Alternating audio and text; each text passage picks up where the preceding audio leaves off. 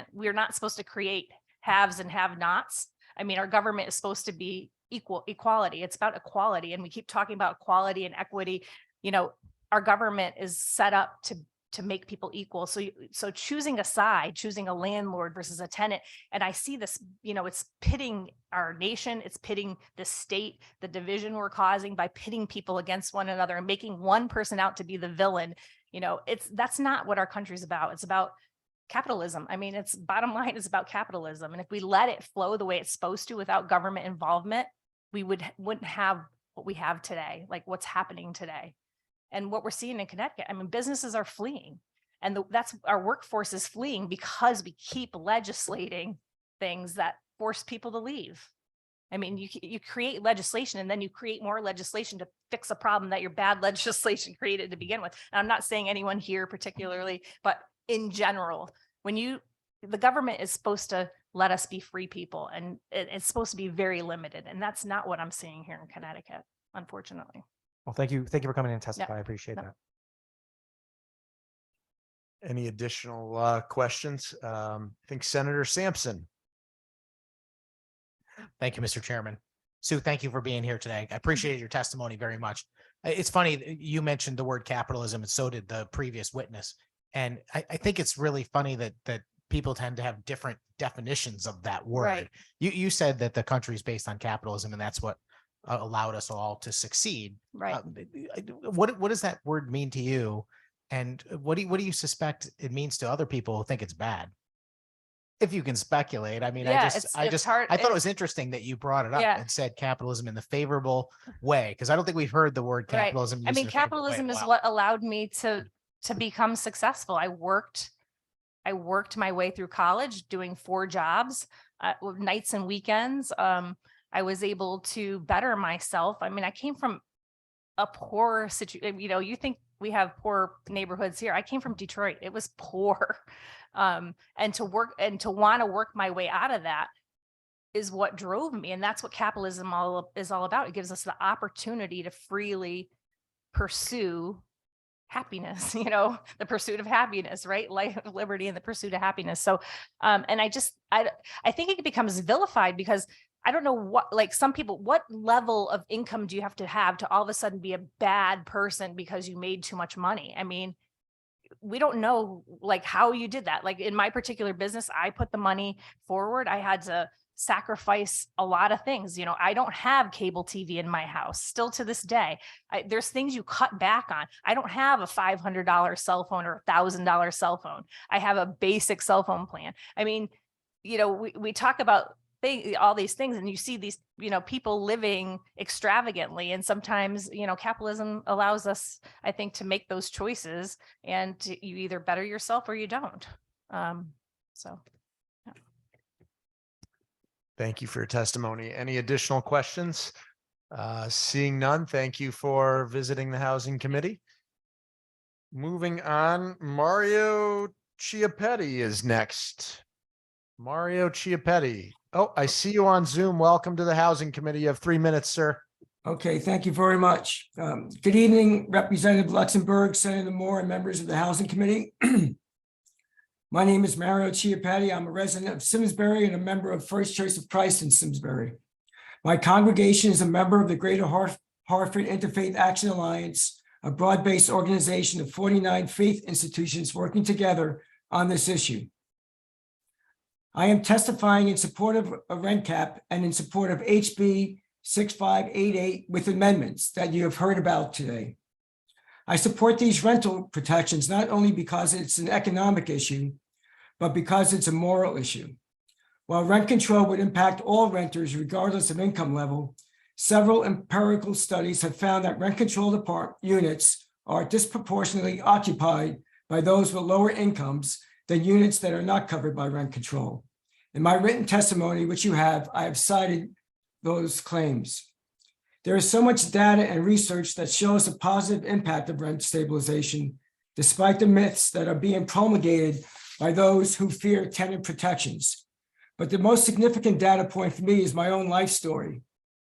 I know what it's like to grow up in a stable housing environment due to strong rental protections. My grandmother and her children, including my father, all lived in a rent-controlled apartment building nearly all their lives in New York City. In fact, I still have an aunt and uncle who are in their mid-90s living in their Greenwich Village apartment building where they continue to have access to their neighbors, doctors, shops, and support network. Having the stability of a rent-controlled, stabilized apartment, all my cousins and I and many of our neighbors' children were assured of a stable neighborhood while still being able to stay in the same schools they grew up in. They did not have to worry about being evicted and being moved from shelter to shelter or school to school. I was able to learn and live in a stable apartment building with the rest of my extended family, where we all supported one another in many ways through the years. This allowed me to concentrate on my studies and gave me the opportunity to become a first-generation college graduate with a subsequent professional career. I know many people share a similar story. I would like to see this happen 1,000-fold more times with our Connecticut families. I ask you to support this HR Bill 6588 with our suggested amendments so that we fulfill our obligations to help and support our fellow residents and so that Connecticut may reach its full potential. Thank you for your time.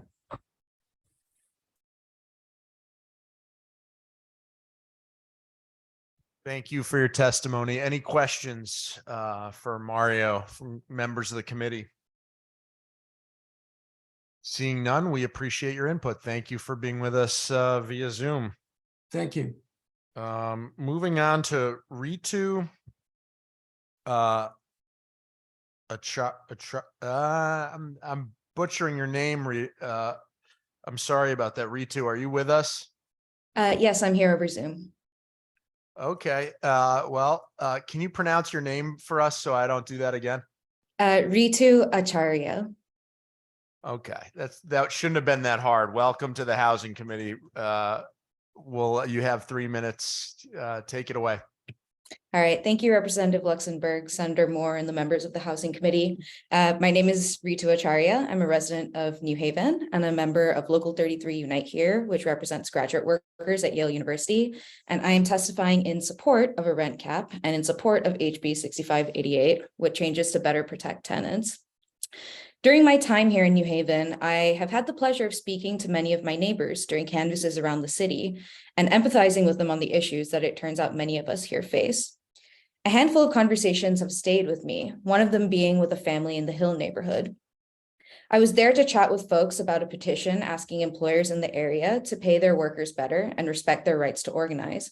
And when I asked the person who answered the door what difference that could make to their families' lives, they told me that they were getting ready to move away from the house their children had always known because their landlord had jacked up their rent so high that they could no longer afford it.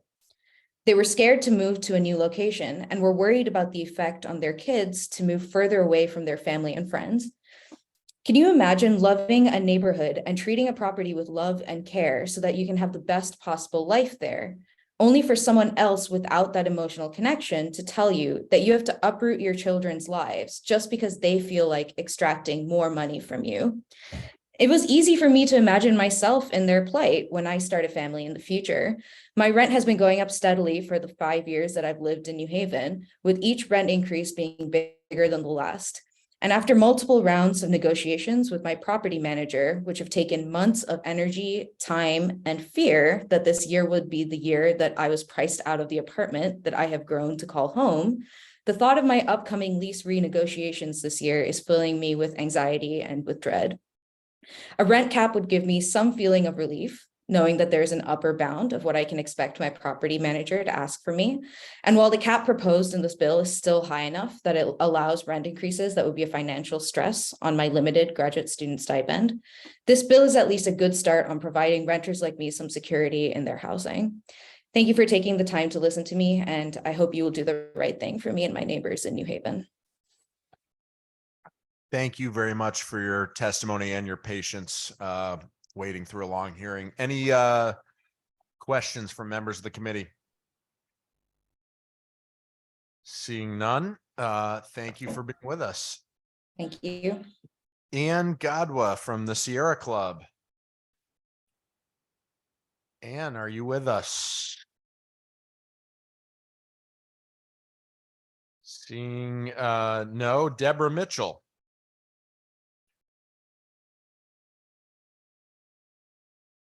Deborah Mitchell, no.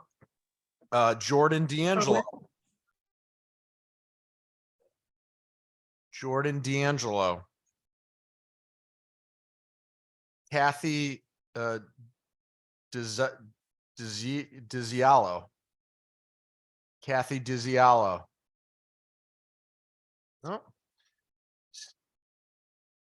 Sarah Miller. Sarah Miller. Nope. Jacqueline Vici. Yes, I'm here. Jacqueline, welcome to the Housing Committee. You have 3 minutes. Thank you very much. Good evening, members of the Housing Committee. My name is Jacqueline Vesey. I live in Killingworth at the 55+ Beechwood Manufactured Mobile Home Park that was bought by the Michigan-based Sun Corporation in 2019. I support HB 6589 rent stabilization in manufactured home parks with the following changes. No more than a 3% rate increase per year, and all residents' homes in the park must be included regardless of the age of the home. Most people in this community live on Social Security. We live in manufactured homes because it's more affordable than owning a regular home. As with everyone, the items that are part of our monthly budgets have increased, including the taxes on our houses, food, medicine, utilities, water, propane, lawn maintenance, and snow removal. The land fees here were manageable for the past 6 years that I've lived here. When we received our land fee notification this year, most of us were shocked that it was increased by 7.2%, which worked out to $35 a month. That may not seem like a lot, but being on a fixed income, this is an enormous amount of money. If we received more services from Sun Corporation, I could understand a minimal increase, but our services have decreased, not increased. If the state of Connecticut doesn't intercede and help us keep our rent increases under control, many seniors will have to start using state resources to survive. Although I will not be pleased to have to apply for any assistance, I will apply for all assistance that's available to me. And some residents will have to start choosing between paying their land fees, buying food, or getting their medication. I didn't think that I would have to worry about losing my home once I owned it, but now I'm going to worry about where I will end up if this bill doesn't get passed with the changes listed above. Thank you for keeping an open mind while you discuss this proposed bill. Thank you for your testimony. Any questions for Jacqueline? Seeing none from the members, thank you very much for your input. Thank you.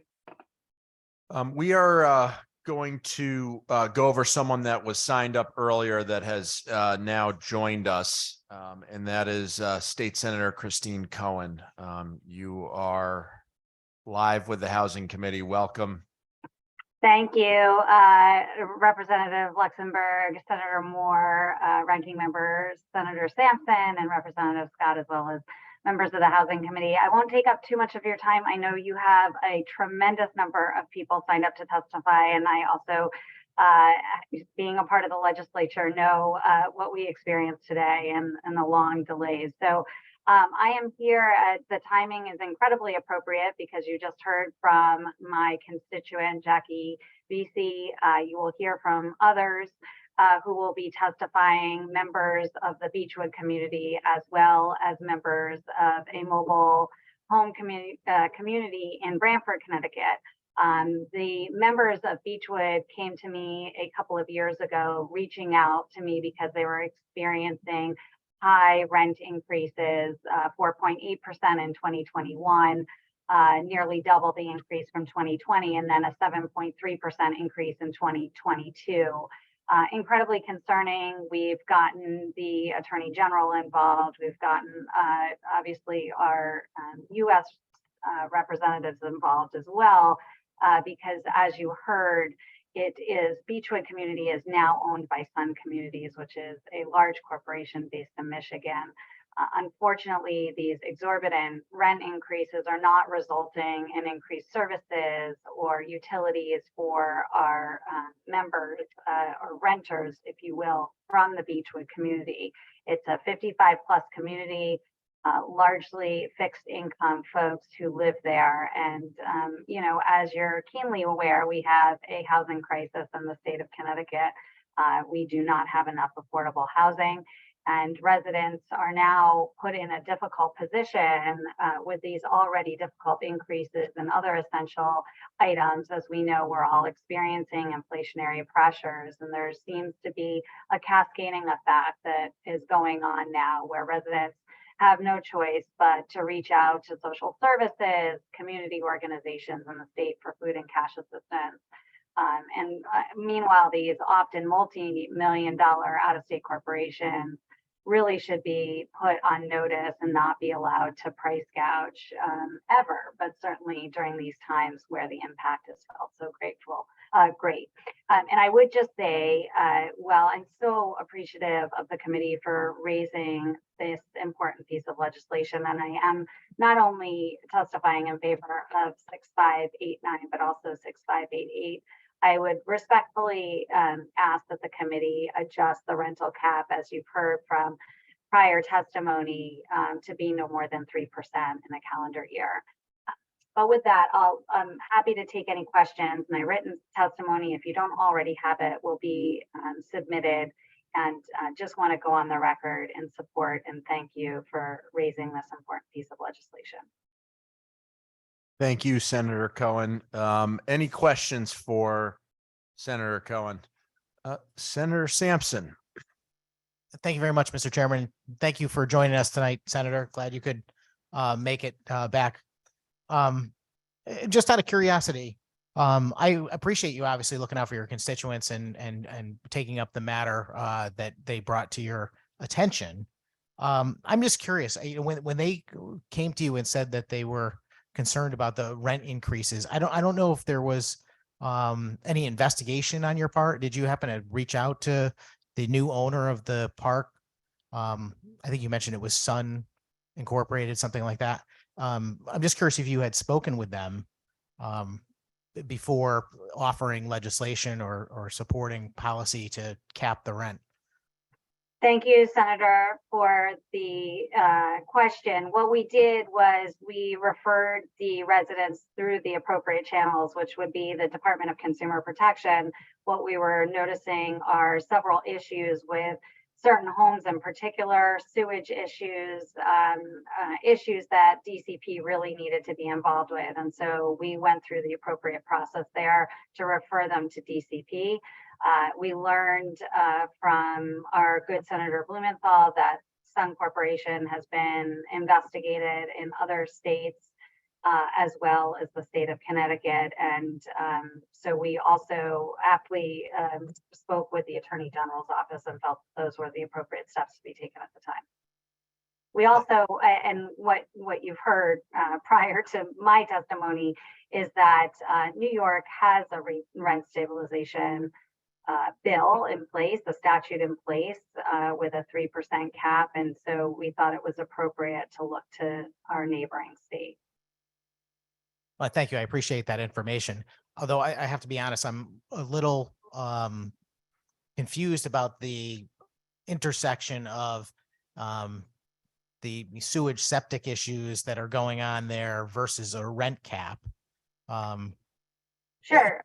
Can you, yeah, I'm just curious about that. And also, I mean, you mentioned the Attorney General, and I've heard a couple of people today mention that the Attorney General is investigating this corporation. Do you know what that's about? Can you share with the committee?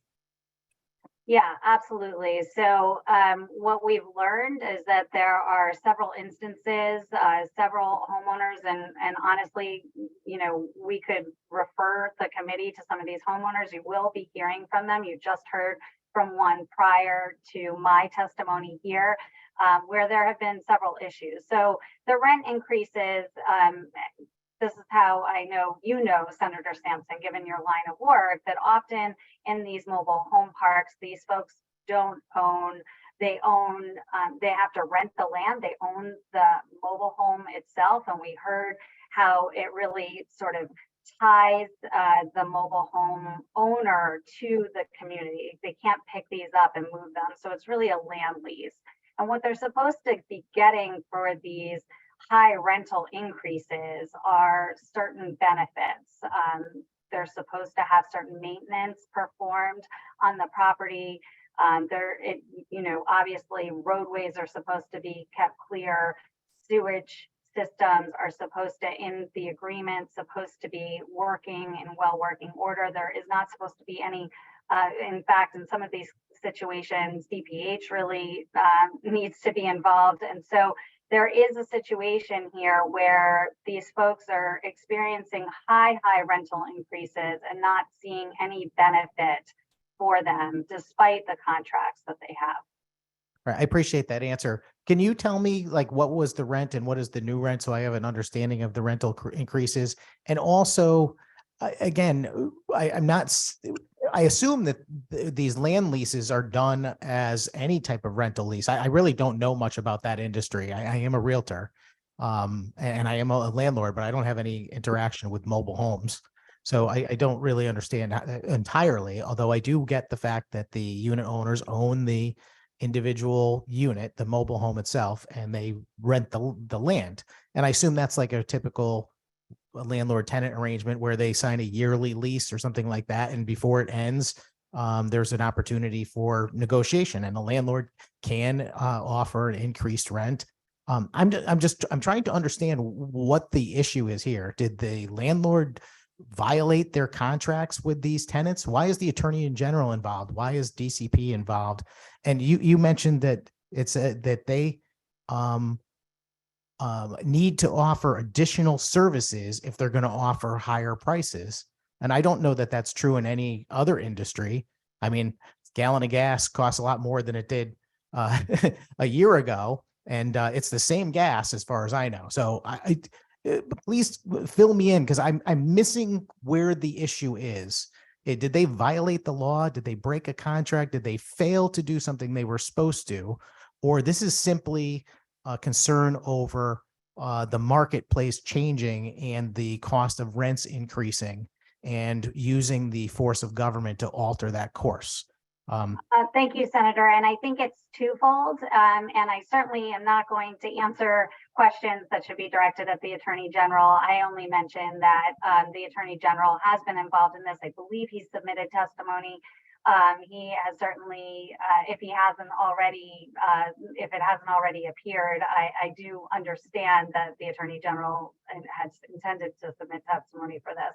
So I would advise you to direct any questions about the Attorney General's involvement towards the Attorney General. But I will say you asked about the rent increases. They had a 4.8% increase in 2021 and then a 7.3% percentage increase in 2022. These are high rental increases. There is, like any tenant landlord arrangement, there is a contract in place and there are usually benefits outlined within that contract, within that rental agreement, that there will be a certain level of maintenance. It's understood within that rental contract. And unfortunately, because these are fixed income communities, they don't typically see rental increases like this, Senator. So I would definitely encourage you, as you hear testimony tonight from mobile manufactured home owners, I would encourage you to ask them about what their rental agreements look like beforehand, before these large corporations took over, what they look like now, what the rental increases were prior to these large corporate owners coming in, and what they are now. Because certainly I think we can all agree that a 7 or a 10%, I've heard a 10% increase as well, is not an easy nut to swallow when you're on a fixed income and the services have remained the same.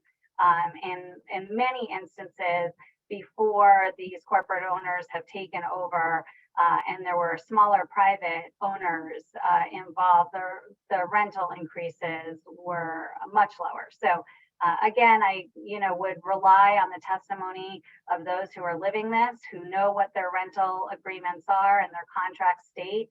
I'm certainly just here as an advocate for my constituents who have reached out to me.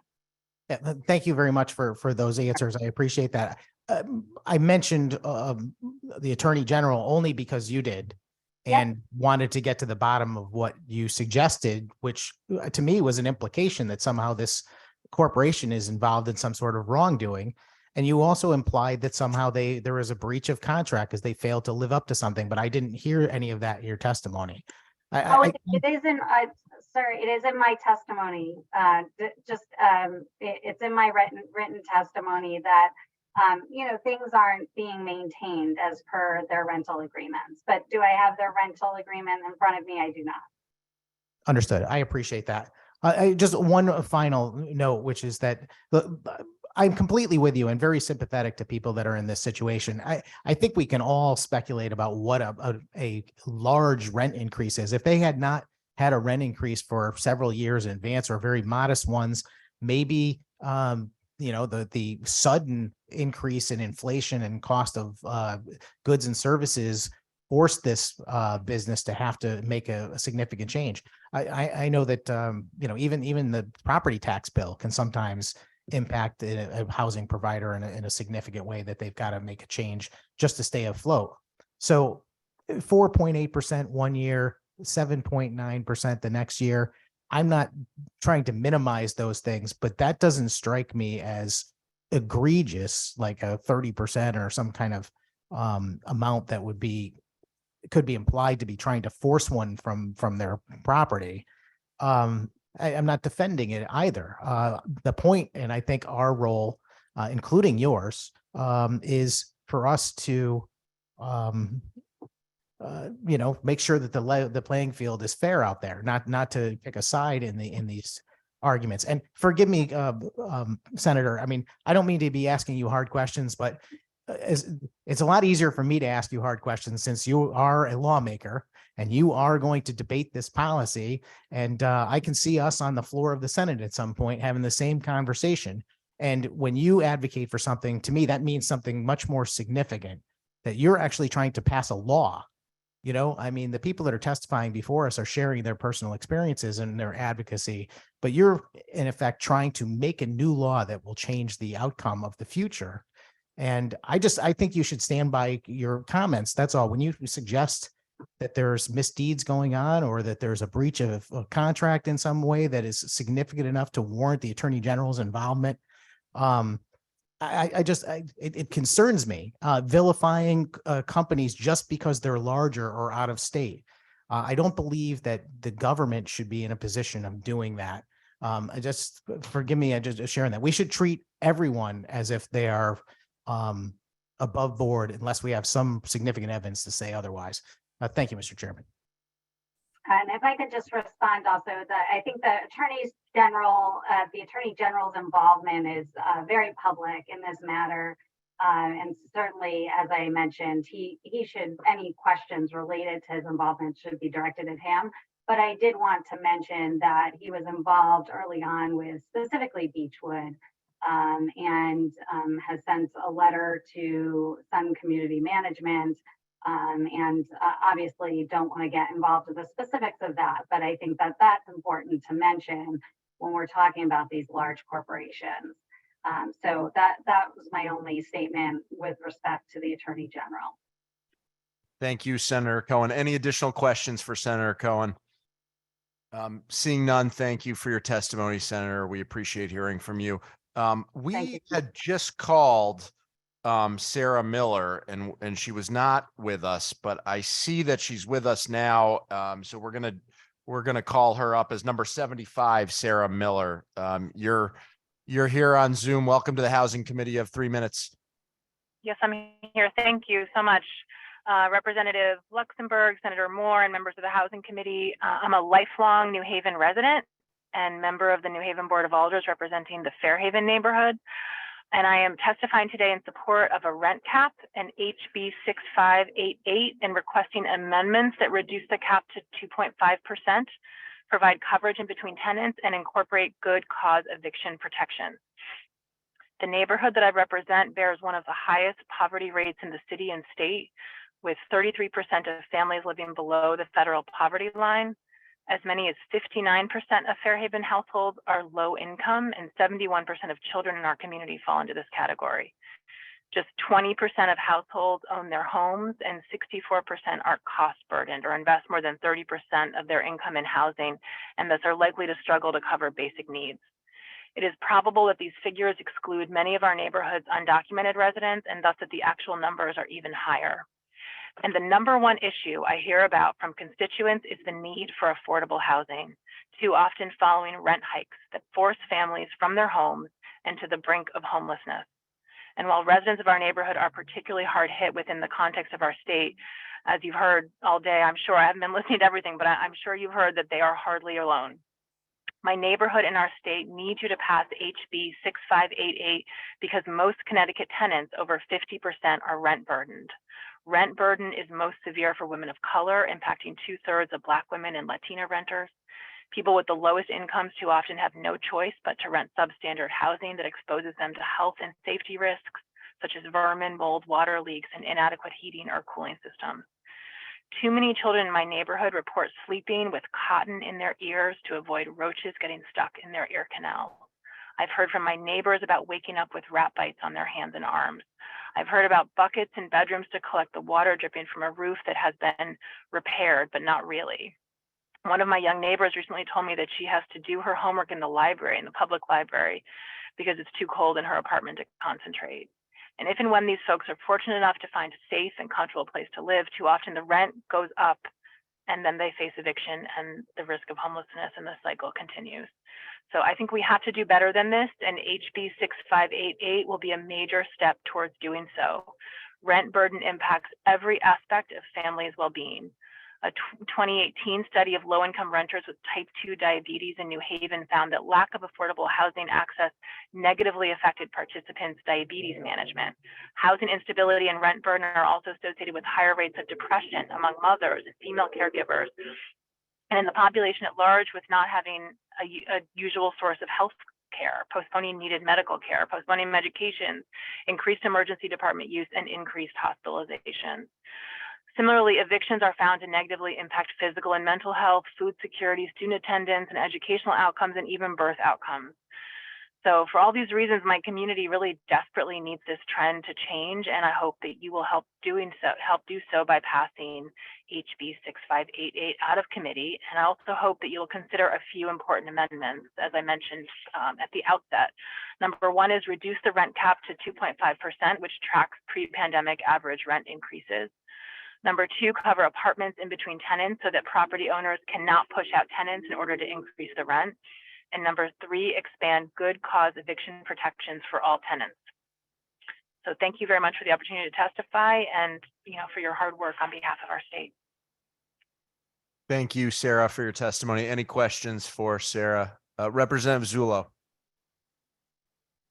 Thank you, Mr. Chair. Just to follow up, you had indicated that you had a number of constituents of your constituents reach out and indicate that they had a number of what are clearly unsatisfactory living conditions. Did you encourage them to file housing complaints in regards to those? Oh, absolutely. And we do that, but it's very, very widespread, and the volume is far in excess of what we're able to manage. And so were they disposed of with fines or mandatory orders to these landlords to rectify those conditions? In some cases, but often what happens is there's just a Band-Aid resolution. So the issues are resolved, technically. So somebody will come in and fix the roof, but then it's a problem again 3 weeks later. So there's compliance with whatever the order is from our Livable City initiative, but it's really the bare minimum and doesn't resolve the issue to create a quality unit for the long term. Okay. So you believe that do you believe that if we invested more resources as well into management of these types of conditions, that we would also be able to improve conditions for tenants? I think that can only help. Okay. I was startled by some of the types of conditions that you were describing. And I was trying to understand how they could go unaddressed. So if there's, I'm going to take a look further into that, because if we're just putting Band-Aids on those types of things, then I think maybe one of the things we should also be looking at is how to empower local authorities to be able to do more to prevent that from happening in the first place. So I appreciate the Yeah, insight. I'd be happy to talk with you further about that. I'll connect with you offline, actually. Thank you. Sure. Thank Any other questions from committee members? I see Representative Gonzalez has a question for you. Thank you. Ma'am, thank you for coming and testify and you explaining about the living conditions about this minority people, especially Latinos. Can you tell me if you know what nationality are these landlords? Oh, there's not one nationality. I think it runs the gamut. We have property owners from many, many different nationalities. What we do find is that most of them don't live here. So they're many are from New York, other parts of Connecticut. You know, most are not residents of New Haven. Okay, thank you. Sure, thanks for the question. Any other members have questions? I have one brief one, and I hope you can answer briefly, just because we have a long. I'll do my best. list. But do you Okay. think a significant increase in a code a lot of what you described sounded like code violations, major health and safety violations? Would a dramatic increase in the fine for landlords with code violations be helpful in your opinion, given what you're experiencing? Yes. Oh, that was, you win the award for the most succinct response to a question. Well, that was a one-word yes. So with that, we're very, very grateful for your testimony, and seeing no further questions, we'll let you off the hot seat, so to speak. Thank you for your advocacy. Thank you very much. I'm happy to follow up with anyone on any of the items that I raised. Yeah, thank you for your testimony, Sarah.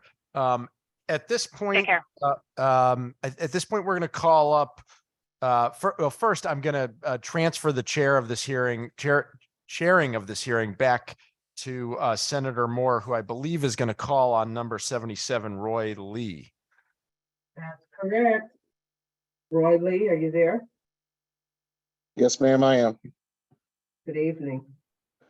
Good evening, Senator Moore, representatives, members of the committee. My name is Roy Lee. Currently, I work at Sound Community Services, based out of New London, and live in Groton, Connecticut. I'm here to testify in support of House Bill HB 6588 and the additions that have been spoken of by other members of the communities. You guys have my written testimony, so I'm going to go through it rather quickly. A little bit of background. At the start of the pandemic, I was previously an electronics technician, but due to the pandemic, my position was laid off. It was a pretty good paying job. I was forced out of work. During that time, I wasn't eligible for your normal unemployment assistance, so I tried for the modified pandemic assistance, but due to my length of time at the agency or company, I was ineligible, and the appeals process was just terrible for that. I struggled, fell behind on bills, received an eviction notice, and at that time, my life was a mess. As a veteran, it was just an awful time. I was already struggling with my own scars, and then to have this piled upon me, life was not great at all.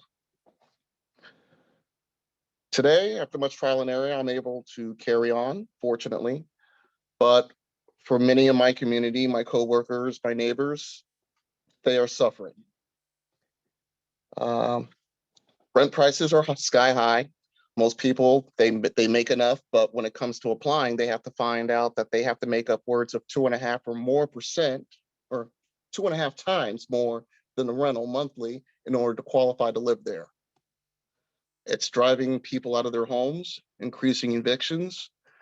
And with the pandemic and the current inflation, any strides we made last year at my agency in pay increases were eaten up.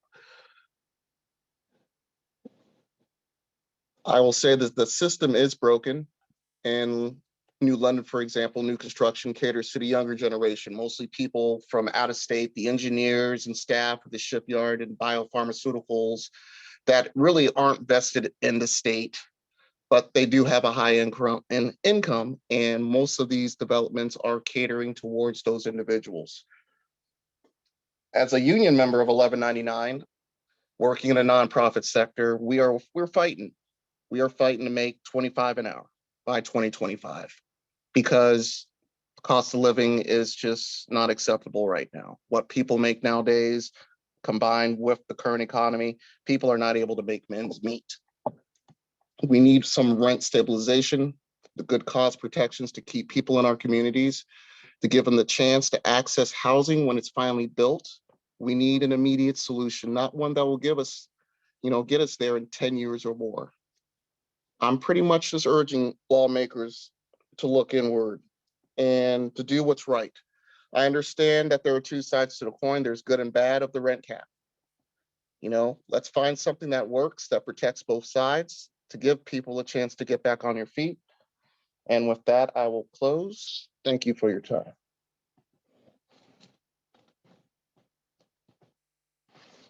Thank you, sir. Thank you for your time, but also thank you for your service. I appreciate you hanging in here with us to give that testimony. Are there any questions? Comments? All right, thank you. Next, I have Brian Ugari.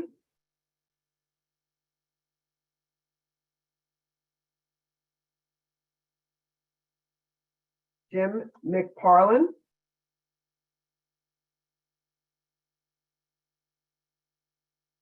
Jennifer Brown. I see you, Jennifer. I'm here. Oh, wait a minute. Okay. Who's here? Jim McPartland. Okay, Mr. McPartland. And then you'll be next, Jennifer. All right, thank you. It was a Zoom button thing. Anyway, I didn't plan to spend about 12 hours doing something when my days started, but once I started listening at 3 o'clock, I couldn't end. And what is it, 6 hours later? And I've learned a lot. There's been, I think, a lot of thoughtful testimony on both sides. I'll give you my background. My name is Jim McPartland, and I currently rent a mobile home in Brantford at 183 North Main Street. I'm number 13. There's no name for this. We're a small group of about 16 mobile homes. When I moved in here in February of 20, I paid $900. The old landlord kept it the same the first year, asked $25 last year, which I said, you know what, that's fair. Boom, done. Now the new owner never fixed anything, but we just got used to it. Don't bother asking, because unless it's like, an emergency, it's not going to get fixed. So they put it up for the market. In the fall, it got bought from some outside company from New York. I'm not sure if it's Sun or but it's something that apparently their business model is go in, buy trailer parks, jack up the rates substantially, and you can make money, which forces out people like me. I'm a great tenant. I pay my bills. Don't ask for much. Don't cause problems. But when I got a notice, an email from them on February 3rd, and I'll never forget, it was at 10:30 at night when it was like -3 outside, and my door was frozen shut because this thing is built in 1954. And it said, hey, by the way, because rents in Brantford are this and that for 1 and 2 bedrooms, we're raising you to $1125 from $925. That's a 22% increase.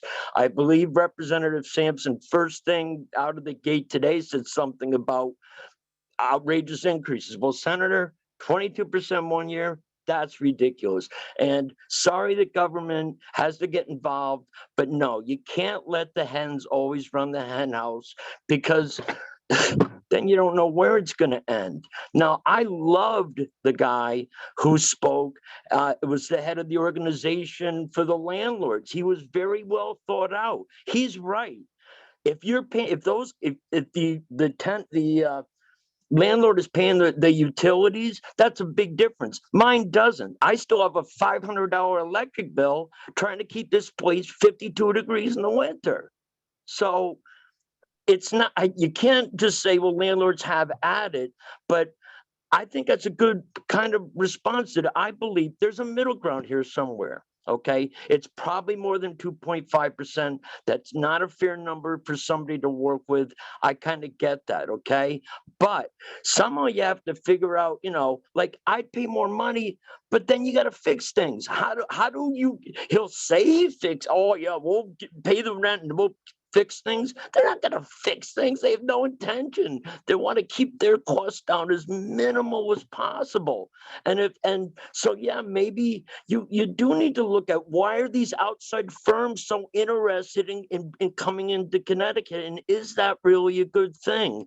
I also like very early on you had a gentleman who also was a landlord of you know, talking out of his car with a few houses, made some great points.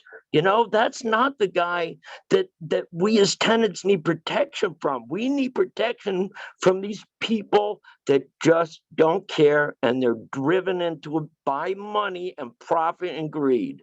And I would love to get questions from any of the Republicans, including Senator Sampson.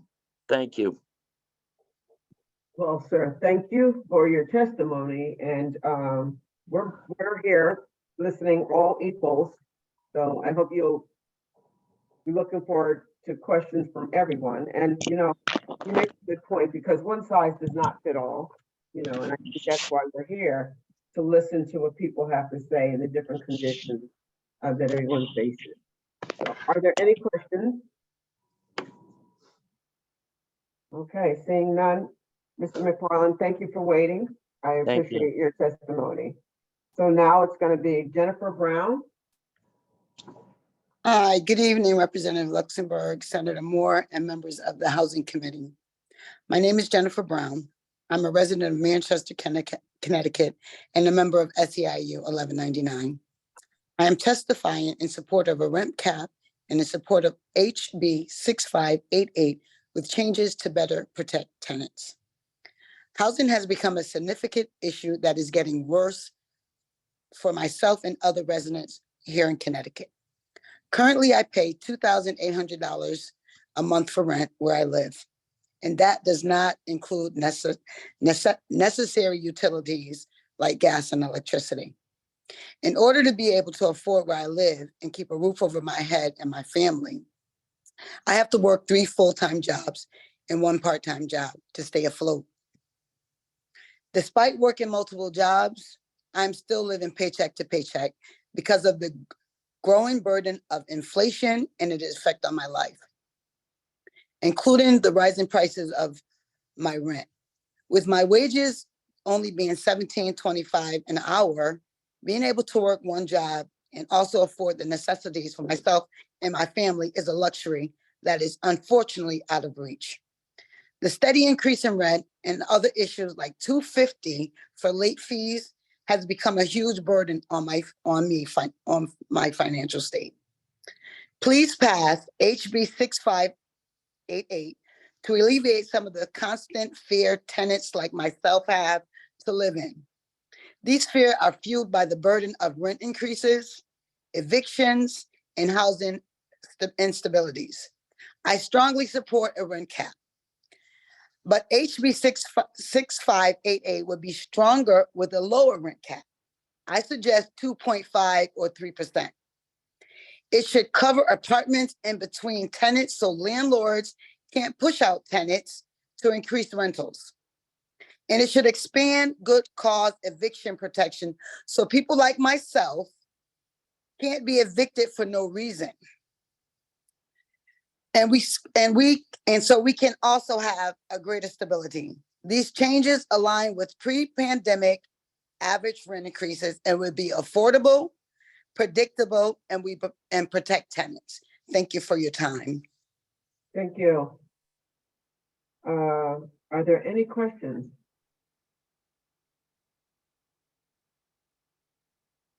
Jennifer, are you Are you a service worker? Yes, I am. All right. I want to thank you because I know, we couldn't have made it through COVID without you all. So thank you. Thank you. All right. Next is Lori Branch. I see you, Lori.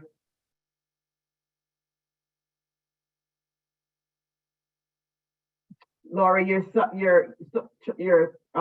mic is off. Thank you. Okay. Thank Start you. over again, okay? Yes, good evening, Senator Moore and Representative Luxembourg and all the members of the Housing Committee. I'm Lori Branch. I am a lifelong resident of New Haven and a recent member of one of the newer Connecticut tenants unions. I am a stable and productive citizen of New Haven, born, bred, and raised in the same home up until about 10 years ago. And I lost my family home to what I may call real estate bullies. And I was very happy to find a safe and affordable place, which is where I am now. And I've been here for the past 10 years coming from my family home. And I can't call this my home. And up until about a year ago, where we got a new, bigger organization that came in to buy up the mom and pop that owned the apartments prior. I am testifying in support of the rent cap with some modifications, again, as mentioned before. And this is for the HB 6588.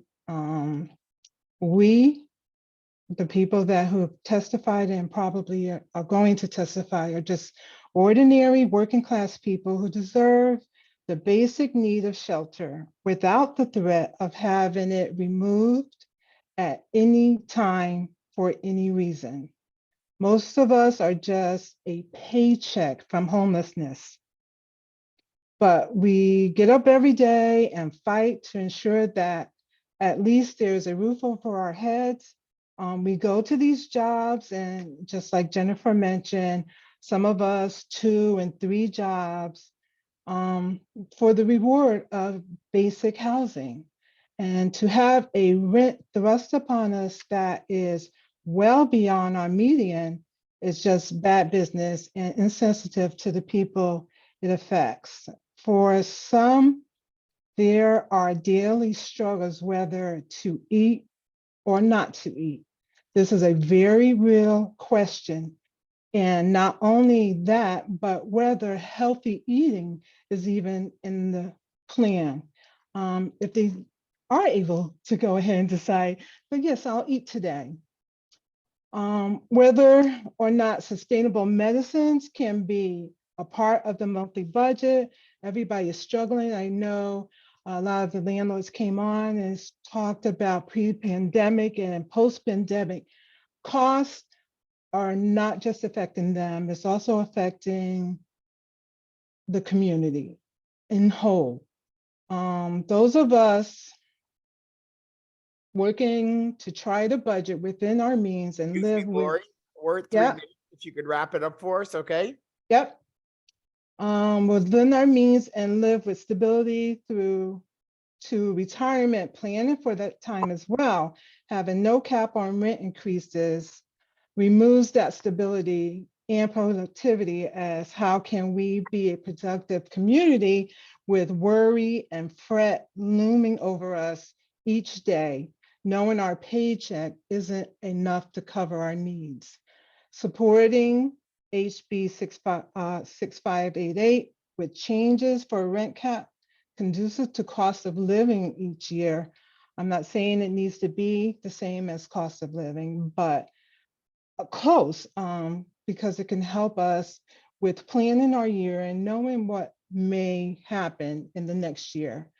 So I would say, most importantly, this should pass because it would expand good cause eviction protection. to cover all tenants so they have a greater stability in their home and don't have to worry. I'm going to have to get out in 3 days, so the landlord can make room for the next high payer that can come along. So thank you for your testimony. So are you being evicted No, or you're I'm just not. moving? No, I'm not moving. Okay. No, I moved here 10 years ago. Oh, just because of Yeah. your last statement, I'm sorry. I wasn't sure if you were saying that. But you were I moving. just wanted to be sure that is really very important, is that we're protected from a landlord saying that they need the place just so they can get in, renovate to get the next high payer tenant in. Thank you And for that I'm very passionate about that part. All right. I'm not Thank you. I'm not being threatened, but Okay, all right. I just wanted to make sure. I was getting ready to I don't want say for you. anybody to be threatened. All right, dear. Thank you. And thank you for your Thank you service, for too. your time. All right. Next is, I don't see any questions for you. No. I have Marcella. Marcella? Number 82. Well, Kenny Morris, I don't see 82, so you're up next. 83. I guess so. Good evening and thank you so much everybody for hanging out with us. Yeah, my name is Kenny Morris and I'm a resident and constituent in Middletown, Connecticut. And I wholeheartedly support the rent cap bill with amendments. I mean, costs actually pushed me to where I'm living right now in Connecticut, and I was looking for housing for 4 months before I found anywhere. And every morning I was checking Facebook, Craigslist, calling every apartment building in the area. And I was within reasonable places where I needed to work. And the soonest 1 bedroom was a 9-month waiting list. And I paid nearly $150 in application fees during this time to all different landlords. And ultimately I needed somewhere to live. And so I had to sign a lease where I am now paying well over a third of my income in rent, almost like over half of Connecticut workers right now. And when I'm paying so much in rent, like how am I expected to buy local? You know, I want to keep the money in community, but if I'm paying someone that I don't ever really see, that's hard to make happen. And it's hard to feel secure. It's hard to feel safe when I wasn't sure where I was going to sleep in 2 weeks.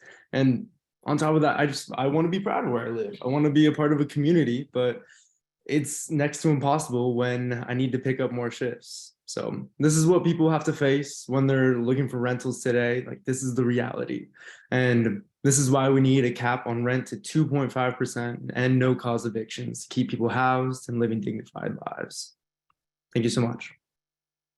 Thank you, Kenny. Any questions for Kenny? All right, you have a good night.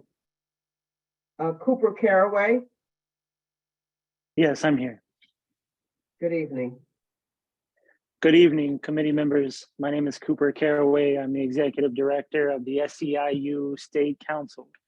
The SEIU State Council is made up of all the SEIU locals in the state of Connecticut, including 1199, SEIU 32BJ, CSEA, the 4 Cs, MAGE, and Workers United. We have over 60,000 members in our state, and they live in all communities across the state. And they've sent me to communicate a simple message to you all, and it'll be simple and mercifully short because I see you have a long list of attendees. But we vehemently support passing this piece of legislation, including the amendments, which move the rent cap down to 2.5%, and the just cause eviction language. Now, you know that there's polling that suggests that upwards of 72% of people in Connecticut support having a rent cap at 2.5%, and that's probably what this testimony is going to look like. It's going to look like upwards 70–80% of folks support this rent cap, and that's what our union members support. And a lot of folks like to be or talk about how they're pro-labor, pro-union, and pro-worker. What this means in practice is that you recognize the humanity of our membership, even when they're not clocking in and clocking out, even when they're not showing up to your campaign rallies, even when they're not knocking on doors for you all. It means showing up when they're getting evicted. It means showing up when they have to move from apartment to apartment to apartment year after year, every time their lease is up, because the rents are increased in such a way that eats up their entire cost of living adjustment or pay raise or bonus or whatever their union is able to negotiate for them. It means showing up when they need you most, and they need you most tonight. And it's going to be a long night, but it's worthy work if you're willing to put it in, and I trust that you are. Thank you very much for your time. I'm here if you have any questions. Well, that's why we're here. It's not for the big pay. It's because we all care about people in one form or another. We all have different issues and, you know, ideologies, but we believe in the people, and that's why they're. And I believe in the work that you all do. I'm going to keep calling it out because you were the soldiers on the front line when nobody else was there. You could count on you also. I thank you for your members for their service also. And don't think it's not gone unnoticed, whether we're in good times or bad times. So thank you. Are there Thank any you. other questions? Comments? All right, sir, thank you. The next is Katrin Hall.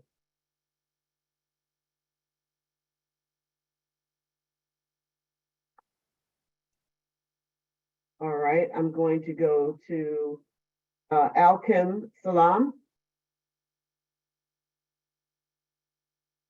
Number 87 is Rodney Wade.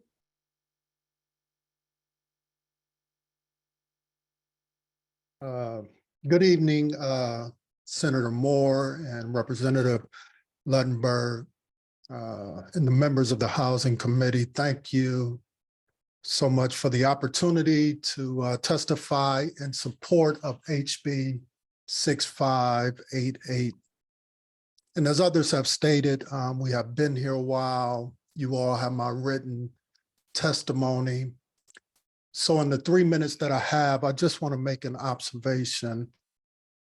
It's puzzling to me how one of the ranking senators on this committee in this hearing can say to one of his colleagues that he holds that individual's position higher than all of the folk who have come into this space tonight to testify about the high costs of rents. Listen, it's 9:23 p.m. I've been listening since about 3 p.m. and there's 243 others who are going to come either in favor or not in favor. But the reality is people believe in what's happening tonight. And I think that we should place their priority ahead of what our colleagues may think, because we all know that wages have not kept up with rental prices. And I would offer to Senator Sampson that he would talk to one of my parishioners who, in fact, right before Christmas of 2022, made their way back home only to find someone standing outside knocking on their door. And when he went up to ask this individual, "What are you doing here?" this individual said that this house that you have been renting has been sold. Your landlord had not been paying the mortgage. It went into foreclosure, and you have a month to get up out of here. Yeah, talk to my parishioners who wanted me to take a trip with them to look at some rental properties because they were afraid to do it themselves, only to go in and look at the properties to discover that a lot of landlords want premium rent, but substandard conditions in terms of the properties.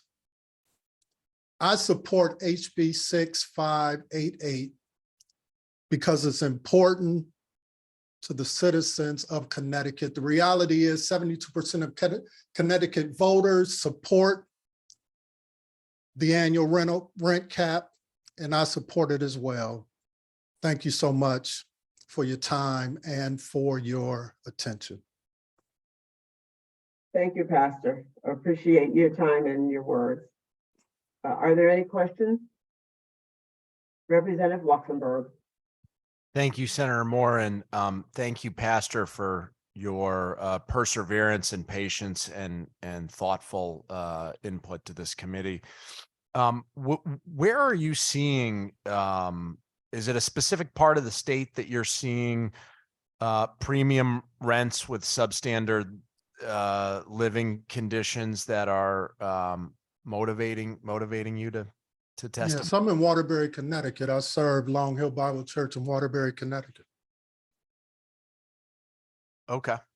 And if you don't mind me asking, we're grateful for your input. Are you seeing lots of people that are part of your congregation that are experiencing this? Is it widespread, would you say? Yes, on a daily basis, I'm in conversations with my parishioners who are struggling to find adequate housing. In my previous example about the individual a month before Christmas had been paying their rent on time every month. And so the reality is the rents are going up, specifically in our area. And this is just on the ground individuals in my congregation calling me up, worried about being able to afford housing. And that's become problematic. Yeah, I just have one more follow-up question. I think members of this committee are struggling with balancing two competing ideas. One is that we don't have enough affordable housing in the state. There's, depending on who you ask, there's between 100,000 and 400,000 fewer affordable housing units than what is actually needed based on the economic data. So we know we have this huge shortage of affordable housing, between 100,000 and 400,000 units, depending on who you ask. And there's some concerns that a rent control, rent stabilization might stifle new housing production and make that problem even worse. On the other hand, what I think we're hearing from you thoughtfully and many other people, and perhaps 72% of people in the state who've been polled on this issue, is that like, okay, yeah, that's a problem and we need policies to build more affordable housing, but everybody can acknowledge that we're not going to build 400,000 new affordable housing units or even 100,000 new affordable housing units tomorrow or even next week, or even if we have the best policy in the world, that's not going to happen immediately. That's going to take some time.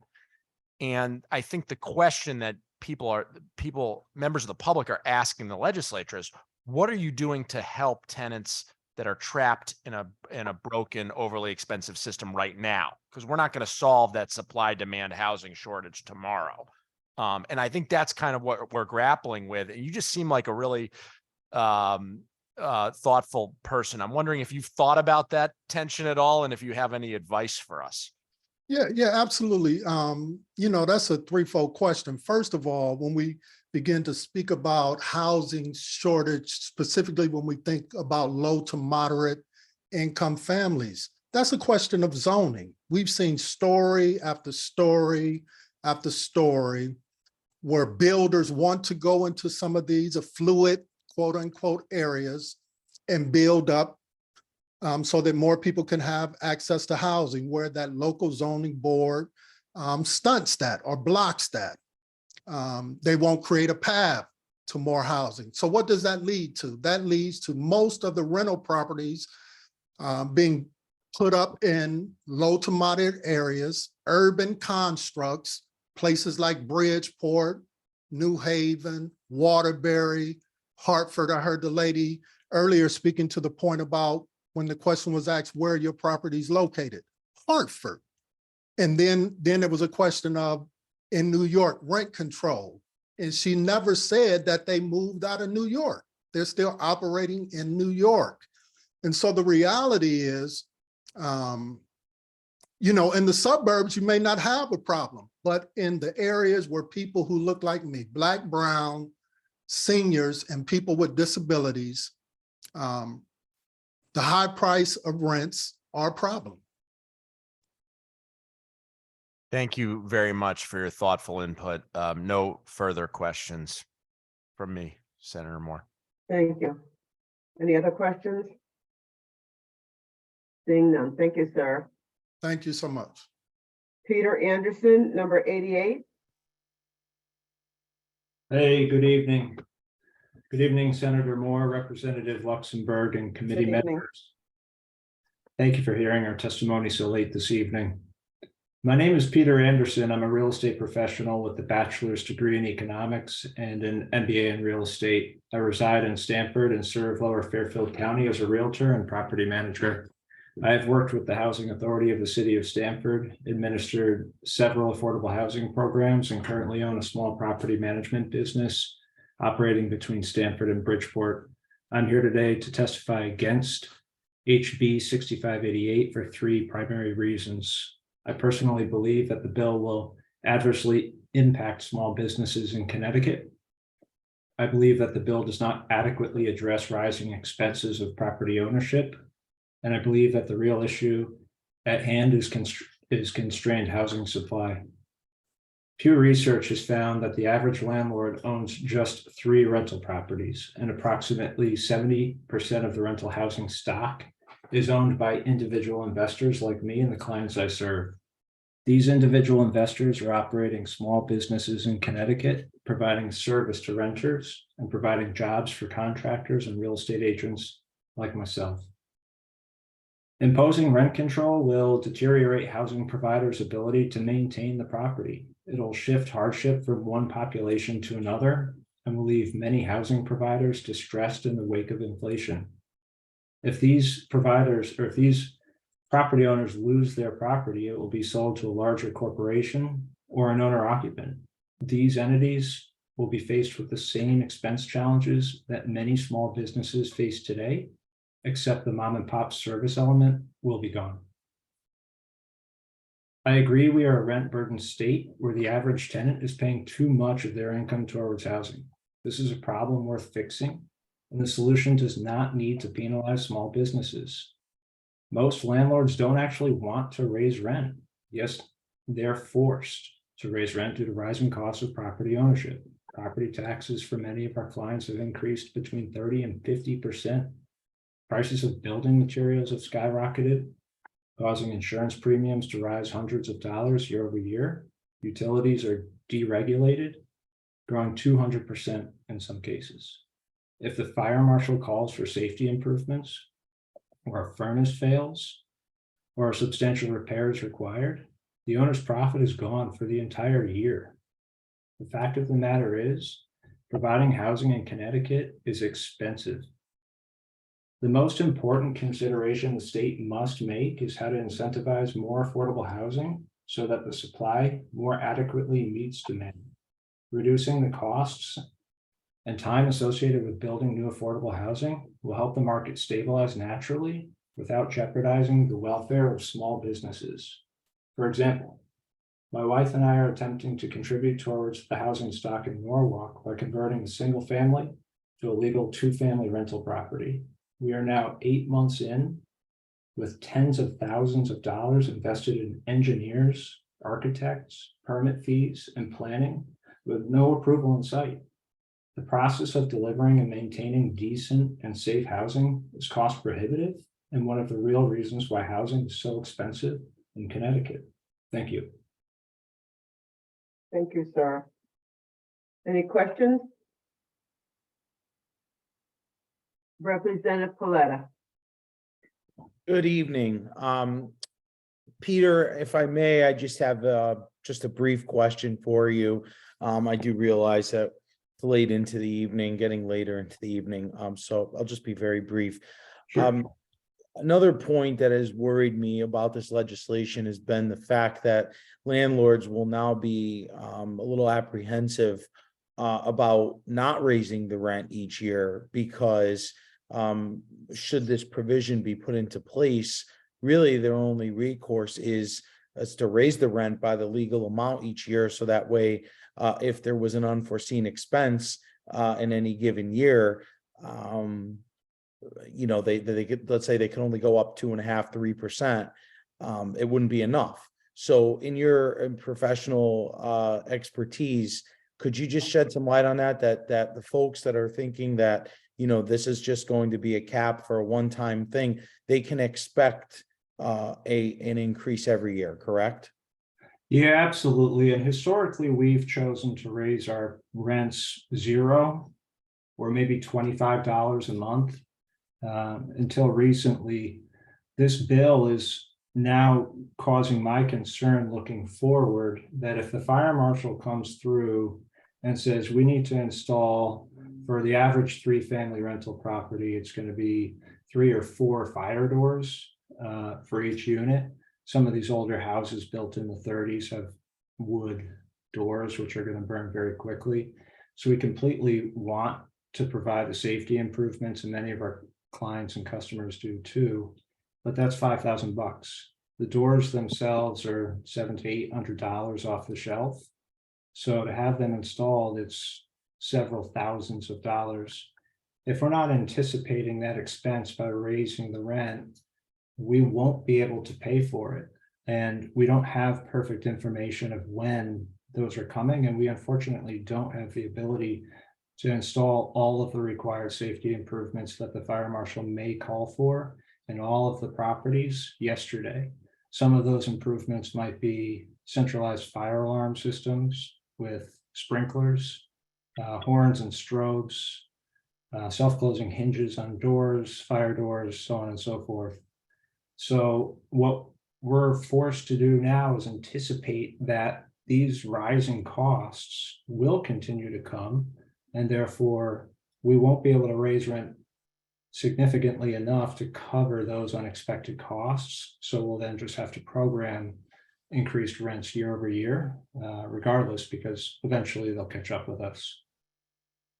Right, thank you. And so, that's again, proves my point there that, one could expect an increase every year, no matter what. When in normal times, again, smaller type landlord might go 4, 5, 6 years without an increase if they have a good tenant that's taking care of the property and paying. Now, it doesn't matter whether you're a good tenant, whether you're not a good tenant, no matter where you're coming from, you're going to see the automatic increase every year. And I'll just end with this point that the other issue is going to be when a tenant vacates the property, the new listing price on the unit is going to be significantly higher. So for instance, someone was on this call probably an hour ago and said that they were paying $900 for a 1-bedroom. It wouldn't shock me that a 1-bedroom would be listed at $1,500 to start from now on, because again, you can only go up 2.5% per year. So it'll be $1,500 plus 2.5% per year compounded. If you could just imagine what a disaster this is going to be for folks that are, looking at a new unit that's just come on the market when it would normally be advertised maybe 30, 40% less. So again, unintended consequences here, hurting the people that we're trying to help. It's an idea that I know has been fleshed out today, and I'm listening, but I know as being in the business that this is going to hurt folks. It's going to create less housing stock, and it's certainly going to drive up the cost, especially for those units that come fresh on the market. When a landlord's thinking to themselves, I can't advertise this thing at what I was just getting because I can't make anything. So I have to raise the price and then subsequently go up 2.5% per year plus CPI. It's going to be a disaster for folks that are already struggling here in Connecticut. Thank you. Yeah, and I think it's a valid point that if the current landlord, the current operator does lose that property because they are not adequately able to adjust their revenue like any other business would, the person who inherits the property, whether it be an owner occupant or a larger corporation, they're still faced with the same cost drivers that the small landlord is faced with. So it hasn't made housing any more affordable. What it's actually done is taken rental units out of the economy or the market and provided less affordable housing overall. My idea would be, and I'd love to talk to the chairs about this, and as well as the folks that are struggling that have been on the call that are going to be coming up, is to incentivize housing providers to build more units. So that way, landlords are actually competing with one another, and that there's an abundance of units on the market, so that if you apply for a unit and you are a good tenant, a landlord is going to want to get you in that rental because they know you're a good person, they know you're a good tenant, they know you will respect the property, and in turn, you'll be paying less and let the market work itself out here. And that is what I would love to see. I'd love to see where we had an Representative analogy. Paletta, Yes. I really do appreciate your comments, but it is commentary and not with the question, and I don't want to No keep problem. anybody from talking, but I really want to. We're probably going to be here for another 10 hours. No So problem. I really would Duly like to- noted. Thank you, Senator. All right. All right. Thank you, sir. You're welcome. Thank you. Next is Luke Melancosis Harrison.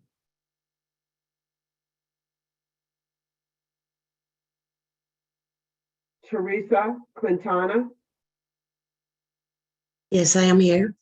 Oh, I'm sorry. Good evening. Senator, I apologize. We we have the person that you just called is actually here in the room, and I Okay, is that Luke? failed to notify you, but Okay, that is well- Luke, and he is he's here. All right, so we'll do Luke and then we'll go to Teresa. Representative Luxembourg, Senator Moore, and members of the Housing Committee. My name is Luke Melanakos Harrison. I'm a resident of New Haven, a renter and a tenant union member. I'm testifying in support of HB 6588 with amendments to lower the cap to 2.5%, maintain the cap between tenants, and expand good cause eviction protection to all tenants. I know what the words housing crisis mean because I'm from California. I moved here for my education, but also for two other reasons: to get the healthcare I needed as a trans person in a new and hopefully safe place, and to pay more affordable rent. The apartment I moved out of in San Diego in 2020 is for rent right now in 2023. But between the two of us, my partner and I are missing about $2,000 from the monthly income we would need to even apply for that apartment. I worked as a homeless outreach worker for 4 years. I escorted doctors into the bushes of our public parks to tend festering wounds caused by untreated diabetes and scabies. I visited wheelchair-bound human beings forced to sit in their own feces and urine for days at a time. I sat with young people and elderly women as they recounted to me the sexual assaults that they suffered on the streets. I spent 2 years working the system of homeless services and quote unquote affordable housing to get my beloved friend into housing, only to hold her hand as she died of a gangrene infection. A gangrene infection because she had been sleeping on sidewalks. Human beings are not meant to sleep on sidewalks. I have seen what happens when a society surrenders housing, a fundamental need and a fundamental human right, to the ruthless logic of investment portfolios. Connecticut is rapidly heading down the road of West Coast homelessness unless you act now. Valentine's Day this year marked the highest number of eviction filings in this state since at least 2017, which is just when they posted the records electronically online. Governor Lamont told the press that he couldn't believe that number. As an organizer for the Connecticut Tenants Union, for tenant dignity and tenant power in this state, I have absolutely no problem believing that number. I see and hear about it every single day. The number of children experiencing homelessness in Connecticut jumped 25% in 1 year. Do you know what that means? This is happening on your watch, members of the Housing Committee.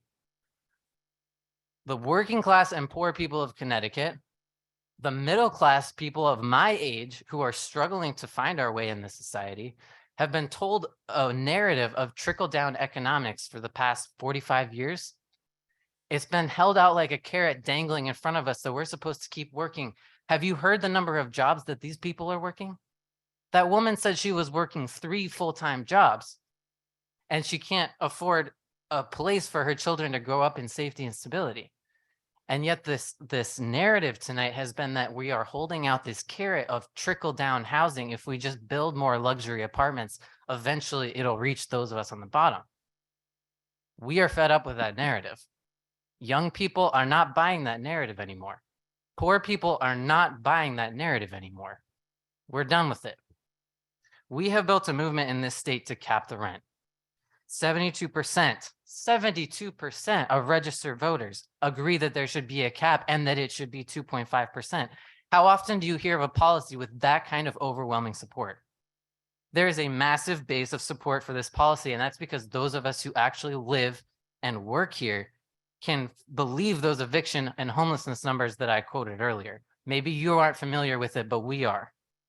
We see it and we feel the threat of it hanging over our heads. We are handing you an opportunity with the movement that we have built to intervene in the vicious cycle of financialized housing that we are enduring.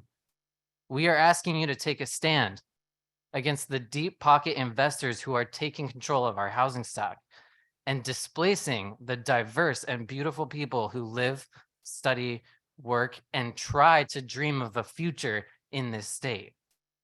I urge you to pass this bill with the amendments that I stated at the beginning. Thank you.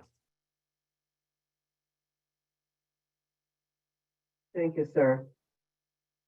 Thank you for your advocacy. I actually, over 25 years ago, I was in San Francisco, and I had no idea how many people were homeless. And I went to Oregon 2 years later to see so many youth on the street.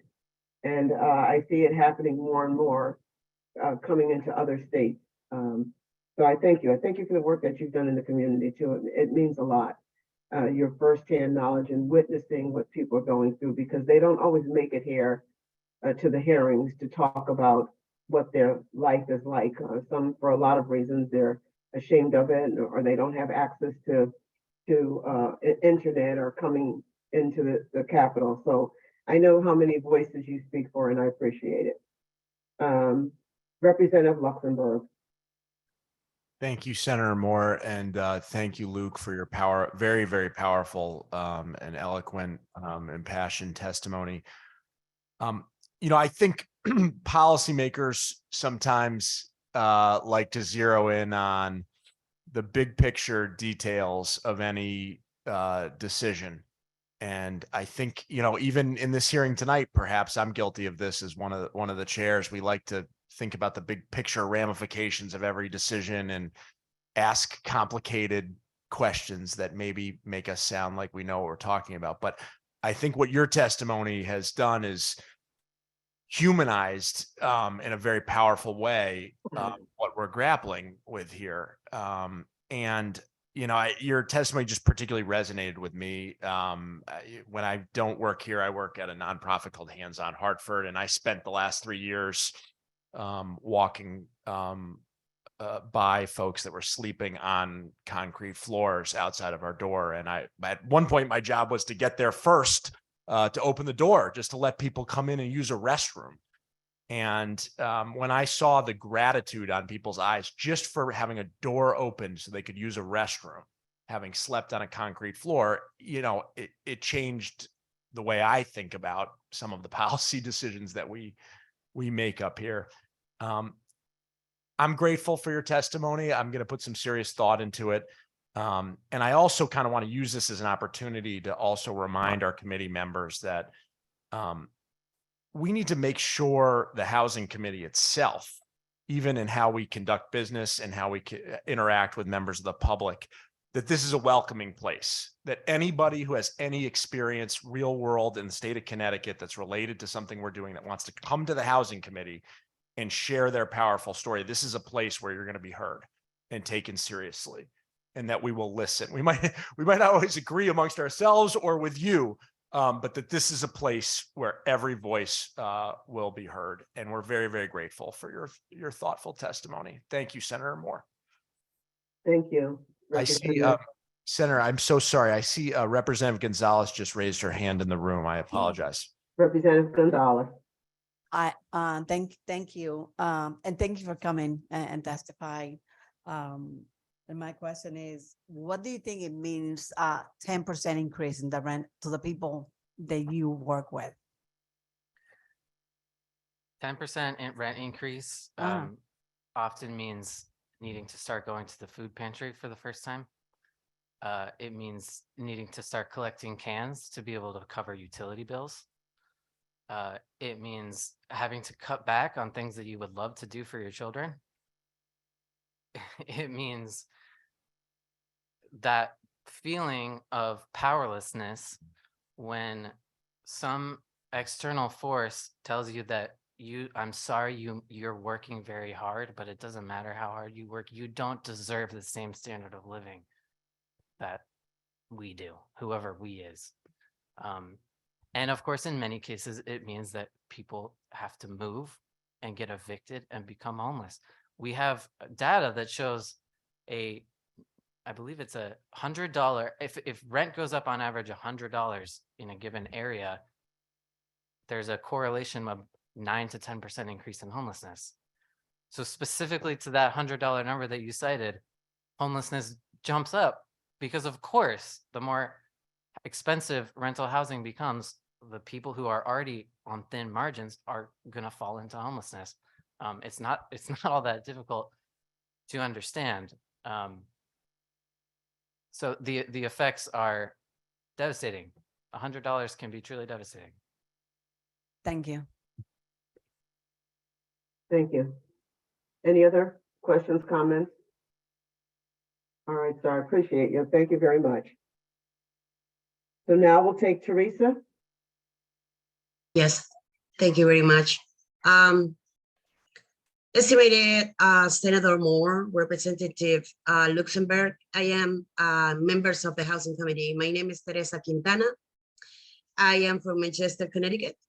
I am here testifying in support of Bill HB 6588 with changes because I think it's urgently necessary for the stability of many Connecticut families. As a homeowner, I want to express how much I care about my community. There is not a day that I don't receive a phone call from my neighbors fearing evictions or asking me what they can do about the bad condition of their living situations. As a housing organizer in Make the Road, Connecticut, part of the United for a Safe Inclusive Community and East of the River Mutual Aid, I witnessed firsthand how corporations are arriving and raising rent to an amount that make it so that long-term residents are forced to move away. Simple, so corporations can make a profit off of someone's home. This is unjust and inhumane. Not only that, but it is an issue that affects everyone.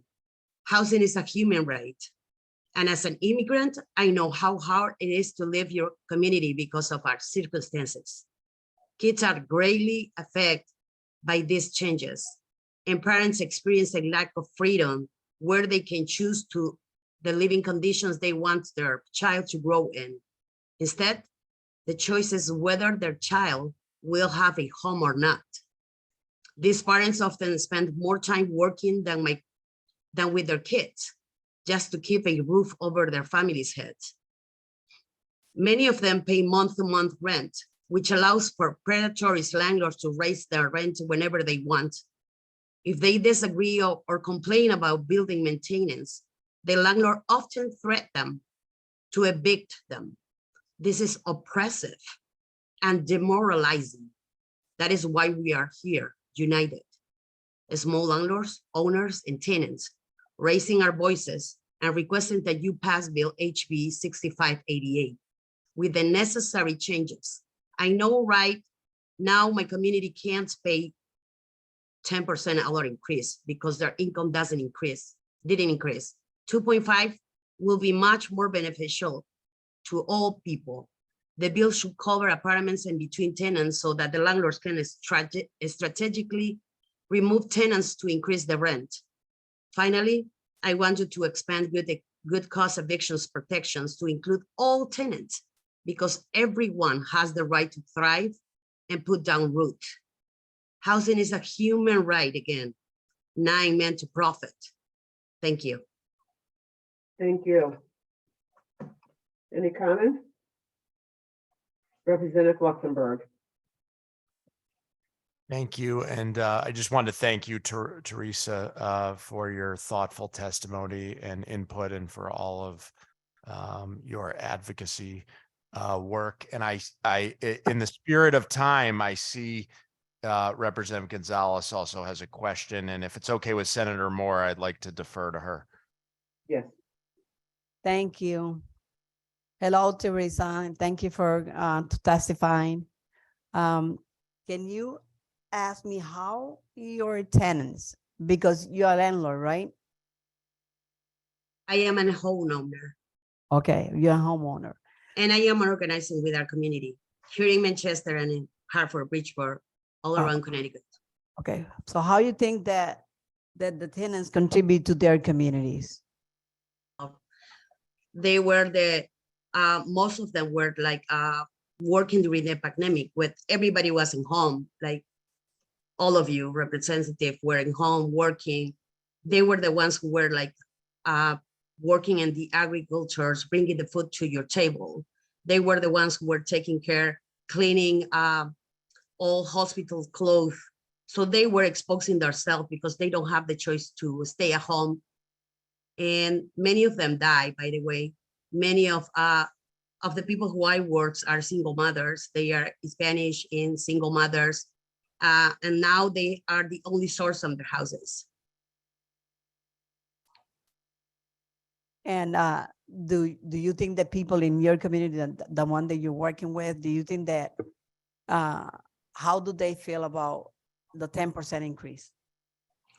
Of course, is something that they won't be able to afford. Many of them are undocumented. They not even have access to pay daycare.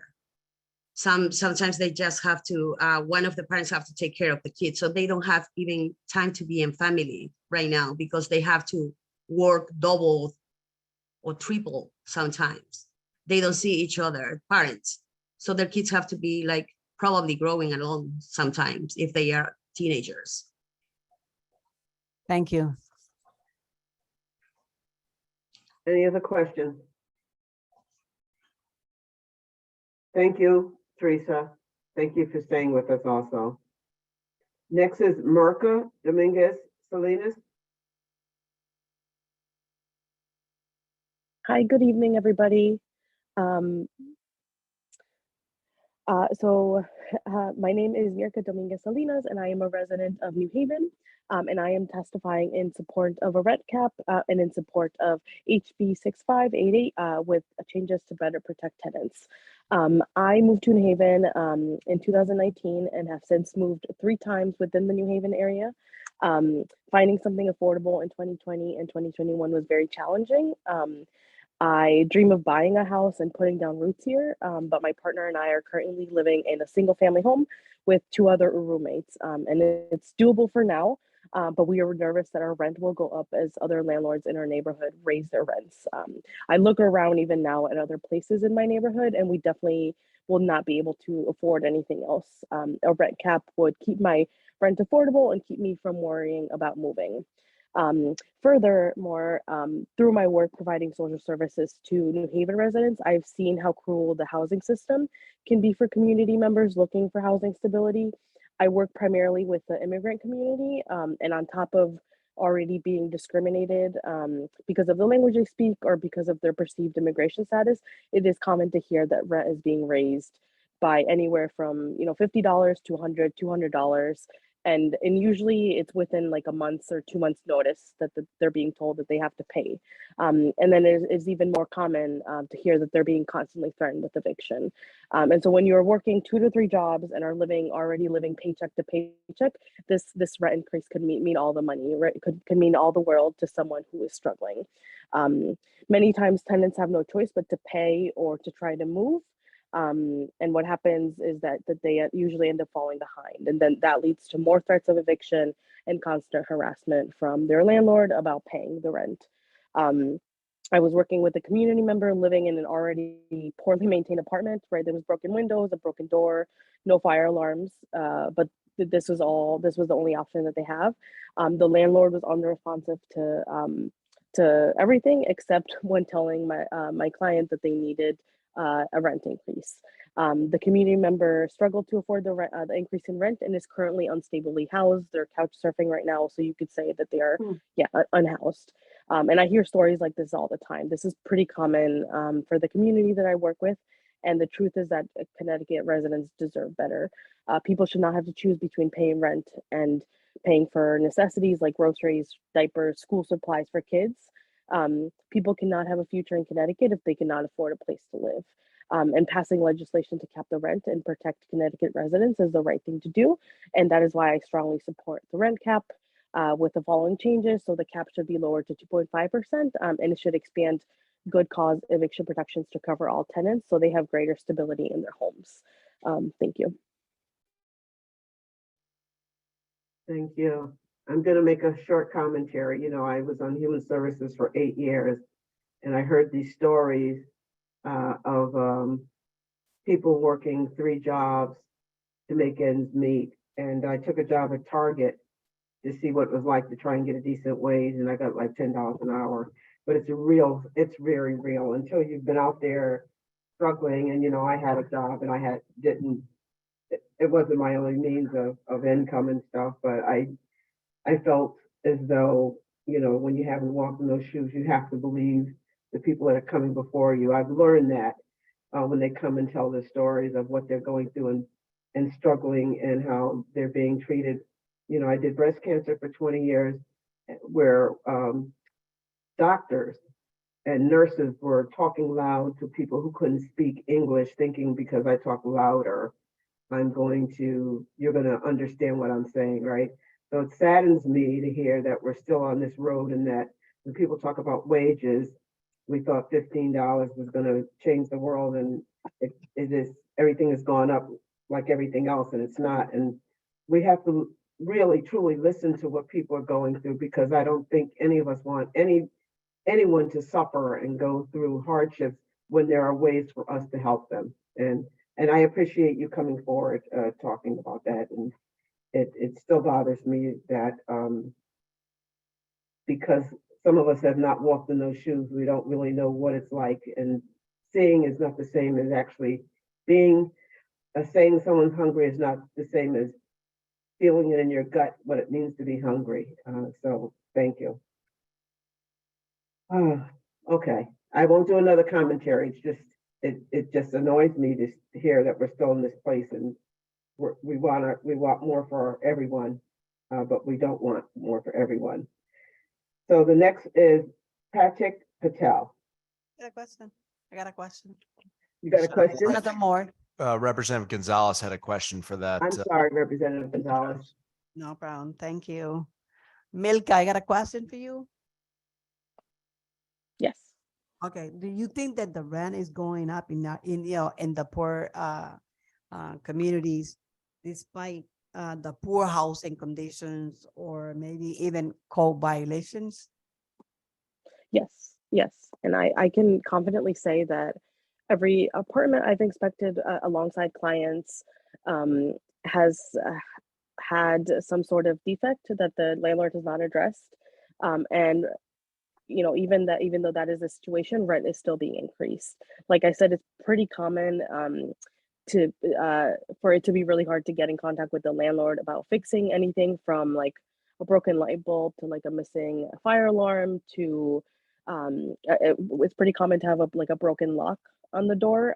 It's really hard to get in contact, to follow up. Usually we do it with the help of the Livable City initiative, but it's really hard to get in contact, but it is very easy. Like once they want an increase, the client usually gets like a letter in the mail or a text, and then they follow up on that a lot. So yes, it is constantly being increased, and usually not in any official way. Like there's no update to the lease. There's no like official written thing. It's just like a text or just like even a phone call. And do you know if these people, they know how to go by complaining to the housing court? No, and that's another thing that we're constantly working on. A lot of the immigrant communities pretty hesitant, and there's like a general fear, right, of I don't want to get in trouble, I don't want to do anything. And that part of my job is also to try to give them some know your rights and give them any information that's out there. And organizations like New Haven Legal Assistance, they have pretty good like know your rights things that we can pass out to clients.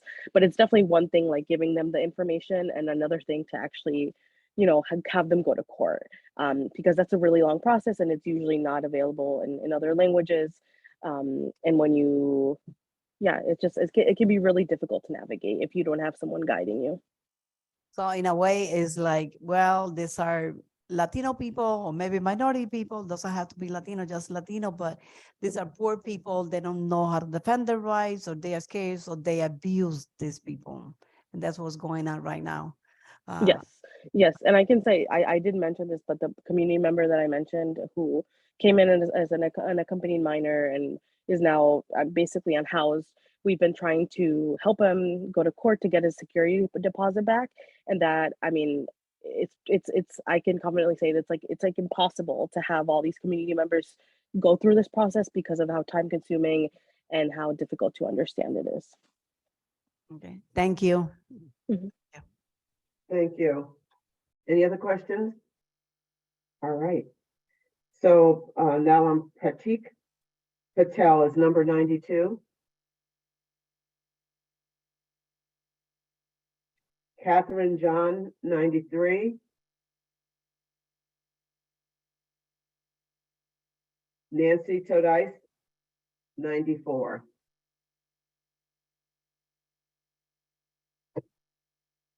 '95 is James Calabrese.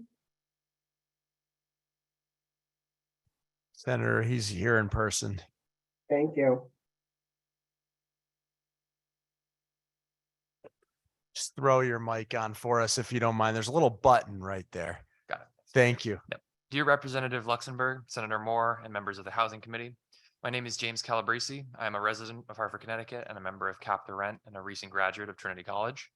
I'm testifying in support of a rent cap and in support of HB 6588 with changes to better protect tenants because my ex-boyfriend, a Black man, because I'm bisexual, deserves to live in the home he's worked hard to make for him and his younger brother.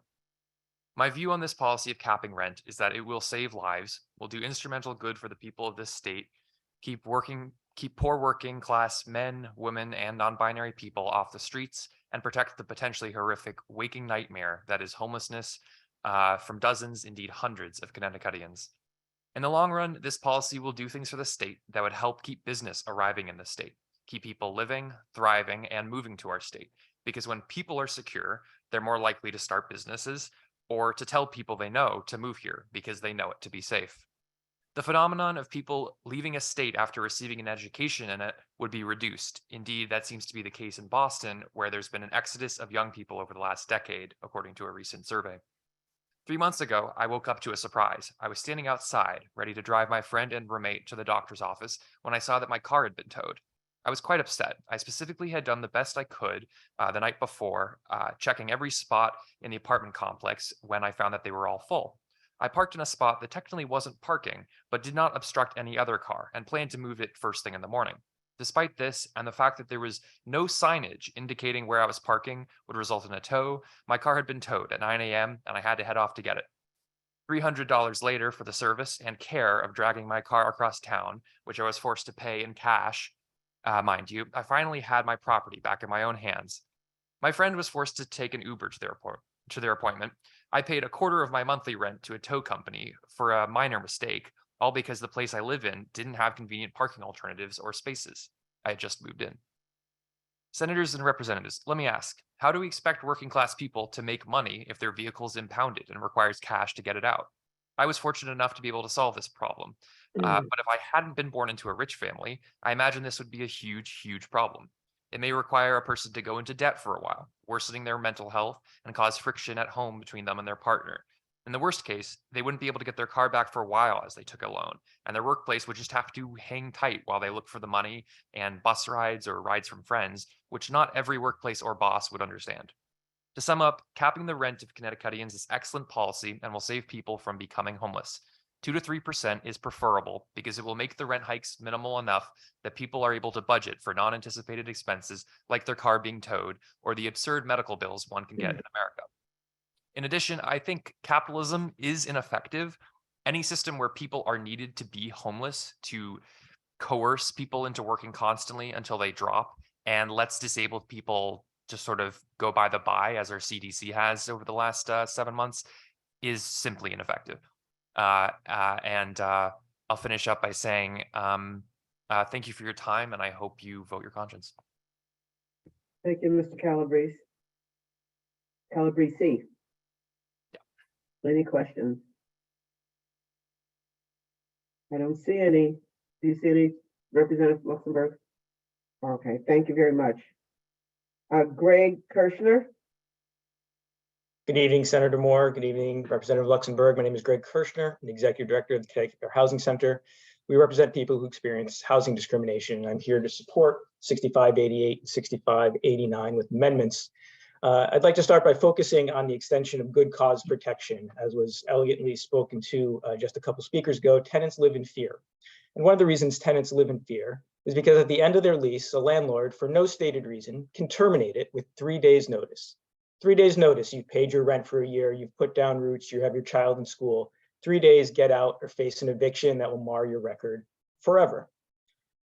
No cause evictions exacerbate the housing crisis. They exacerbate educational harms. We have a problem with chronic absenteeism. We know that housing instability exacerbates chronic absenteeism. There's lost school days, forced changes in school systems, the stress of changing homes, and this all contributes to our ever challenging achievement gap.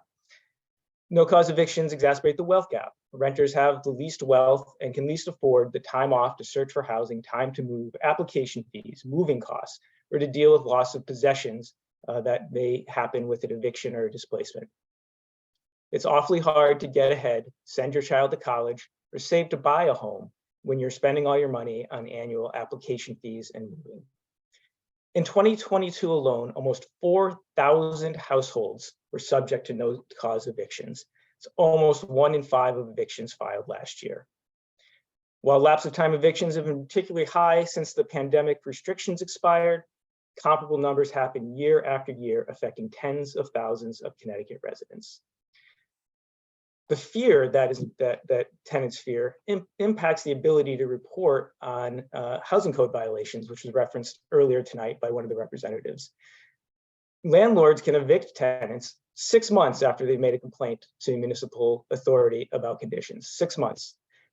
So if you need your housing, that's a great disincentive to reporting on conditions, which is really the only way the municipality knows bad conditions exist. Second, no cause evictions can be used to hide discrimination because it does not require the landlord to give a reason. So a lapse of time eviction may come only after you've added a child to your family, started dating a person of a different race, or after you've put up particular religious holiday decorations. Or it may come after you use rental assistance made available during the pandemic. It also creates a particularly perilous environment for quid pro quo sex discrimination and harassment. Think of a single mother with children who struggles to find a home, being propositioned in order to get that housing or to keep that housing. What would any of us do in that situation? Would we report it? But rather than that hypothetical, perhaps the better question is, why do we as a society allow tenants to be put in that untenable situation? Requiring cause to evict tenants is not a radical notion. Connecticut has for decades protected tenants over the age of 62 and tenants with disabilities from no cause evictions. Extending this protection to all tenants is common sense and common decency. Lastly, I'd just like to quickly note, I've been listening to this testimony since it started, and I have a couple of observations. One, not to pick on the particular person who testified, but a 2x4 at Home Depot today costs $3.35. It hasn't cost $9 for about 18 months. And we got to think about that. That $9 2x4 was baked into the 20% rent increases that have happened in the past 2 years. Rents are a lot stickier than consumer products like 2x4s. That 20% is never coming down when that 2x4 comes down in price by 75%. Same is true with electricity prices. We've reached a little past 3 minutes. If we could wrap it up, please. Sure. And lastly, I just note, and I don't think I'm exaggerating here, I've heard a lot of landlords come in and testify today, and my recollection, I think is accurate, is they all say, I haven't raised my rent in years, or I only raise my rent very small amounts. But don't put this rent cap in, because suddenly that will cause me to raise my rents extravagantly, or I will not be able to operate as a housing provider. That leaves me a little bit confused. So I guess I struggle with the notion that after a 20% rent increase, a cap of 2 or 3% or something in that vicinity would suddenly turn the market on its head and lead to housing fleeing the state, which one of the large operators testified to. They maintain their housing in New York despite the fact there being a rent cap. Some inconsistent messaging on that. Happy to answer any questions on these topics or about the obligations of mobile home park operators to their tenants that the committee may have. Thank you, sir. I remember someone saying they're gonna pick up and walk away. I don't think they can take those buildings with them when they go. I agree, Senator Moore. All right, so Representative Zullo. Thank you, Madam Chair, and thank you for the testimony. Good evening. Just a question. So do you believe that if somebody wants to sell their house and they need to be able to provide it without a tenant in it, so they need to be able to provide it vacant, that they should be prohibited from initiating a no-fault eviction if the tenant won't voluntarily leave?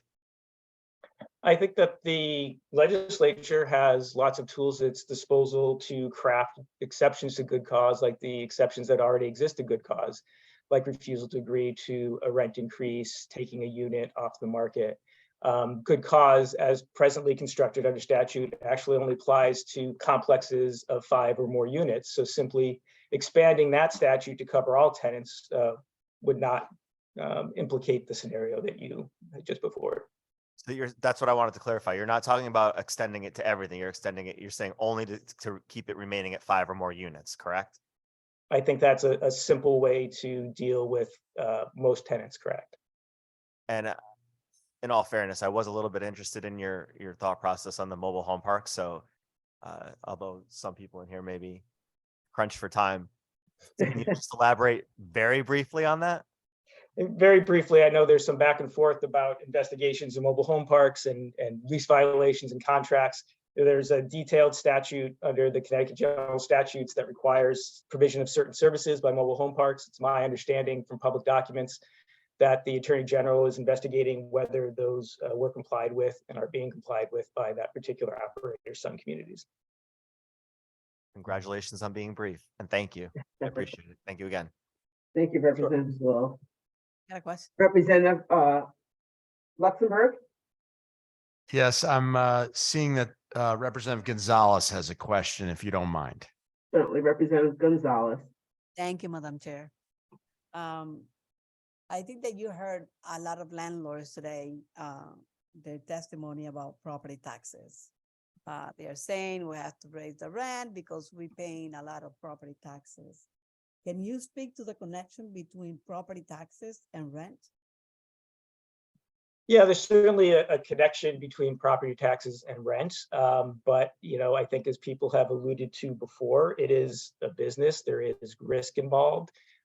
There have been substantial rent increases already the past 2 years, the past 5 years, going back in time. And I think that those can be addressed either through regular modest increases that a rent cap might allow for, or they could be addressed by creating an exception process where landlords could seek to raise rent and do a pass-through of tax increases if there were significant tax increases that were to occur. Thank you. You're welcome. Any other questions? Rep. Pauletta.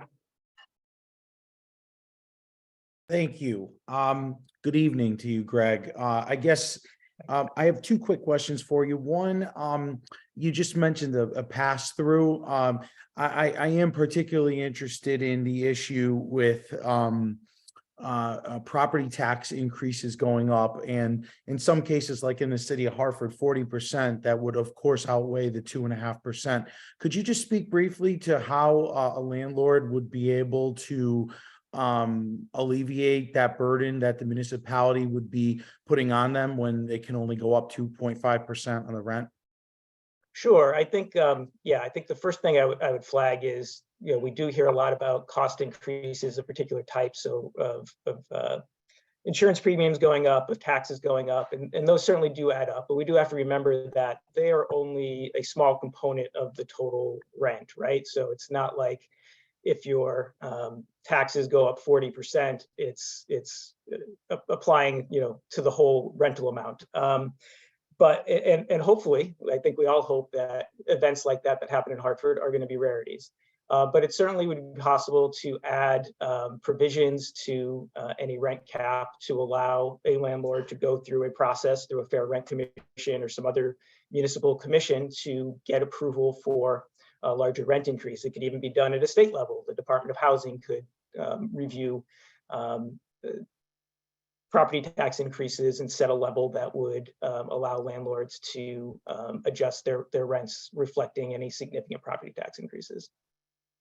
Okay, so just to be fair for the record, that if the mill rate were to increase each year and the landlord could not cover their bills with the legislation that's being proposed in this bill, you would recommend going to some higher authority, i.e. government, to alleviate the landlord's issues here? I think that's certainly a process that could be included in a law to address this sort of extraordinary circumstances. I would be very interested in opening to a law that could assist landlords in times when, of course, they will not be able to cover their expenses. And by times, I mean years in which they will not be able to cover their expenses due to this piece of legislation. And if that were the fact, it may just about negate everything we did today, because the whole point of this was for rent control. And the whole point of the landlords coming in today was to say that it's going to disproportionately affect us and eat into our profits, and perhaps even a loss year after year, forcing us to sell the property, which would then create less housing on the market. So I digress. I think we just negated everything we did. Thank you. Well, I would disagree with that. I think that, the reason that we're talking about rent cap is talking about landlords really engaging in profiteering. And we certainly see that with these large housing providers who come in and have a business model, and that is cranking up the rents, extracting as much wealth as they can from our communities and shipping it off to shareholders out of state. And that's something that absolutely needs to be addressed, and Connecticut needs to address for its own welfare, as well as the welfare of its citizens who rely on rentals. So those are, absolutely a necessary thing to address. But I do agree that some of the testimony tonight suggests that perhaps relying on a system where people engage in a lot of leverage to invest in housing in order to rent this, human right related service to people isn't the best way to go. And perhaps, we do need to also focus on providing more housing built and managed by government or entities not focused on extracting profit from that process. Thank you. Representative Ware. Thank you, Madam Chair. Thank you, Mr. Kirschner. One concept that you ran by today, talking about the pass-through potentially on property taxes. That's something I've not seen necessarily on the residential market. I've seen it performed maybe in a commercial market with a triple net where type of lease, I should say, that is set up where those types of costs can be passed through. So in the event where there was a tax increase, let's call it a moderate to excessive tax increase, how do you envision those tax increases would be passed along to the resident? Would it be phased in over years? Would it be retroactive to the would it, if a tenant has a budgeted amount for a monthly expense, how would those pass-through amounts be passed on to the resident in your vision? Through you, Madam Chair. Well, I think that thanks for the question. I think that could be done through a process like through a Fair Rent Commission or other municipal body, or as I said, perhaps at a statewide level. that you could look at what the tax increase is, and you could adjust the cap so that landlords could adjust for any extraordinary increase in tax amounts. Thank you. And through you, Madam Chair, so would that, just a follow up, so let's just say in the year 2023, the landlord sees a large tax increase, has to wait a period of time to go through that process, whether it be with the municipality or the state. If that tax increase, if the rent increase is approved, would that be retroactive to the year that the tax increase came, and would that be then levied on the resident? How would that work? Through you, I Madam think any increase in the rent would have to follow the lease, right? So it would not be able to be done mid-lease if a rent had been agreed upon, but would allow the landlord to implement that going forward. Okay, thank you. Representative Luxembourg. Thank you, Madam Chair. Greg, have you followed any data or news out of Oregon's rent control bill that might be instructive to us in Connecticut? And I ask specifically about Oregon because I believe they adopted a rent cap that floats over a CPI, which is sort of what we're considering today. And they haven't had it very long, so that's one of the reasons I'm asking you could enlighten the committee on how that's working out there. Yeah, I know my colleague Sarah White is probably a little better versed in this than I am, and I believe covers some of that in the written testimony. I do know that Oregon is looking at tightening up their rent cap because they have had some issues with loopholes and other issues that have made it less effective than they've desired. So I'd have to get back to you on any details about the specific CPI related rent cap. Thank you so much. Thank you, Senator Moore. I'm all set. Thank you. And sir, if you have anything, if you send it to our clerk, he can disseminate it among the other members. Appreciate that. Thank you. Thank you. So next very is much. Joe. Was there any other questions? Joe Herman. Joe is here in the room, Senator Moore, and he is sauntering up to the microphone. Joe, make sure you press that button. Thank you. Nice to hear it described as a saunter. Good evening. My name is Joe Herman. I am a resident of West Hartford, a tenant and a volunteer organizer with Connecticut Tenants Union. I am here to testify in support of HB 6588 with amendments for a stronger rent cap and good cause protections. In my organizing with Connecticut tenants, I've seen how skyrocketing rents and landlord greed have pushed tenants to the brink of personal disaster. Rent caps are a necessity for keeping our communities together and to prevent the further erosion of living conditions that tenants have long suffered in a system that favors landlords at every turn. The bill as it stands needs to be stronger. A 4% plus inflation cap will not do enough to keep people in their homes. This number should be amended to 2.5%. Furthermore, it is imperative that we add good cause eviction protections to this bill, as well as rent stabilization between tenants. Without such protections, landlords will continue to use predatory tactics to retaliate against tenants that organize for dignified housing, and they will use evictions to evade rent stabilization. During my past 18 months of tenant union organizing, I've seen landlords threaten tenants with eviction for organizing against flooding and mold, for asking for lead remediation, for requesting the extermination of mice and rats. Landlords use the pandemic as an excuse to boost profits by avoiding repairs. Landlords had their payment protection program loans fully forgiven. Landlords took Unite CT money and then evicted the same tenants when they first had the chance. These same landlords are now raising rents by hundreds of dollars a month while giving tenants nothing in return. We will certainly hear today how not all landlords are like this, but good policy is concerned with systems. What we have is a system where landlords crush tenants for profit with impunity, where those who rent aren't human beings, but numbers in a ledger. If these landlords do not see the returns they'd like on their investment, they have the luxury of selling their units for, according to the current rental market, exorbitant prices. Prices that I might add tend to rise with inflation, unlike workers' wages. Should this law pass, landlords will not go hungry. Landlords will not be evicted from their homes. Landlords will not have to relocate their children to new school districts. 72% of residents, the constituents whose will you represent, they agree. Passing a 2.5% rent cap and good cause protections are a necessary first step towards a housing system oriented towards people and not profit, towards a system that guarantees everyone access to a safe, healthy, and dignified home. Thank you. Thank you, Joe. Any questions? Senator Representative Gonzalez has a question. Representative Gonzalez. Thank you, Madam Chair. And do you live in West Hartford?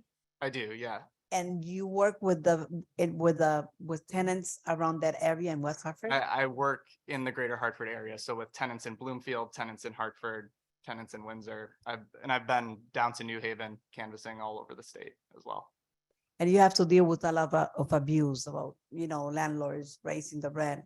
I mean, we've seen so many tenants that we've worked with who are organizing, asking for simple things like being able to breathe the air in their home safely, being able to keep their children free from lead poisoning.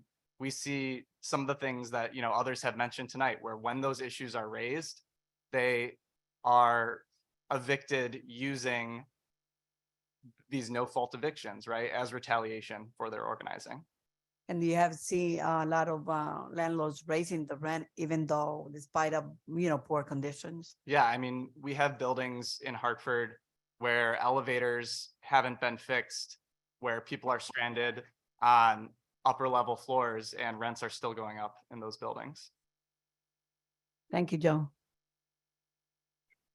Representative Sampson, I'm sorry, Senator Sampson. Thank you very much, Madam Chairman. Can you folks hear me? I just got on. Yes. All right, We very can good. hear Thank you. you.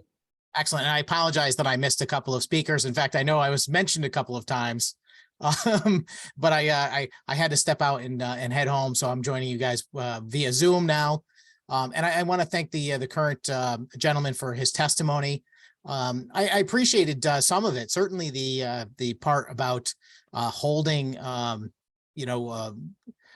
negative performing landlords accountable for bad behavior. I mean, I think that's something that everyone on this committee can agree on, which is that if there are bad actors out there, that's the term that's been thrown about. But if there are landlords that are violating laws, failing to maintain their properties, in violation, breach of contract, etc., absolutely right. We should hold them to the highest possible standard. And I agree with that. But the part of the testimony that I want to ask about is the commentary about systems. And I appreciate the fact that when policy is made, it's supposed to be about systems. And I appreciate that commentary very well. But what I want to just ask is, what system are we trying to replace? Because as far as I'm concerned, the system that we're using for landlord-tenant law is the American system, the notion of private contracts and freedom, where people can engage in voluntary transactions. A landlord and a tenant agree to the terms in writing, and we have a process. If one or the other of them fails to live up to that agreement, they can go to court and fight over it. And in fact, the tenant has a great many advantages the landlord does not have in those cases in Connecticut because of the intervention of the state policy. So what is a superior system to freedom and voluntary participation by both parties on an equal and level platform? Well, I mean, I think to start, I'll use those last words that you had there, which is an equal and level platform. The platform is not equal. It is not level. The system that we have where there is such a power imbalance, that is not freedom to me. So if that's the American system, then I don't have an interest in upholding our current housing system, right? So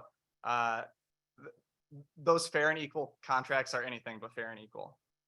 Please explain to me what is missing to them being fair and equal. What is the power imbalance? As far as I can see, you have individual parties who both have the opportunity to negotiate the terms of a contract and both have the opportunity to walk away from it. Now, I can understand you might say that the landlord is going to offer more of a take it or leave it kind of philosophy, but the tenant does that every day too.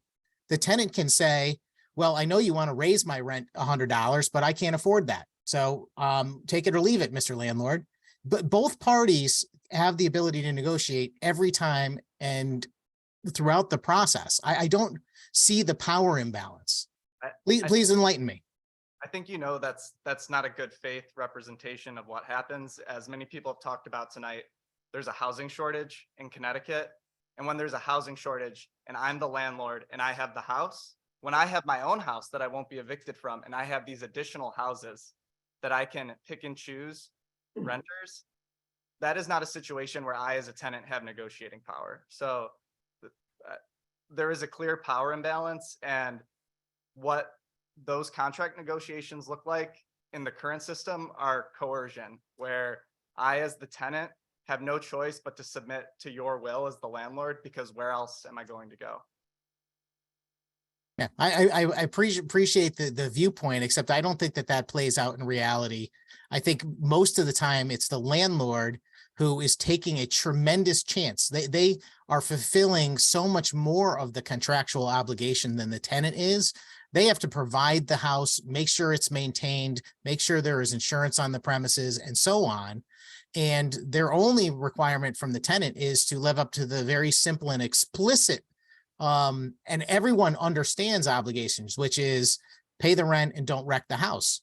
I've represented many landlords and tenants in these transactions as a real estate agent, and people go into them fully understanding the terms on both sides. I've never seen coercion in a real estate transaction other than, tenants basically making suggestions that they're going to use their position of supposed inequality as leverage to force landlords into different behavior. Anyway, we can just hash this out forever. I just think we see it differently, but the American system is something worth defending. It's what's given us the quality of life we enjoy in this great country, and we can come to the fancy Capitol building and have debates on these policies as a result of that great system that we have. I don't think we should throw it away all in one day. Thank you, Mr. Chairman or Madam Chair. For you, I would just like to briefly respond, which is, for you, it's coming to the Capitol and having these, debates. For other people, this is a matter of life and death and raising their children in a healthy and dignified manner. And if you haven't seen coercion in real estate transactions, then I would suggest that you are probably out of touch. Yeah, I appreciate your perspective, but Is there a question there, Senator Sampson? no, I feel like the gentleman's trying to bait me into a dialogue that I don't want to get into based on his purpose for being here, and I was hoping we would have a friendly conversation about what system is preferable to the American system. And I wanted to leave it that without implications about whether or not I'm out of touch or whether I've witnessed coercion. I would venture to guess that on the panel, I've probably been in party of far more real estate transactions than everybody on the whole panel put together. So I do have some expertise. Okay. Representative Zullo.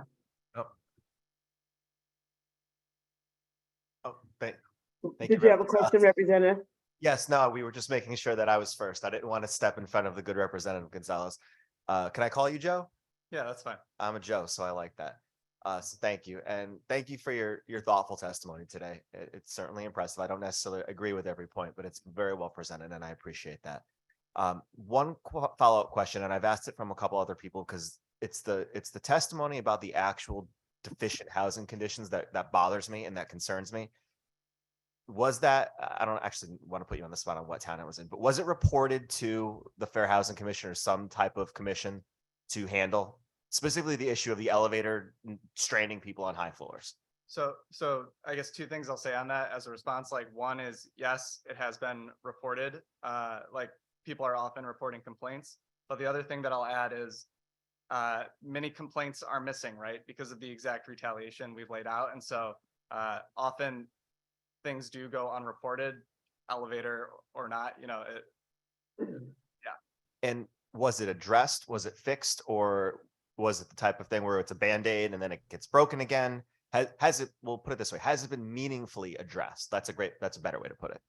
many times these things are not meaningfully addressed because these landlords have become adept at working the system where they understand what the minimal fix they need to make is to satisfy a code requirement, and then things break down subsequently. So you believe that landlords are kind of skirting. So my point is, we have these fair rent commissions, right? That people can go to get repairs, effectuated, to make sure there aren't spikes in rent.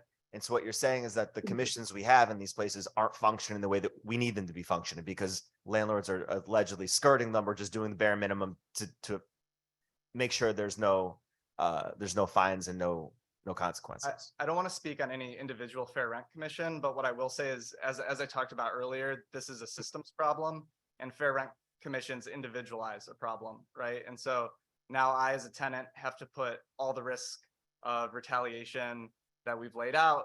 I have to take on all that risk in order to potentially get something addressed. And there are a lot of hoops to jump through in order to set up the hearing and go through one. And so it's an individual solution for what's a systemic problem. Okay. I look at it as part of the system or the suite of solutions, I think, as somebody else talked about, because what I'm trying to get at is, I think as part of this broader conversation, we need to be looking at maybe how to change those so that they're a little bit more effective. Because what I'm hearing today is not only that we have a housing crisis and not only that we have, unaffordability, but we have a problem with a system in the state that's designed to protect renters, but that's not fulfilling its responsibilities. It's not doing what it needs to do. So again, I appreciate your very thoughtful testimony. Very good to hear from you. And thank you for the time and the indulgence, Madam Chair. Representative Paoletta. It's okay.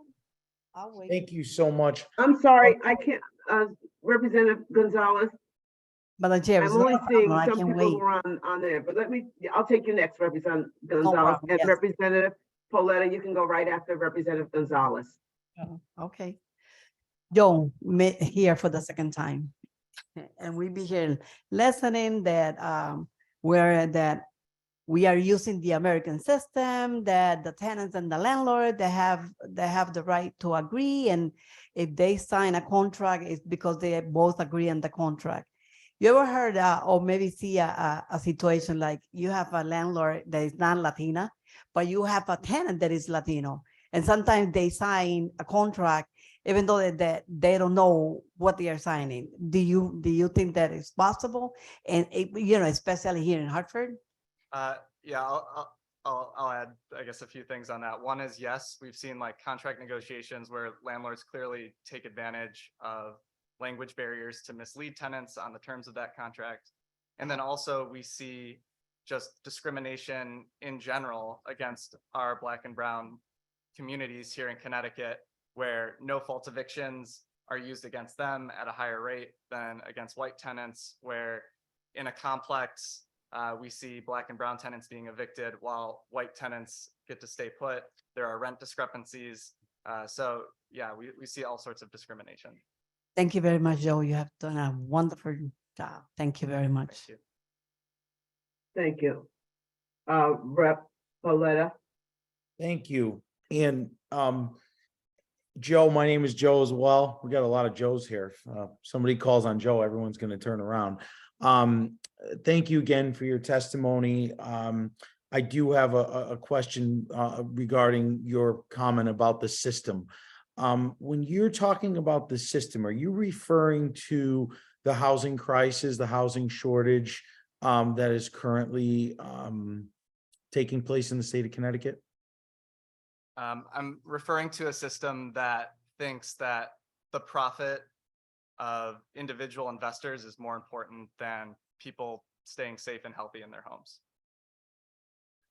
Okay, so should a person who takes a risk on a multifamily home make a profit? I don't feel like this is relevant to what the bill is putting forward, and we have a lot of people to get through. It's very relevant to what to what the bill is actually, because this bill would prohibit a landlord from making profit and sometime My in understanding is consecutive years. that the bill would in fact not prohibit a landlord from making profit. It would only put a cap on what they are able to increase the rent in a given year. Unless the given expenses were more than what the rent increase was, correct? Then they would actually lose money. That's correct, but I suspect that is not the majority of situations that we're looking at. That would be your opinion, but my other question to you would be, in terms of the system that we are talking about, Connecticut has seen a decrease in population. And I don't know how well versed you are at this, but could you just talk to the housing shortage if there's been a decrease in population? Has there been a decrease in population in Connecticut, or a significant or a small increase in population, like maybe, 5,000 residents, let's say, in the last year? Why the housing shortage? I mean, you can look at the numbers that exist from the agencies that are much more well-versed than I am in this, and there is indeed a shortage of affordable housing in Connecticut. The data is pretty straightforward. I don't want to speculate about the population of Connecticut, something that I admittedly know very little about. Okay, thank you. And I just will add to that. My final comment is that, we certainly have an issue here. We've been told over and over again that there's not enough housing here in Connecticut. But my goal as a member of this committee, and I think Senator and Representative and others that are sitting here tonight, their goal is to try to create more housing, not less. And and even though our population really hasn't increased much, we're being told that there's not enough housing out there. So it kind of doesn't make sense, but I guess it is a reality. And a bill like this would actually create less housing rather than increase it. Thank you. That's an opinion of yours, not shared by me. That's a fact. All right. Any other questions? All right. Thank you very much, sir. Next is Mark Asenes. He filled in for someone earlier in the hearing, Senator, Okay. so I think we can blow. Karen Terrell.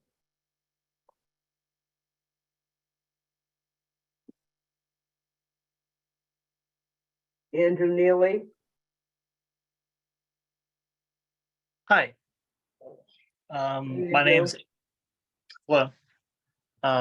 my name is Andrew Neely. I'm a resident of New Haven, Connecticut, and a member of Local 33, the Graduate Workers Labor Union at Yale University. I am testifying in support of a rent cap and HB 6588 with changes to better protect tenants' rights. I moved to Connecticut from San Francisco in July. When I was living there, I experienced the struggle of living with high rent. I spent nearly 3/4 of my monthly income on rent. I watched as this, combined with the rapidly increasing cost of living and stagnating academic wages, as this quickly ate away my life savings and left me feeling hopeless and trapped. I eventually was forced to move to a different city, increasing my commute from 10 minutes to over an hour, and leaving me with far less time in my day to live my life. This is not something that anybody should have to experience, and it certainly isn't something that I should like to see happen in Connecticut. But I already see it happening to me, my friends, and my fellow graduate workers. A rent cap would help ensure that the cost of housing in Connecticut would stop outpacing our fixed wages and will rebuild my sense of financial security. I urge you to support a rent cap for these reasons, but want to add that HB 6588 would be stronger with the following changes. The cap should be lower, no higher than 3%. This tracks pre-pandemic average rent increases and would be predictable to the tenants. It should also cover apartments in between tenants so that landlords can't push out tenants to increase the rent.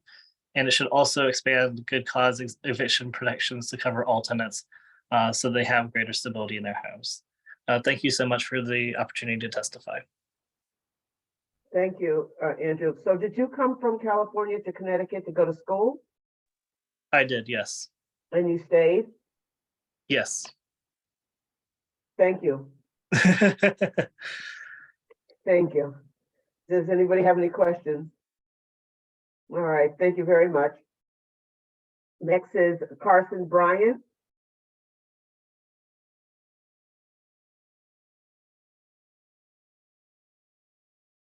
Lin Yang. Hi, I'm here. Hi, Lynn. Hi, good evening, everyone. This is very late. Thank you very much for giving me this opportunity to speak. I've been hearing most of the testimonies today, and I'm not here to dispute that rent is so high, unaffordable in Connecticut as of now. And but I want to kind of get a consensus.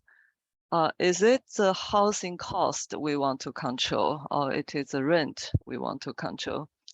I'm a very small housing manager in New Haven area. And during pandemic, for reasons you probably all well aware, interest rate went up 100%. Repair appliance cost went up close to 100% just over the period of 2 years. And the utility just went up 50%. The cost is skyrocketing. I don't feel, whether we are for or pro this bill. We probably can all agree on that point. And also there's something more specific to Connecticut. Some of you probably are aware that in many Connecticut municipalities, the rental properties are actually taxed differently. We pay a higher tax for the same square footage, everything. And also the insurance burden is dramatic, especially if you are small and haven't reached certain scale. Why? Because we have so many laws. We have predatory activist group that they're gonna to force landlord naive, sometimes just have lapse of what are the new laws just passed into huge settlement. So is it a fair question that if we are all serious about making house affordable to the most vulnerable in our society, is it a serious question for us to look at the cost? Because for me, this current rent cap bill is really like we have a fire. And instead of addressing the fire, we are passing a law to say you cannot manufacture any thermometer which measures more than 100 degrees. That's that, problem solved. But is it? Rent, in a way, is really just a measurement of the fire, of all the cost. It's gonna to go up. In the modern society, I heard discussions about broken system. A lot of times I complain using that exact same word, we are a broken system. But as an immigrant, grew up in communist society, I grew up in a system that you don't choose Excuse me for business. 3 minutes if you could start. Okay, all right. Thank you. Yeah, you don't choose business. You choose morality, justice, and you don't need to take my words for it, but you can look at the housing condition in North Korea and Cuba. And I'm striking today that the freedom of American system is on the table for discussion today. That's all I have to say. And again, thank you very much. Yeah. Thank you. Any questions? Senator Sampson. Thank you very much, Madam Chairman. I just wanted to thank you for your testimony today. Ms. Yang, you are very, very compelling and thoughtful in your remarks. And I share your same concerns. And it surprises me that after living in this beautiful, amazing country my whole life, that it's dissolving into socialism right before my very eyes, and that we could be having a legitimate discussion about replacing private contracts and individual property rights with pure outright Marxist policy. And thank you for being a voice of reason. I really appreciate your comments. Thank you. Thank you. Anything else, Senator? I see Representative, I see you, Representative Gonzalez. As Representative Sulu, that he said that he was gonna bring me a bell. Did he, I'm up for did he that. bring the bell? He said he will. Oh, he will, Will okay, bring me a bell. okay. Okay. Ms. Young, you said that we're not addressing the problem here. That we're just trying to go after, that we're not addressing the fire here. But we know that we have a lot of people that came here to testify today. A lot of tenants that have been testifying and saying all the problems they've been going through. And I'm sad that I heard that you said that we're not addressing the problem. When you said that we're not addressing the fire, but but my comment is that the fire is out of control here in Connecticut. The landlords are going out, they're crazy raising the rent. So we got the fire out of control and we're trying to stop that. We're trying to resolve that problem. And I know that you are a landlord, and I'm not saying that you're abusing the tenants. But yes, we have to address the problem. We have to resolve the problem that we have here. We have a lot of tenants that are going through a lot of problems and a lot of evictions. And I understand also that, yes, we got the tenants, they got to pay the rent, they got to be responsible. But when we have a landlord that is raising the rent $300, $400, $500, $600, that's crazy. So yes, ma'am, I'm telling you, we're addressing the fire because the fire is out of control. Thank you. Thank you, Representative. Am I allowed to make a comment? Certainly. As a response? Yeah, as I said, I don't dispute that housing in Connecticut becomes so unaffordable to many honest working people. I actually honestly say myself included. But Ms. Gonzalez, are you ready to addressing the fire for the skyrocketing property tax? Are you ready to addressing the fire of the skyrocketing insurance and the number of insurance housing providers nowadays have to buy to cover themselves? As I said, rent is really just a measure of the cost. And let's address the fire, not by just put an artificial number there and make everyone feel good. Say, look, temperature measured is kept at 100 degrees. I hope that's my response. Thank you. All right. I don't see any other questions. I'm going to go on to Madison Shetler. She's here in the room, Senator, coming up to the microphone. And Representative Luxembourg, I'm going to pass the baton to you and I'll return shortly. All right. Good evening. My name is Madison Shetler. I'm a resident of Manchester, and I'm testifying in support of a rent cap and in support of House Bill 6588 with changes to help better protect tenants. A rent cap bill like this one, amended to include good cause eviction protections and coverage between tenancy, is an essential step towards a comprehensive housing policy and remedy to the huge problems tenants in our state face, as you've heard today. As a lifelong resident of Connecticut, I care deeply about our state and our communities, but unfortunately, increased evictions and exorbitant rent increases, especially since the pandemic, have destabilized our communities and made life difficult for renters across the state. I grew up lucky enough to live in a home which my parents owned. This allowed my family to feel secure in our community, put down roots in Connecticut, and plan for the future. Renters across Connecticut, now including myself, are not afforded the same sense of stability and predictability in our housing. I'm a student and my roommate is a public school teacher.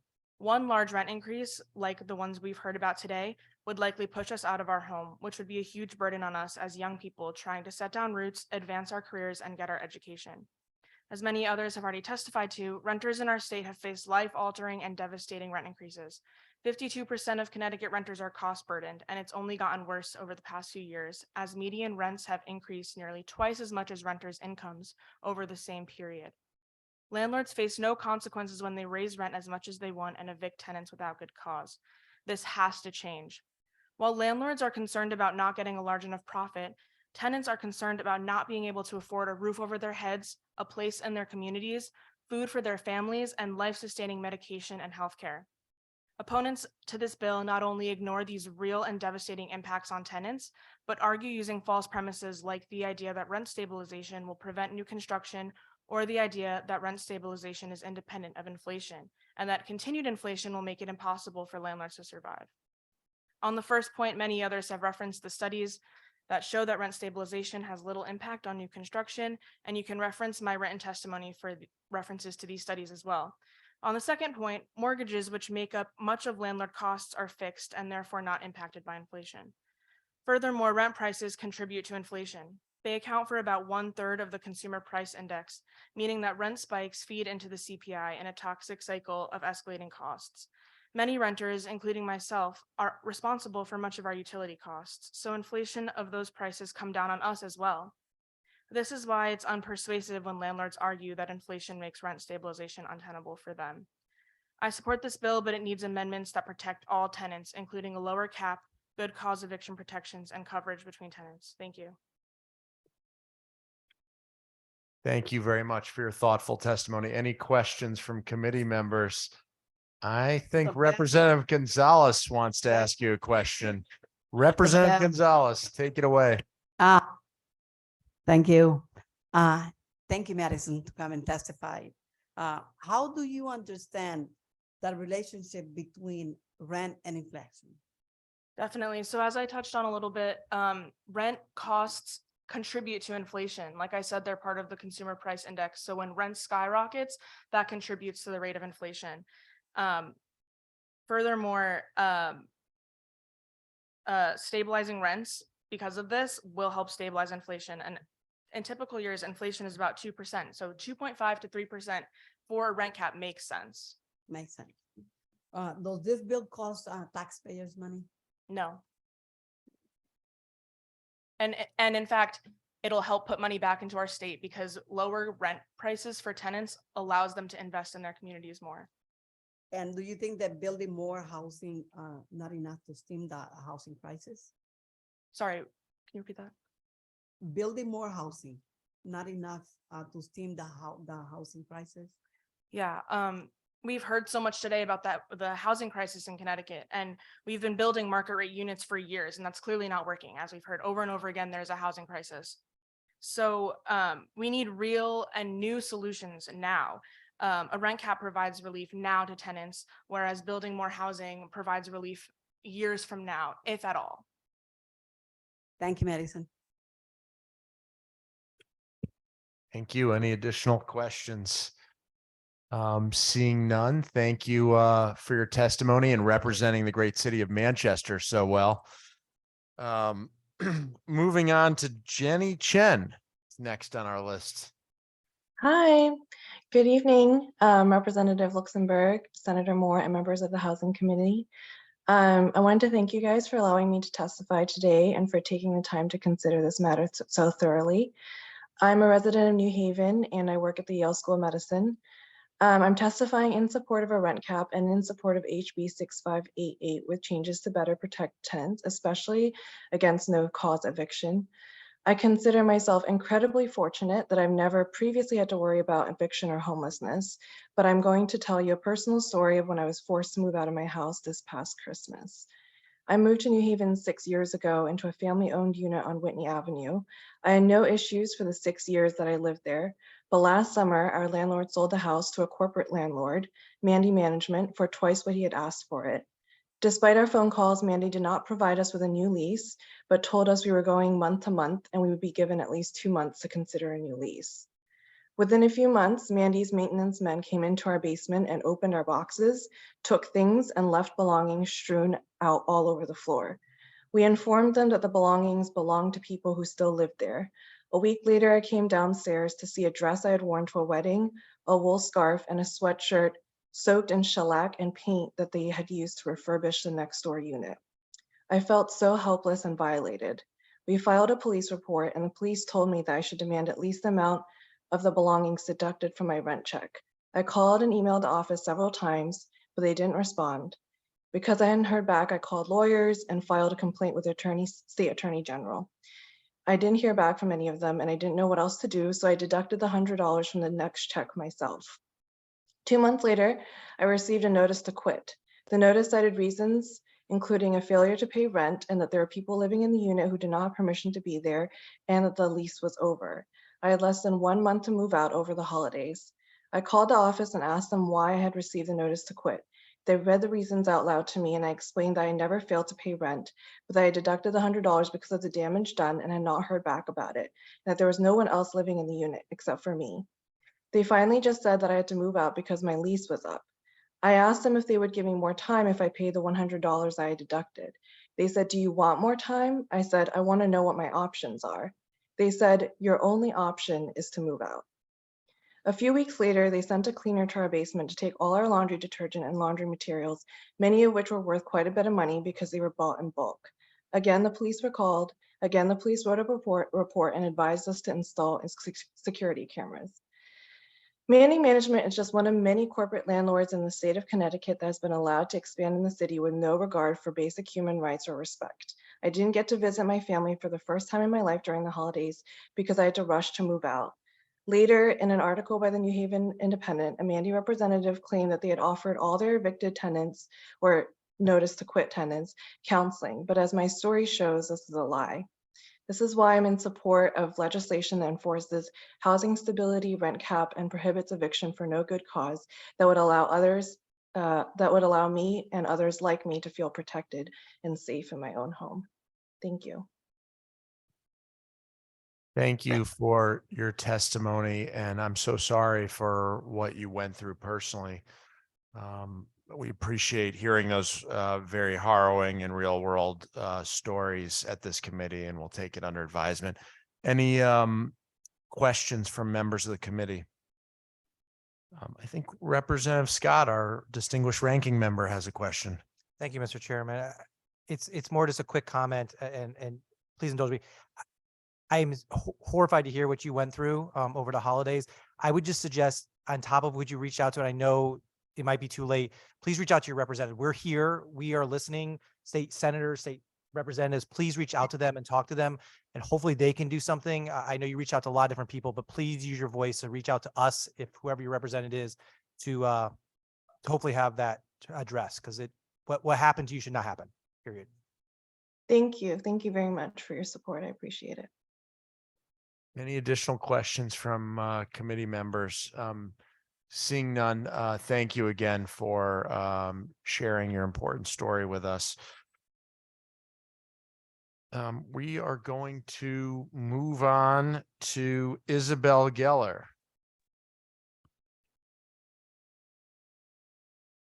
Hello. We can hear you, Isabel. You've got 3 minutes. Awesome. Thank you so much. And thank you all for being here so late into the night. My name is Isabel Geller. I'm a resident of New Haven, a New Haven Public School graduate, a New Haven Public School teacher, and a union member of the New Haven Federation of Teachers. I'm testifying today in support of a rent cap and in support of HB 6588 with changes to better protect tenants. As a teacher, I'd like to speak to the impact of rising rents on my students and students across Connecticut. Approximately 52% of Connecticut renters are already cost burdened, meaning that they spend more than 30% of their gross monthly income on rent. The sacrifices that families make to keep up with rising rents certainly impact our students. When parents take on additional jobs, they lose time with their children. When students take on jobs, which many of them do, they lose time to be kids, to study, to hang out with their friends, and to be nurtured by their families. And when families have less money available to spend on groceries, utilities, and even recreation, because we all deserve fun, people go hungry, go without heat, and struggle with their mental health. Furthermore, skyrocketing rent is driving homelessness, increasing evictions, which are now higher than pre-pandemic averages, and displacing families from their homes. Last school year, 3,979 students experienced homelessness, and that number is expected to increase by 25% this school year. Many of the students that I teach here in New Haven are experiencing homelessness. And for some students, this might mean living with friends or extended family. For others, it means living in a shelter, a hotel, a car, or an unsheltered location. Our schools are already strained, as many of you here know, by the teacher shortage, by lack of adequate funding, and by the ongoing impact of the COVID-19 pandemic. Students experiencing homelessness are doubly burdened, facing a school environment that increasingly fails to meet their needs and a rental market that has left them and their families without reliable housing. In general, many students are coming into the school, at least where I teach in many schools across Connecticut, with high levels of trauma. And for students experiencing homelessness, levels of trauma are even higher.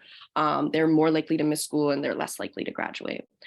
I feel lucky and blessed to be a teacher here in Connecticut. I love my job. I love my students. They are endlessly kind, thoughtful, and resilient. But the burden of rising rents and homelessness weighs on even the most resilient children. As a teacher, one of the most important things I try to provide my students with is a sense of stability. Students experiencing homelessness have been stripped of this stability in many ways that I cannot imagine and I cannot mitigate as their teacher.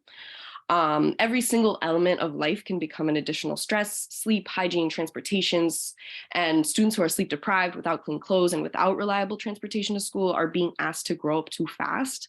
More than that, they're being asked to take on challenges that aren't conducive to the development of any human being, much less a child. Some students share their stories with me outright. Some show up in class in ways that are consistent with the description I just provided. And still others have become so good at masking that I do not know that they are experiencing homelessness. All of these students deserve better. No one should have to deal with We're at about 3 minutes now. If you could start to wrap it up. Yep, almost done. Thank you so much. No one should have to deal with the burdens of rising rents and homelessness, but I'm sure we can all agree that children should never have to take on these pains. I strongly support this red camp with changes to lower the cap to 2.5 or 3% and include an expansion of the good cause eviction protections. And I hope we can build a more beautiful and safe world for students and for everyone. Thank you for your time. Thank you for your thoughtful testimony and your patience in waiting till this late hour. Any questions from committee members? Representative Kevin Brown. Thank you very much, Mr. Chairman. Isabel, first, let me say thank you for coming on and testifying from the perspective of a teacher. I, like you, am also an educator. And I know that if my school was not out for February break this week, I would not want to be at 11:10 at night testifying. Oh, I don't have a February break. So thank you so much, all the more for being here. Thank you. My question to you is, could you expand a little bit on, you talked a lot about, the traumas, the things experienced by your students who are facing homelessness. What does that do to their academic, their classroom performance? And part two would be, how does that impact the opportunity gap, which we already know is a major problem here in the state of Connecticut? So if you could address those questions, I'd appreciate it. Thank you. Yeah, absolutely. Thank you so much for these questions. I think often one of the biggest impacts on their performance is that students are not showing up to school. Students who are experiencing homelessness are more likely to be truant.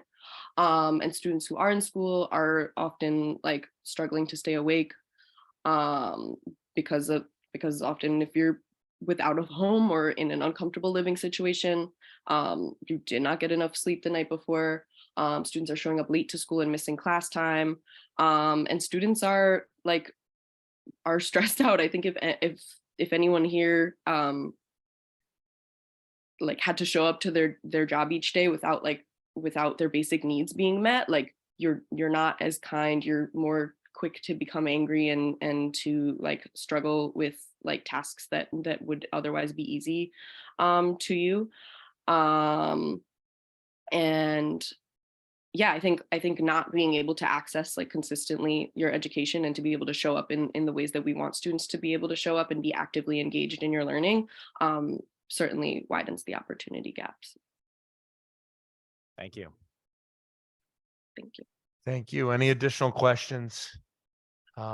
Seeing none, thank you for your service to the state of Connecticut as a teacher, and thank you for your testimony. Thank you to you as well. Next, we'll have Bruni Pizarro. Bruni Pizarro. Okay, I'm not seeing Bruni. We're going to move on. Dave Cruz Bustamante.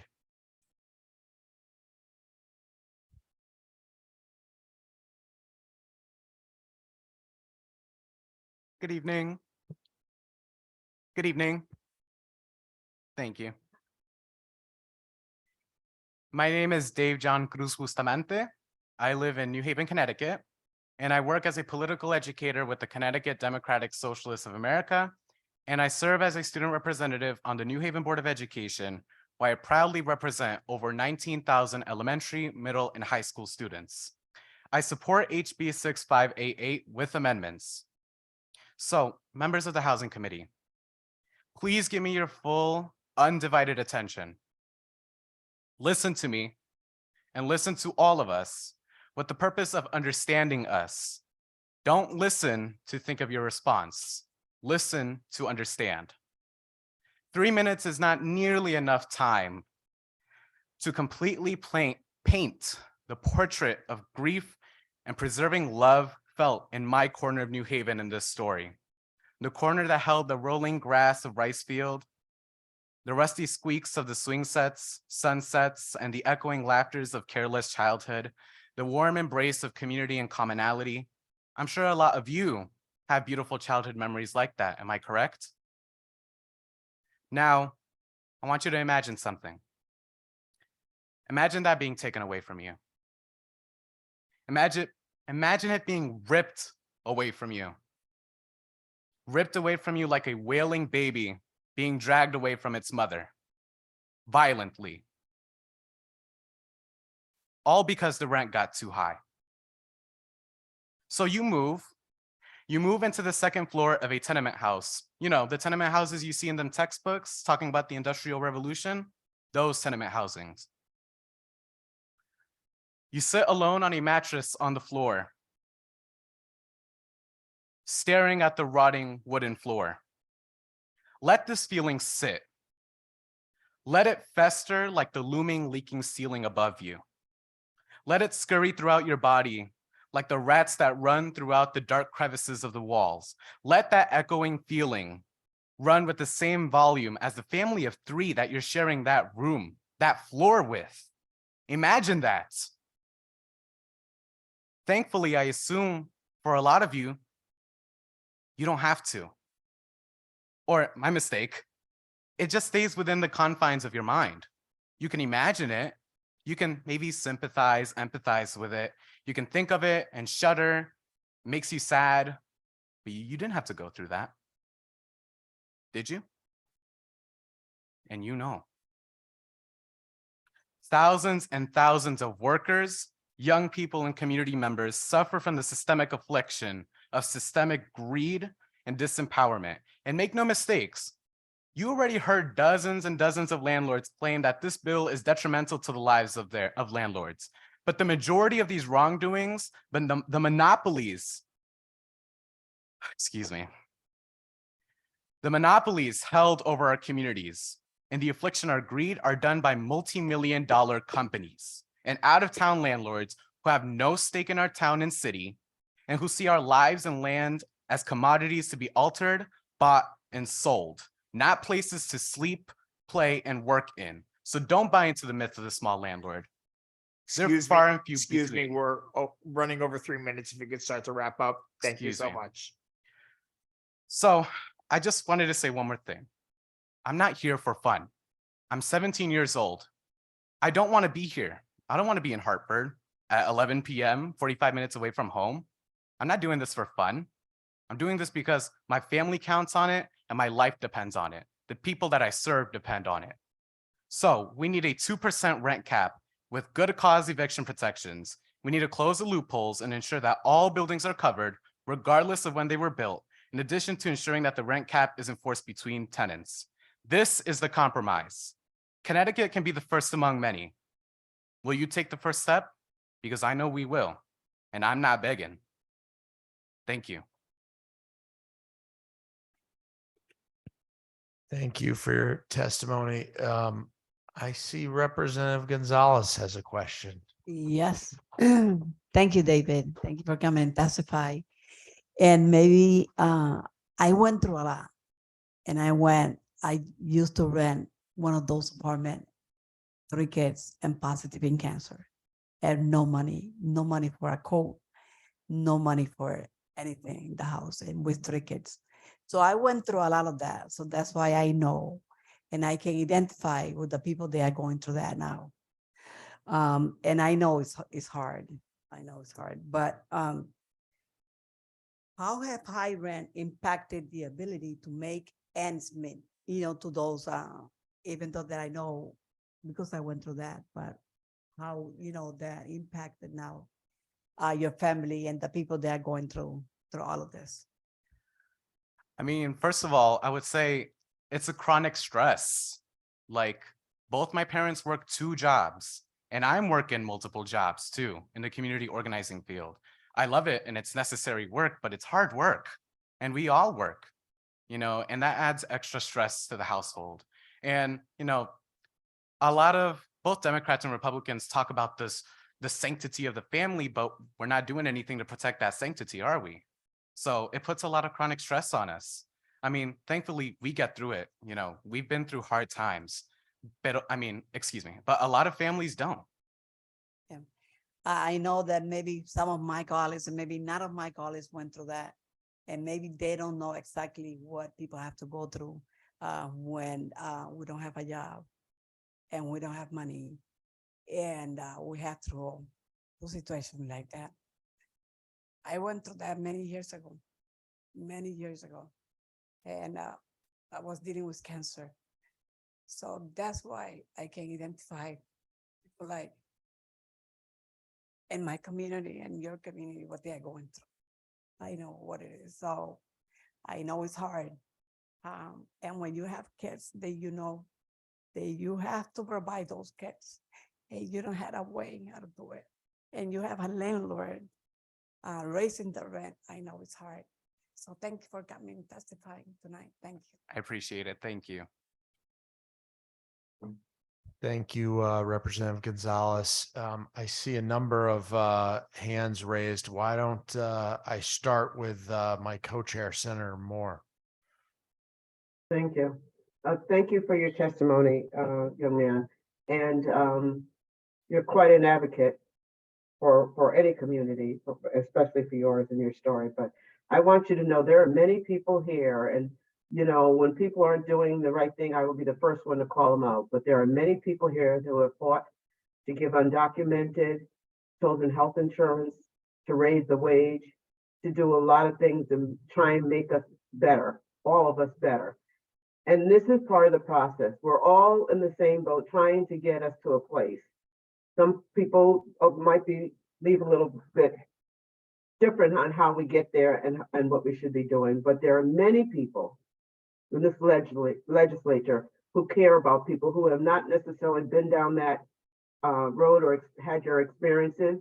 Many of the advocates that you work with every single day have never been down that road that your family is on.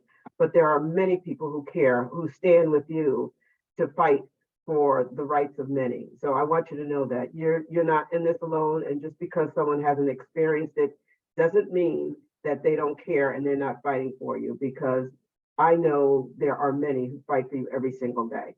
And so there are people who stand with you. And I'm happy that you're here as such a young person giving your testimony, because that is what we need. We need to hear the voices of both people who are experienced it, advocates, and people who have been through it, who've made it through, right?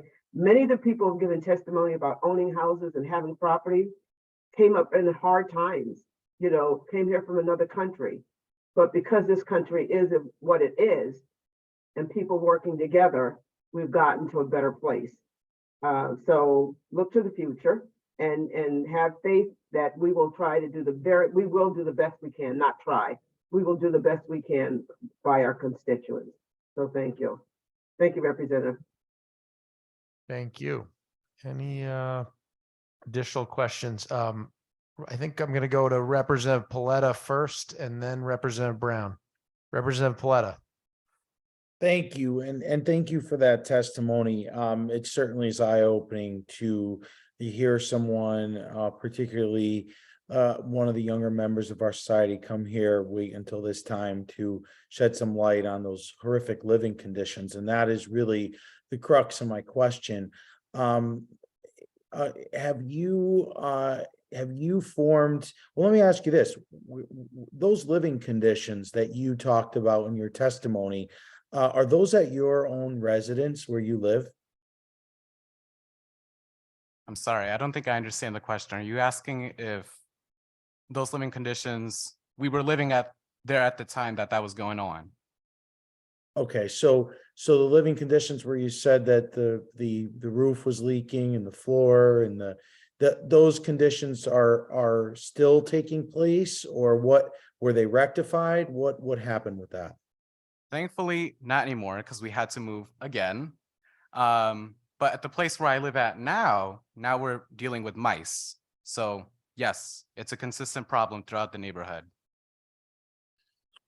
Okay, and did you say in your testimony that there were rats in your previous apartment? Correct. Okay.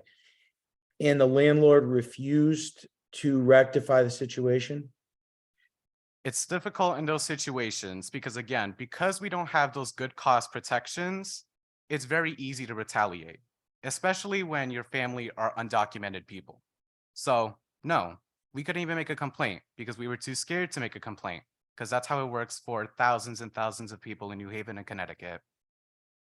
Okay, and I sympathize with you, and I'm not doubting that you were scared to make a complaint. What I'm going to say is that for those people that are listening here and watching, if you're in a situation like that, you should make a complaint.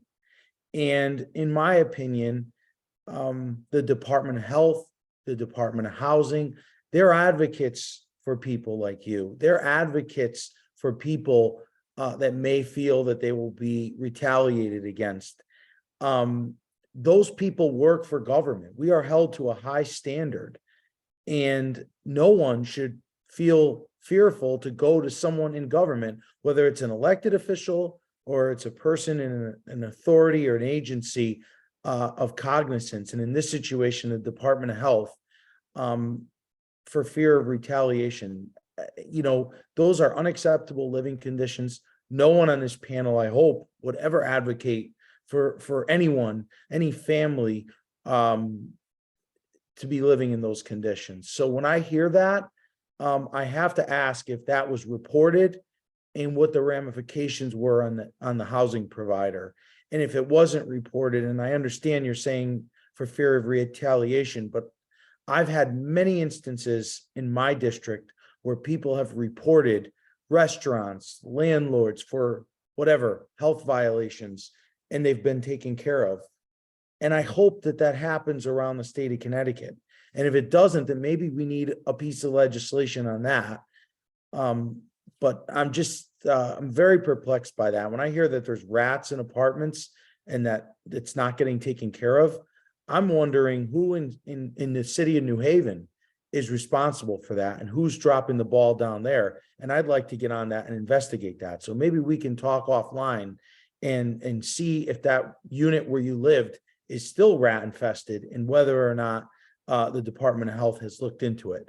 I will, as a member of this committee, be happy to field any complaint from any member of the public that is living in those horrific conditions. And I will be the first one to direct them to the proper agency. That is unacceptable. And I want to know where those units are and why, and who the landlords are and why those conditions took place. Thank you. I appreciate that, although I want to add, for every case that we get solved through the Fair Rent Commission or through the courts, there are 100 more that go unreported. So we want to cut that issue right when it starts. And frankly, starting a complaint takes money, and you need lawyers, and you need money to pay lawyers. And I don't know a lot of people who live in Fairhaven, a predominantly undocumented Latinx community, who has the money for an attorney, even with legal aid. So I appreciate that and I understand that. But again, the purpose of this bill is to put in good cause eviction protections, which will make people feel more empowered, which will make our communities safer because people are able to stay in their homes. Kids can attend their schools. I'm not going to go on. I don't want to take up too much time, but I appreciate the sentiment, but we need to do more than that. Thank you, though. I think we had Representative Brown next. Representative Brown. Thank you, Mr. Chair. The civics teacher in me right now is beaming with pride for you. This is the embodiment of what I try to get my students to be able to do, right? To advocate for a cause they believe in. So kudos to you for being here at 11:30 at night, testifying is something that you feel so passionately about when you presumably have school in, a few hours. As I asked the previous person who testified, who was a teacher, I'm going to ask you from the student perspective, what impact do these living conditions have on the ability of yourself and others like you from your neighborhood that experience these conditions? What effect does that have on your learning and your ability to go after and achieve these goals and dreams that you have? For you, Mr. Chair. It definitely exacerbates the problem because a big issue that we're facing in New Haven Public Schools is funding. There are a lot of students who get into fights, conflicts, arguing with their teachers. And like Isabel mentioned before me, I love her. If you're a kid and you don't know where you're going to go to sleep that night, shoot, I wouldn't be caring about school either.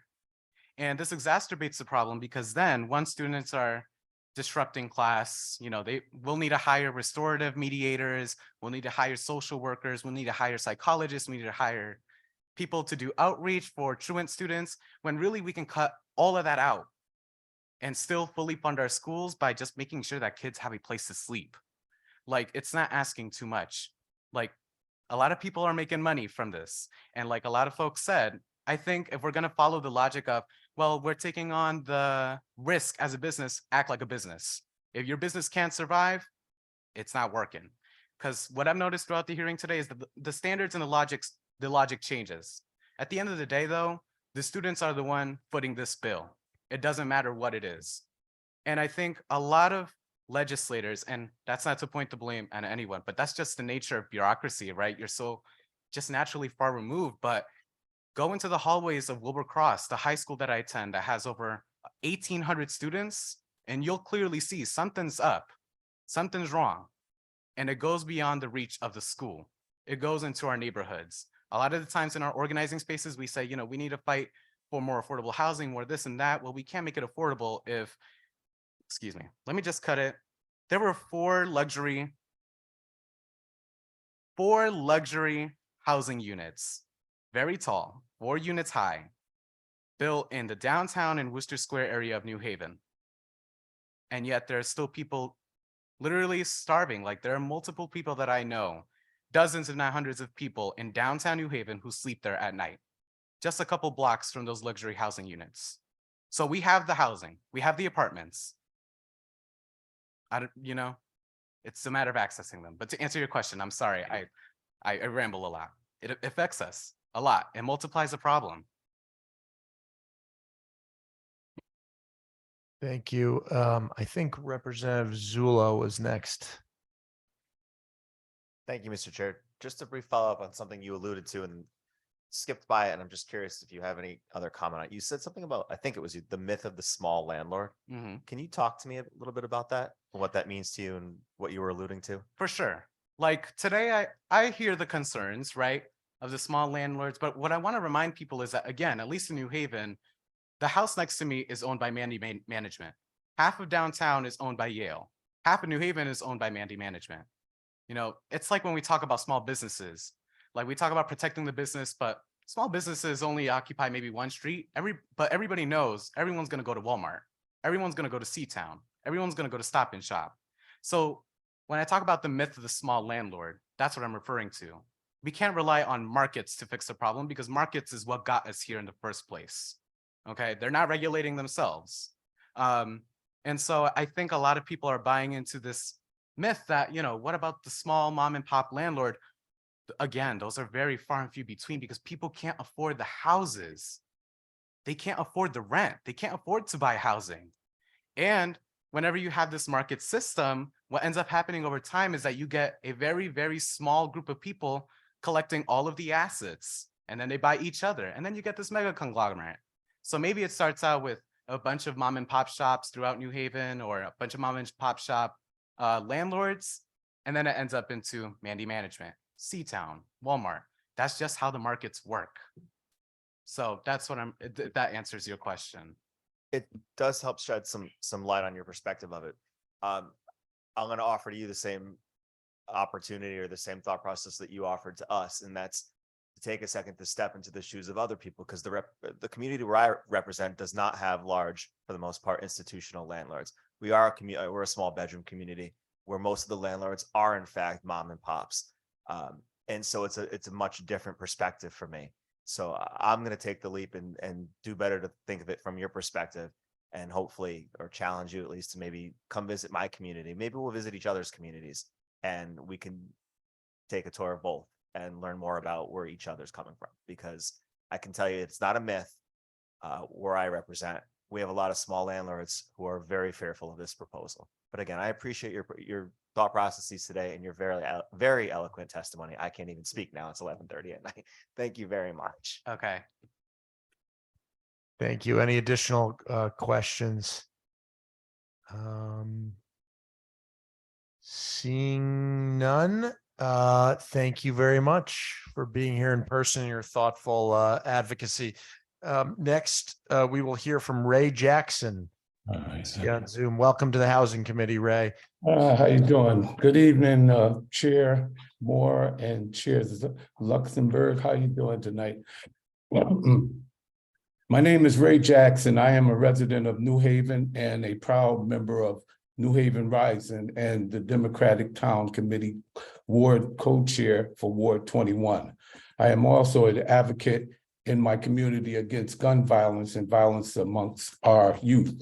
I'm also employee of New Haven Livable City Initiative. I am testifying in support of the rent cap and in support of HB 6588 with changes to better protect tenants. I currently live in subsidized housing, and yet I'm still affected by rent increases. I have been on sick leave from prostate cancer, so my rent went down, but I know that when I go back to work, I will be increased by double, if not more. These really worried me, and I know that this problem is prevalent in my community. Many people can't afford their rent and are constantly looking for help from the city and the state. We aren't trying to be the kind of tenants that complain all the time, but often when you get these higher rents, the landlord isn't even taking care of repairs in the apartment or making improvements that would justify the increases. And yet when the increases comes, it comes just when you've gotten used to paying a certain rent and have begun to be able to budget. Maybe you can't take vacations or buy certain things your grandkids need, but you're able to start saving for the future and pay off other bills. A large rent increase destabilizes your life and moves everything out of control. Suddenly you can't afford your car payments. Suddenly you can't afford your car payments. Let me go back. Car payments, and perhaps lose your car, which means you can't get to work, to your job, and in order to pay rent. Sorry about that. When families aren't in stable housing, kids get displaced. They can't function like a normal kid anymore.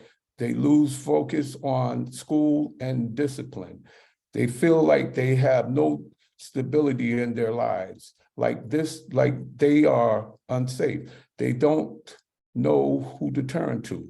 Sometimes kids have to go live with relatives or go from couch to couch. When their parents can't afford a large enough apartment, they lose their family structure and sometimes even experience neglect and abuse. They end up seeing other ways of making money, like selling drugs.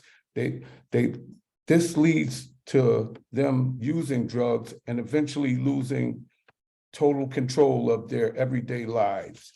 I love the city of New Haven. I was born here, I grew up here, and I want to stay here. I am not going to leave, but every year figuring out a way to stay gets harder and harder. I urge you to support a rent cap in order to help stabilize the lives of renters in our state, and to keep communities affordable for everyone. Thank you for the opportunity to testify. Thank you for your thoughtful testimony and for staying with us to this late hour to share your perspective. Any questions from committee members? Not seeing any. So thank you again, Mr. Jackson. We appreciate your input greatly. You're welcome.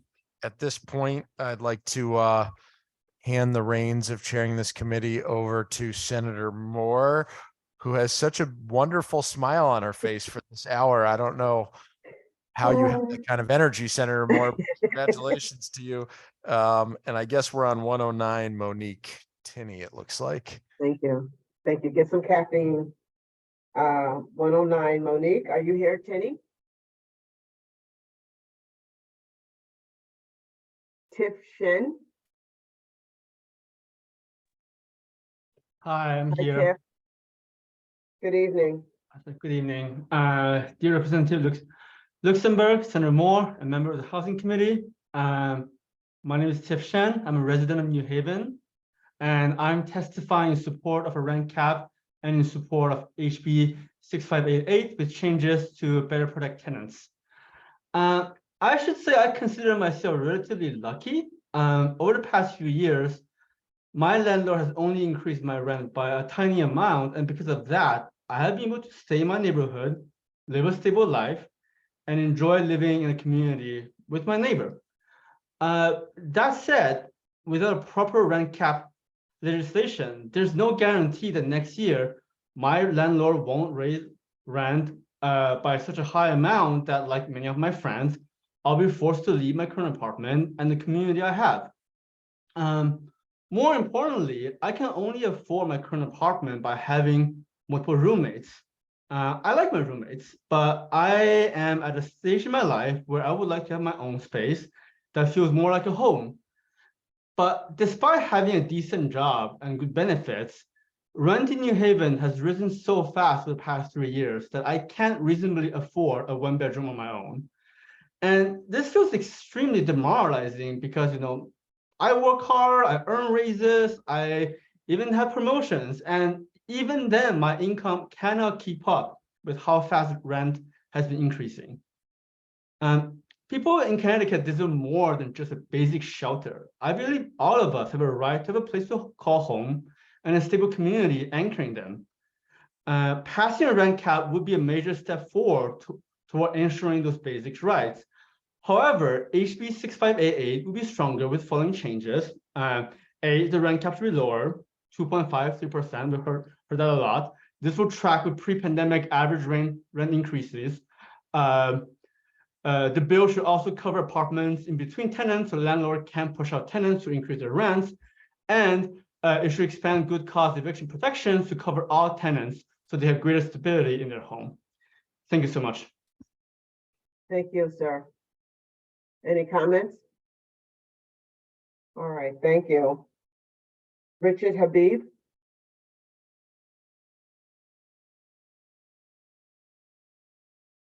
Kimberly Hart.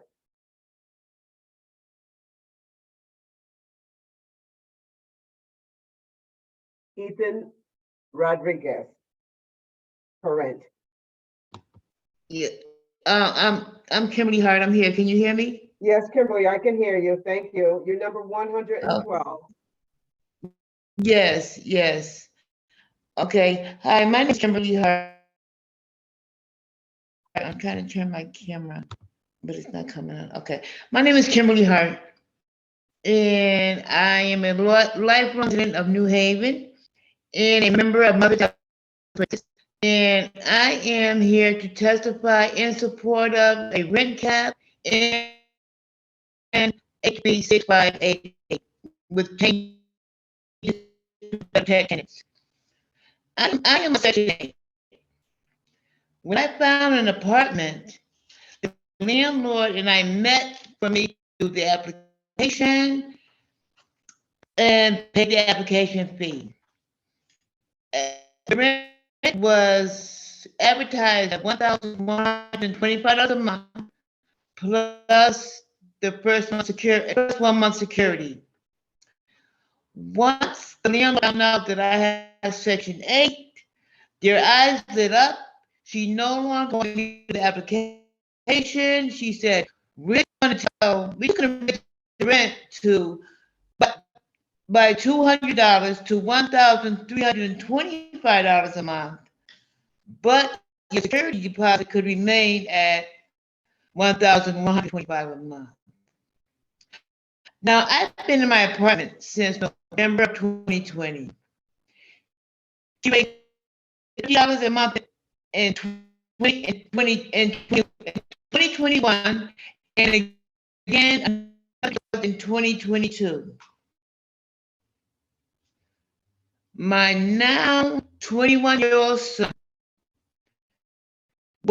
was newly graduated from high school, decided after one semester of college, decided it wasn't for him, so he went to work. My rent on Section 8 went from $561 to $966 because of his gross income and my incremental rent increases by $50 a year. They expect for my son to pay a larger amount for rent because I'm a disability. My income has not gone up. Raised they got in January, but they are expecting for this 21-year-old child to pay the majority of his income toward rent, and it's not right. In conclusion, I strongly support a rent cap, but HB 6588 will be stronger with the following changes. The cap should lower, I suggest 2.5%. This tracks pre-pandemic average rent increases and would be affordable and predictable to tenants. It should cover apartments in between tenants, so landlords are not able to put out tenants Excuse me, ma'am. to increase the rent. Ma'am, we're over 3 minutes. If you could wrap up for us. Okay. Yeah, I get one point. It should expand good cause eviction protections to cover all tenants so they have greater stability in their homes. Thank you. Thank you, Kimberly. Any questions? Any comments? All right, thank you so much. Thank you. Next is Ethan Rodriguez Torrent. Then Isadora Milan. And then Kevin Santini. I see you, Mr. Santini. Hello, good evening. Hello. Good evening, Housing Committee members. My name is Kevin Santini and I represent Santini Villa Apartments in Vernon, Connecticut. We are a homegrown Connecticut company that has built, owned, and managed all of our apartment communities in Vernon and Ellington for approximately 55 years, which includes over 1,200 rental units. My father started the company after immigrating from Italy in the mid-1950s. We own and manage every multifamily apartment we have ever built. I am in opposition to HB 6588, Without question, the number one cause of the housing crisis in Connecticut at all income levels is the lack of supply. That has many causes that many people of our state and local and state government have to take accountability for. We need to work together to solve the housing crisis. Indisputably, this bill will make the housing supply crisis worse. If the housing supply shortage is viewed as a political issue, we will not solve the problem. This problem cannot be solved without a drastic and rapid increase in housing stock in the state, which will take significant and direct action from our local and state governments. This will be a reversal of our overall policies over the last several decades. A 15-year analysis shows Connecticut rents have increased an average of 3%, which includes a once-in-a-lifetime market that was created by the COVID-19 pandemic. The long-term average annual rental increase number can safely be at 2% with the pandemic removed from the equation. Fair rent commissions, of which I am a member in the town of Vernon, mostly have not started yet. If there are problems at individual apartment buildings, it is the job of the local building official, zoning enforcement officer, local political leaders, and fair rent commissions to resolve, and there should be a clear path for residents to get a resolution. I want to fill the gap in that very few have mentioned in support or opposition of this bill. That is that this bill violates the private property rights of multifamily owners. I believe this bill is a partial taking of all multifamily owners' property because the bill strongly restricts the owner to enjoy 100% of the value of their property without just compensation. Private property rights are at the very core of American rights and values. Many do not have compassion for landlords in devaluing our property. But what if state law prohibited you from getting full value for your single family home, condo, car, or what you charge for tuition? This bill is carelessly creating a dangerous precedent that takes away a fundamental right of every American to legally buy, build, and work every day to build a property and a business. If you work hard enough and are committed enough, you may build up that value, be able to expand and create more housing. Mr. Santini, we're a little over 3 minutes. If you want to wrap it up for us, please. Yes, sir.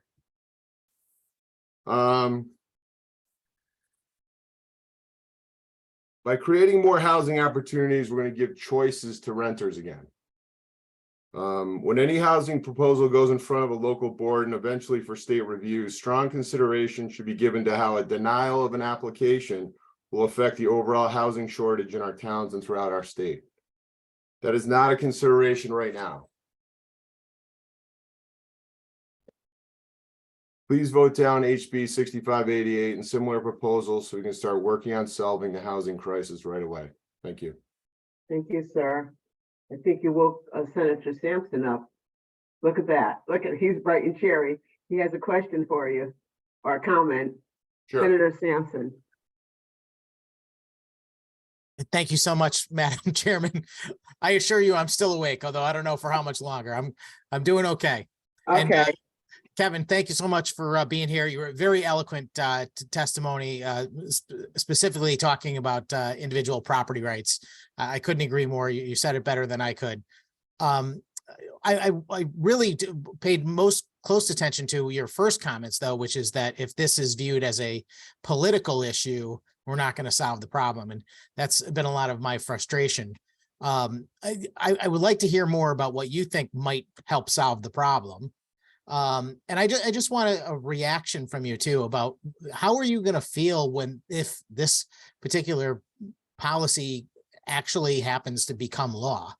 I've been thinking about that hard myself. I'm a small landlord myself. I own just a few single family houses in the east end of Waterbury.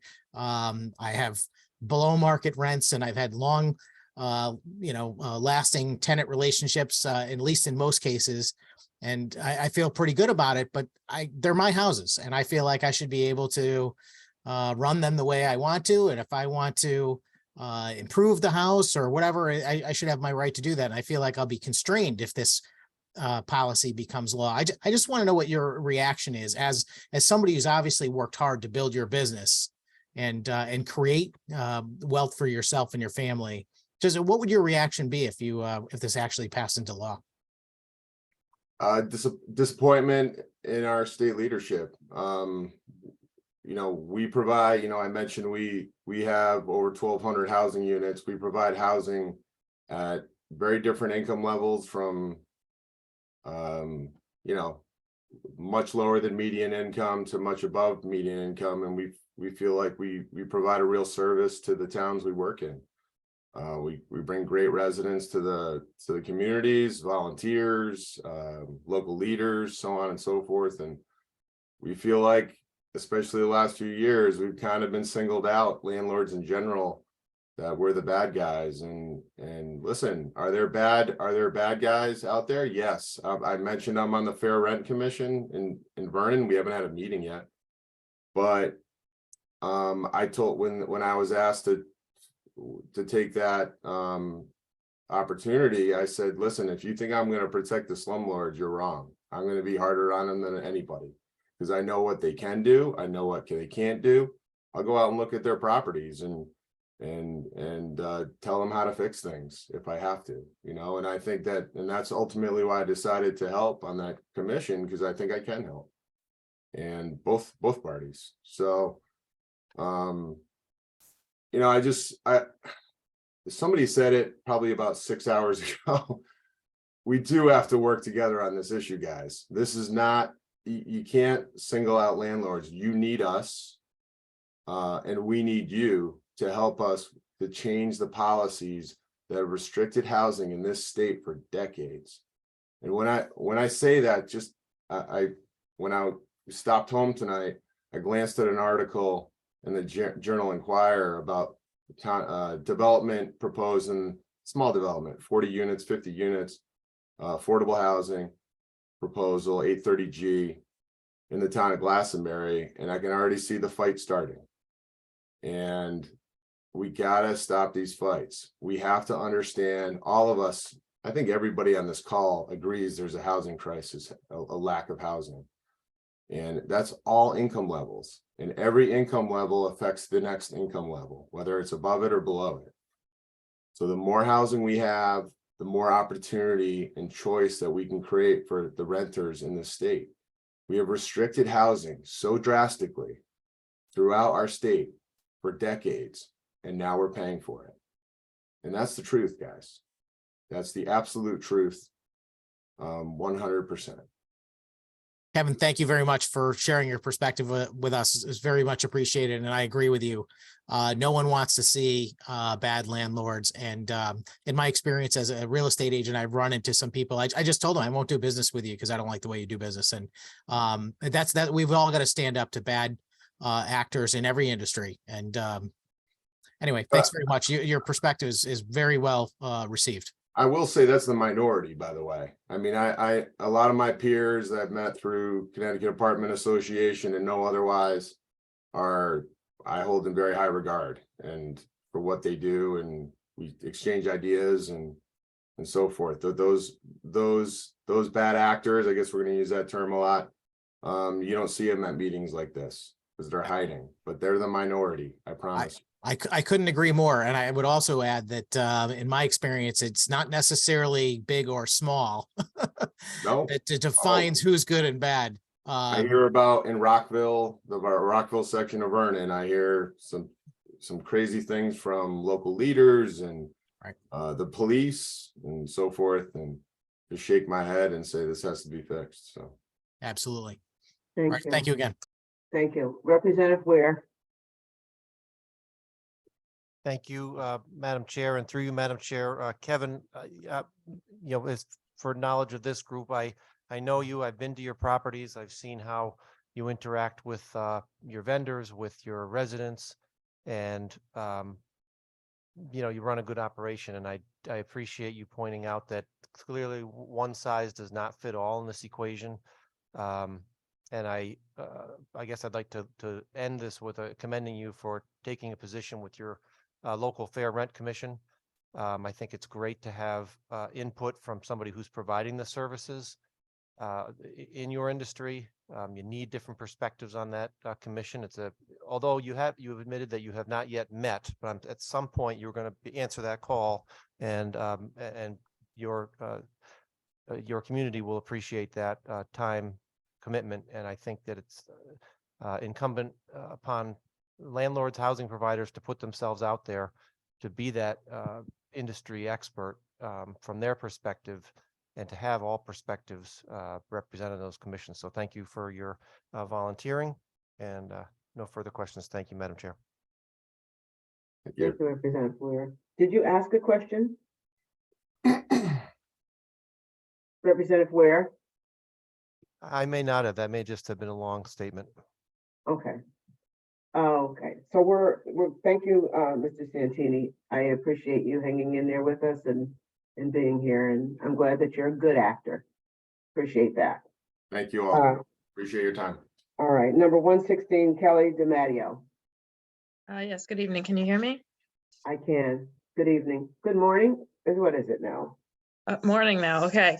Well, Co-Chair Representative Luxembourg and Senator Moore and the members of the Housing Committee, I appreciate your time this morning. I know you guys have had quite a long day at work. I joined you this morning at the LOB around 8, and I know it was a long day, so appreciate your time. My name's Kelly DiMatteo. I'm the president of the Connecticut Apartment Association, and I'm here today to oppose HB 6588.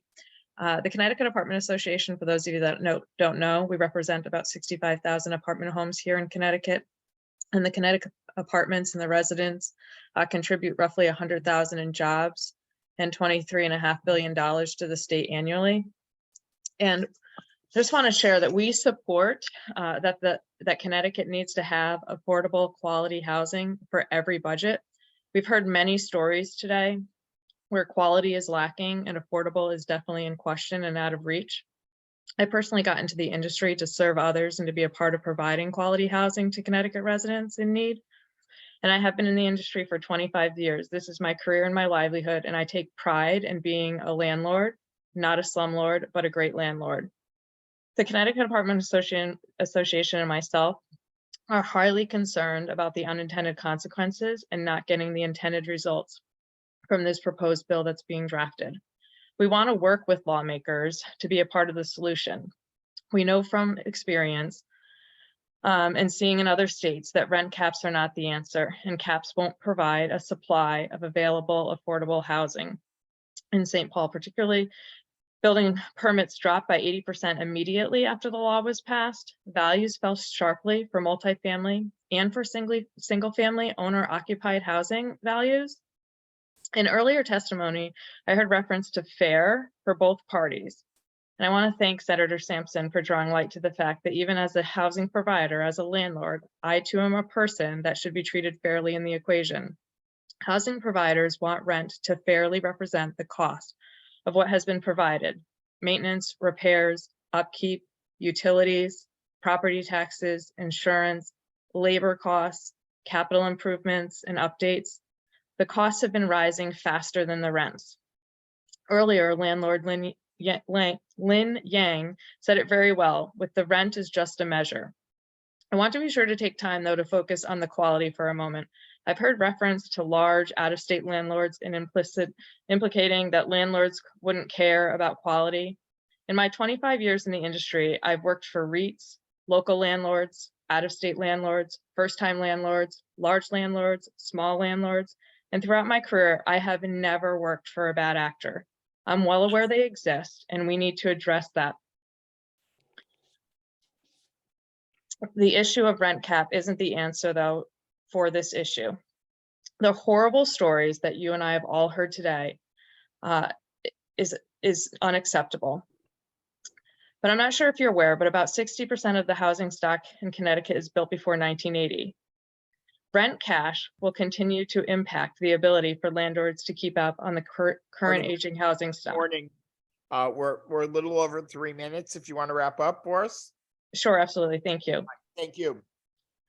I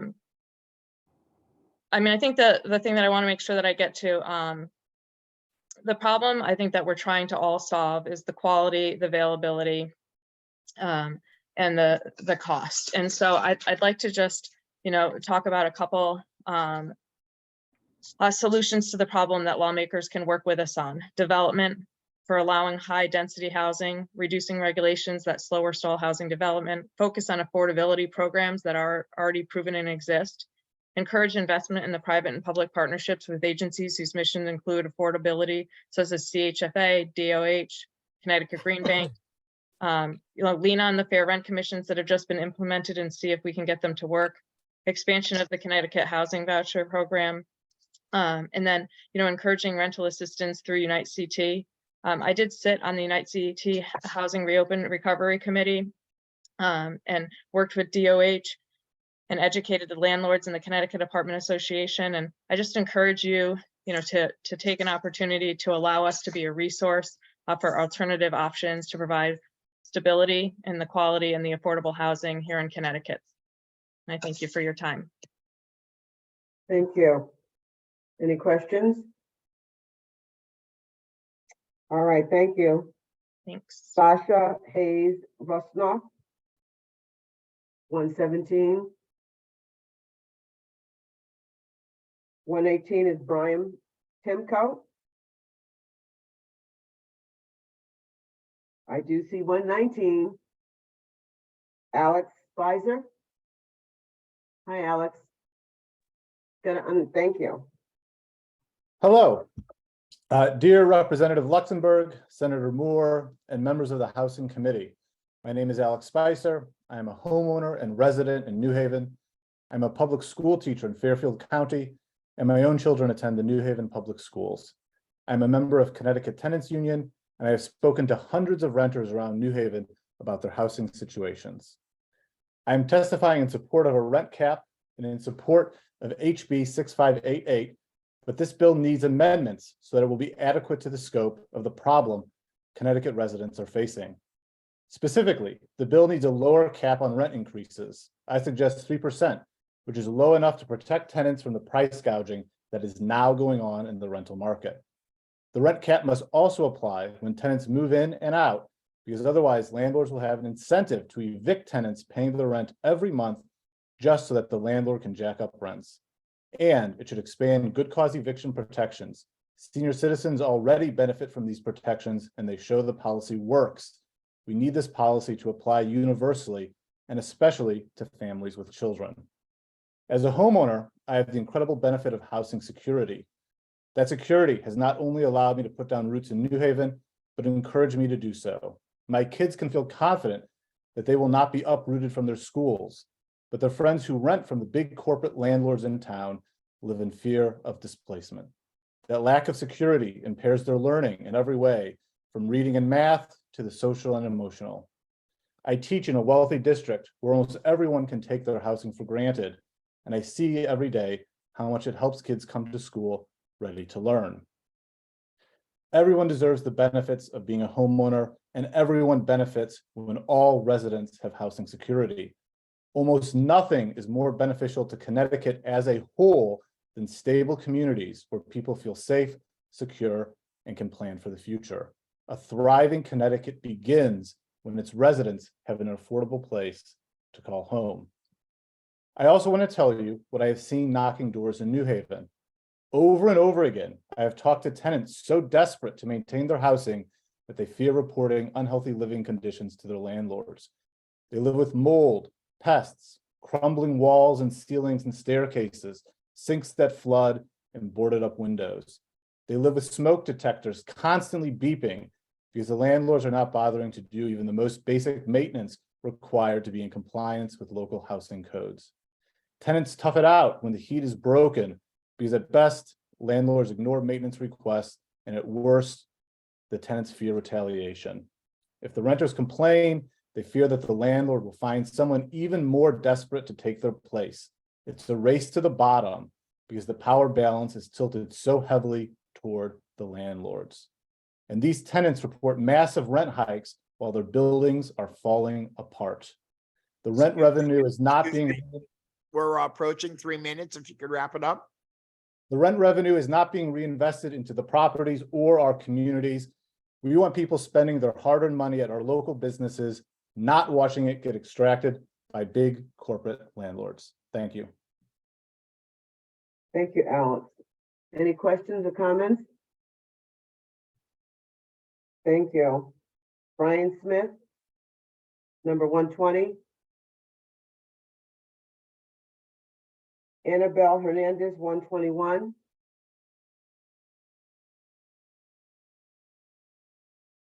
Mark Paul, 122. Jim Paris, ICU, 123. Jim? You see Jim? Jim looks like he's frozen.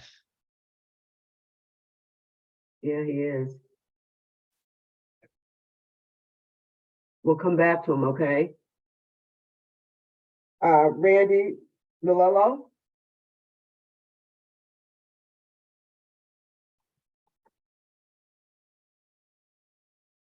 Number 125.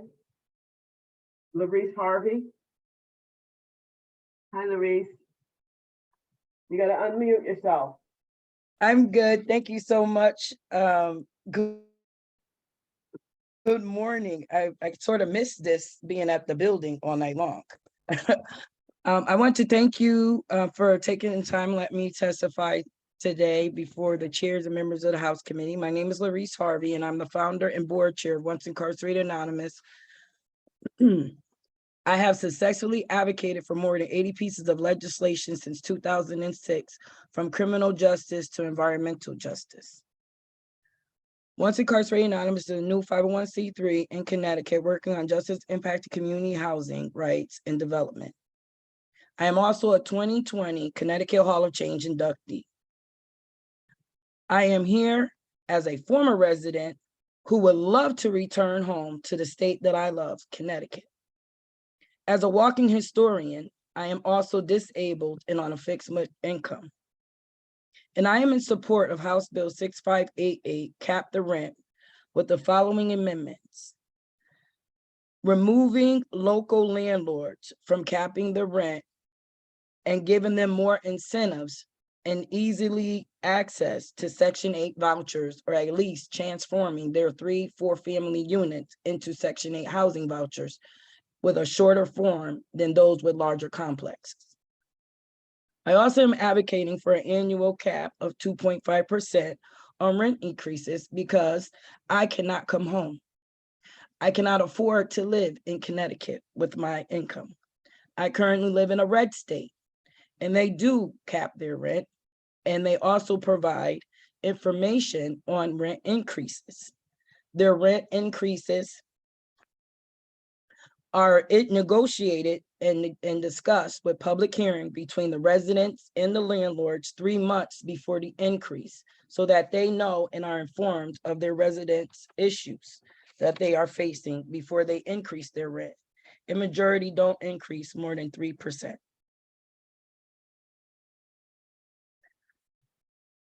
I am hoping this committee will advocate with me and increase support for the General Assembly to pass this legislation with suggested amendments. I also suggest that there be eviction protections that prohibit landlords from evicting tenants without cause just because the lease is up or because market value has increased due to situational circumstances. I got an 8.7% increase in my Social Security this year. My landlord is going to take 5.6 of that increase. I don't get food stamps. You're approaching your 3 minutes. If you want to start to summarize, thank you. I am at the end. Thank you so much. I've lost my spot now. I am hoping the committee will advocate with me an increase in the support for General Assembly to pass this legislation with suggested amendments. I want to come home. Being on SSDI without any choice voucher or with a choice voucher will not help secure housing for me if landlords can increase or decide to evict me because of a 31-year-old crime. It takes almost a year for me to find housing because of my conviction. That means I sleep in my car or on the streets until I find a compassionate landlord. Ohio is a red state and goes back 3 years on convictions, allowing individuals like me obtain secure, clean housing. They also have subsidized housing with Planet, private property owners and local landlords. Most private and some public property owners are dishonest, as we have heard. I am not here to go against those who are honest and those that we have heard tonight. I am here to come together with them because I plan on being a landlord one day myself. I plan on being a property owner and developer in Connecticut. And with that being said, I plan on being fair to my residents, and I've always paid my rent, and I've never been evicted. With that said, I hope you agree to pass and bring this great historian back to Connecticut. Thank you for your time. Thank you, Larice. So I guess you're in Ohio now? Yes. Okay, and you said they capped the rent there? Yes. At what? They have a 5.6% cap rent increase that I found out. I would have to. You froze on me. Okay. I lost her. All right, well, thank you. I'm gonna go on to Jim Paris. I see you, Jim. How are you? Good, thank you. Thanks for staying up with us. You bet. Good morning. Good morning. Good morning, Chairpersons Luxembourg and Moore, and Ranking Members Paletta and Sampson, and esteemed members of the Housing Committee. My name is Jim Paris, and I'm the CEO of the Home Builders and Remodelers Association in Connecticut. We're a statewide trade association representing over 800 businesses engaged in residential construction industry. Many of my members, who all live in Connecticut, build and own multifamily housing. Yeah, my testimony, so I'll be brief. Proponents and opponents alike agree that our most vulnerable populations are disparately impacted by the high cost of housing in Connecticut, and more can and should be done to aid those experiencing housing instability. Our safety nets are full of holes. Regardless of what side of the rent control debate you fall on, it is also generally agreed that the high cost of housing is directly attributable to the lack of an adequate housing supply. Recent reports based on census numbers show that Connecticut currently has the distinction of having the second lowest housing production numbers in the country, second only to Illinois. So I asked the esteemed members of this committee, wouldn't it be more appropriate to address the root cause of the high cost of housing rather than advocating for rent control, which most experts agree will only exacerbate the housing supply issue? To address the root cause of anemic housing production, we must focus on addressing overall restrictive zoning that limits development and artificially inflates the price of real estate while limiting the residential construction industry's ability to meet demand, ultimately driving up rents. We must focus on expediting the approval process for multifamily development and reducing regulations and lawsuits that slow or stall housing development. We must encourage public-private financing and partnerships to encourage the development of affordable housing, and we must overhaul our voucher system and ensure sufficient resources to assist our most vulnerable populations. To properly address the issue of inefficient housing production and thereby address the high cost of housing, I would urge the committee to consider a strike all amendment with language that does the following. It should identify the lack of housing production as a public health crisis and direct all state agencies to seek federal funds to aid towns and builders in the production of more housing. It should study the effects of chronic underproduction of housing on Connecticut's most vulnerable populations and the overall health of our economy. It should mandate that all state agencies consider the production of adequate housing when adopting and revising policies, regulations, and procedures.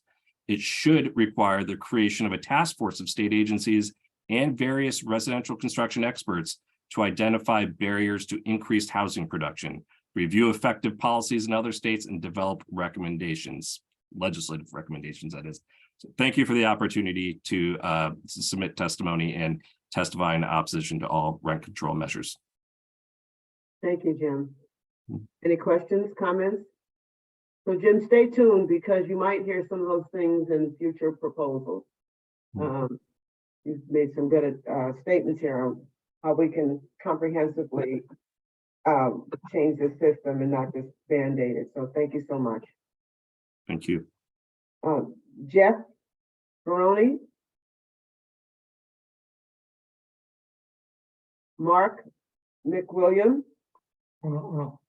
Hi, yes, I'm here. This is Hi, Jeff Mark. Baroni. How are you? Good, how are you? Thank Good, you. thank you. Great, just want to make sure you could hear me. Thank you very much, Madam Chair, Mr. Chairman, and members of the Housing Committee. Good morning, I'm Jeff Ferroni, co-owner of Trio Properties based in Glastonbury, Connecticut. We manage over 2,500 apartments throughout the state. I'm also a member of the Connecticut Apartment Association, representing over 60,000 apartment units throughout Connecticut, where we actively lead the apartment industry in providing quality housing at all affordability levels. I oppose HB number 6588, an act concerning rent stabilization. I think the lack of affordability is clearly a growing concern that requires serious attention. However, rent stabilization or a cap on rent is not the solution. On the surface, it may seem like a viable option, but as we can see from many cities, towns, and states across the country that have tried to implement it, it does not work. It creates unintended consequences that in time worsen the housing crisis. And here's how. I'm going to move through some of this quickly because we've talked about some of this this evening. The reduced rental housing is a big issue. Rent stabilization discourages investment in the development, maintenance, and rehabilitation of rental housing. With a limited ability to earn profit, investors and housing providers will simply shift their money and efforts to other non-regulated jurisdictions where they can have profitable returns. The second thing is reduced rental housing quality. Housing providers under the current state of inflation, which we talked about, will have minimal funds left over to invest in upkeep and repairs. I won't go into that anymore. I think that's been discussed quite a bit tonight. Increased competitive competition for fewer housing units. That's something that I think has been talked about tonight. Rent stabilization policies can create an artificial scarcity of housing, as housing providers may be less likely to offer rental units or may find ways to remove the units from the market. This happened in New York City after introducing rent control in the 1940s. Owners eventually were able to convert thousands of rental units into condos and co-ops, effectively working around rent controls to retrieve their equity and exit the market. It reduced supply and further increased the pressure on the market.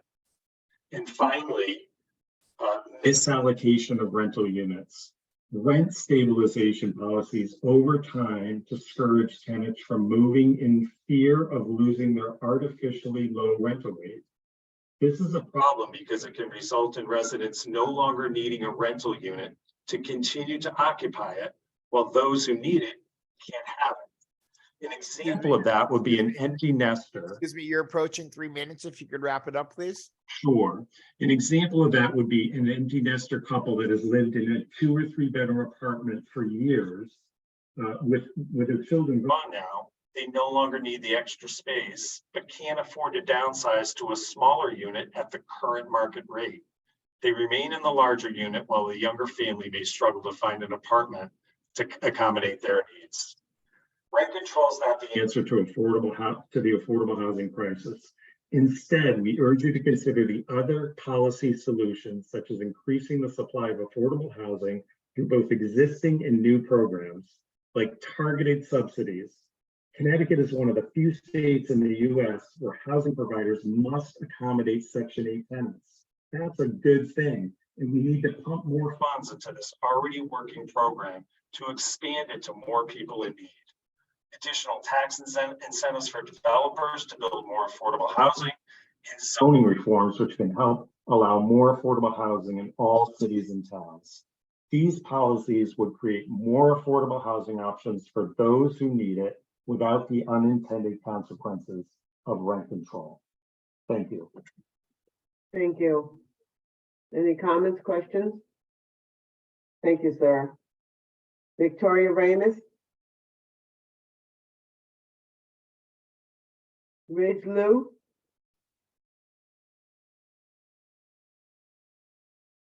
number 130, Jessica Stamp. Here. Good morning.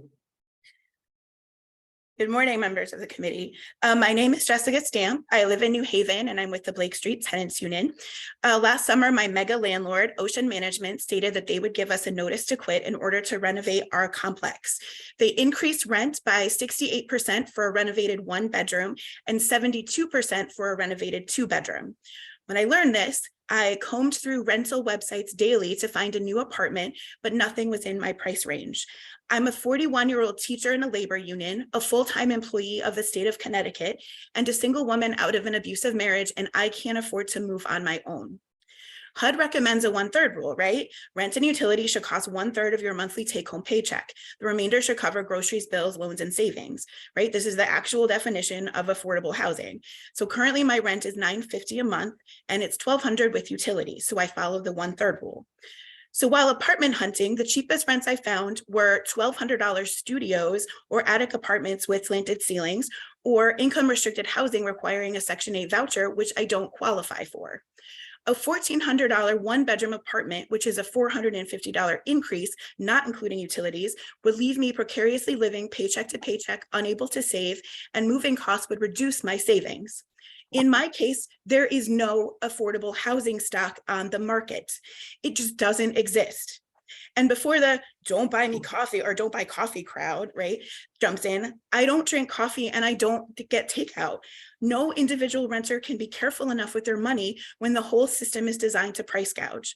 In just 2 years, rents in Connecticut have skyrocketed over 20%. Over the past 2 decades, rents have increased at 4 times the rate of wages.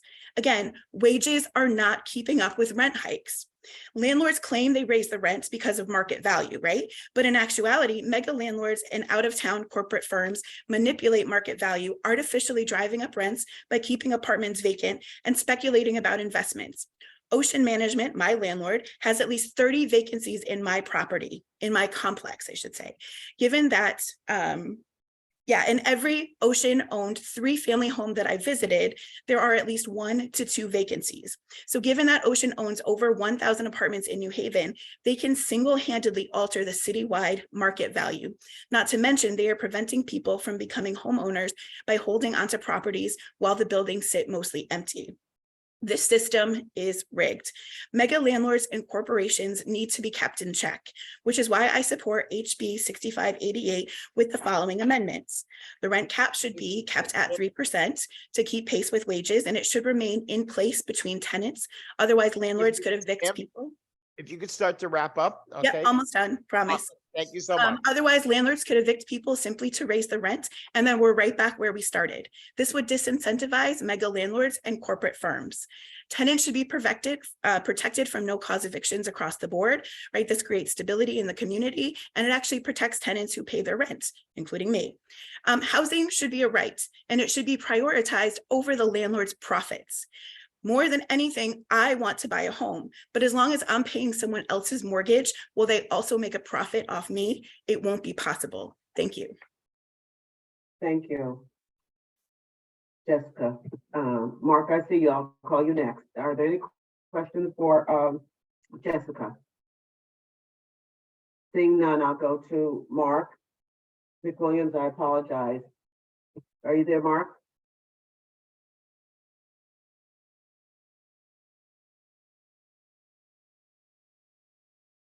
Mark McWilliams, you're up. Are you there, Mark? You're on mute. Sorry about that. Okay. Can you hear me now? Yes. Okay. Mark McWilliams, I appreciate your time at the committee and the long day you guys have put in. I'll try and make this brief. I'm a small landlord. I buy houses and fix them up and either rent them out or sell them for resell them. And this bill has got me concerned in that when I fix up a house, I have a choice of whether I can rent it or resell it. And many times in the past, I've rented single family houses. I've been in communities where there are no other rentals in the neighborhoods. And a person generally selling their house is not going to sell it to somebody who's going to put it as a rental. It just doesn't happen. So if I'm investing money into taking a house that's not livable, that's got feet of garbage and it's just awful, and I put all this money into it, but I have no guarantee that I'll get my money out, that somebody else is going to tell me the rents I should set, not the marketplace. I'm going to sell a house and there'll be less rental supply on the market. And that's kind of scary. I mean, during COVID, there were restrictions on how you could give notice to tenants. I worked with United CT. I had $70,000 in rents that I worked with people to get them to stay in the houses. Sometimes I had to wait up to a year to get paid, and yet that didn't work out so well. I mean, I had people that as soon as they finished United CT, they just never paid anything after that. So I've seen how some of the systems of subsidies don't work as intended, and you have consequences that are unintended. And it's just, this is very concerning to me as a landlord. I've worked 25 years in this industry. I didn't just get into this. We have a housing shortage now, but I was working in New Haven in the 90s when they were boarding up houses and bulldozing them by the hundreds.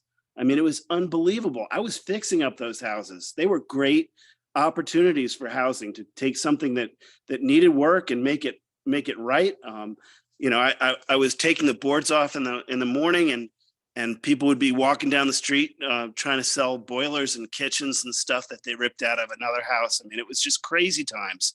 And now you're talking about not enough housing in New Haven. Maybe you shouldn't have knocked down 1,000 houses. I mean, some of the decisions are long-term decisions, they're not short-term decisions. The committee needs to think a lot on these bills. Mr. McWilliams, you're approaching 3 minutes. If you want to start wrapping up, please. I just say that while there is a housing shortage and rents need to be fair, and most of my rents are 20-30% below the market, they should make a decision based on just today. We didn't just get into this housing shortage today, and the decision they make with this bill is going to last a long time, and we'll have a lot of consequences. So I oppose it. Thank you, sir. Any Thank you. comments, questions? Thank you. Next is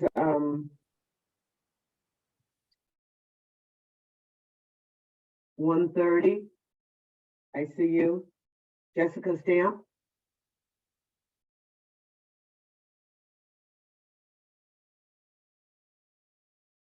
I already went. Oh, I'm sorry. That's okay, thanks. 131 is Deborah Sam. Is that Samsung? Yes. Yes. Hi, good morning.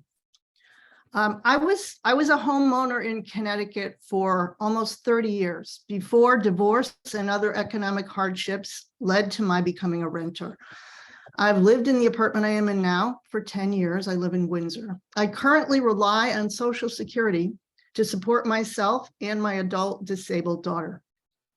Rent increases have jumped, as we all know, from 2 to 3% a year before COVID to 8% last year, and this year, what felt to me like a shocking 15%. This brings my current rent to more than half of my Social Security income. Please do the math right now, everyone listening, including the legislators. Imagine half your income each month going to just your housing. Could you sustain that? I can't. I could, under Connecticut General Statute 47A-23C, bring action in Superior Court against this latest rent increase. But is that really a good solution? Can't we do better than that? To make matters worse, these rent hikes are not accompanied by improvements to the property. Broken lights, crumbling sidewalks, uncollected trash, problems with basic things like heat and ventilation are commonplace. Want to know why?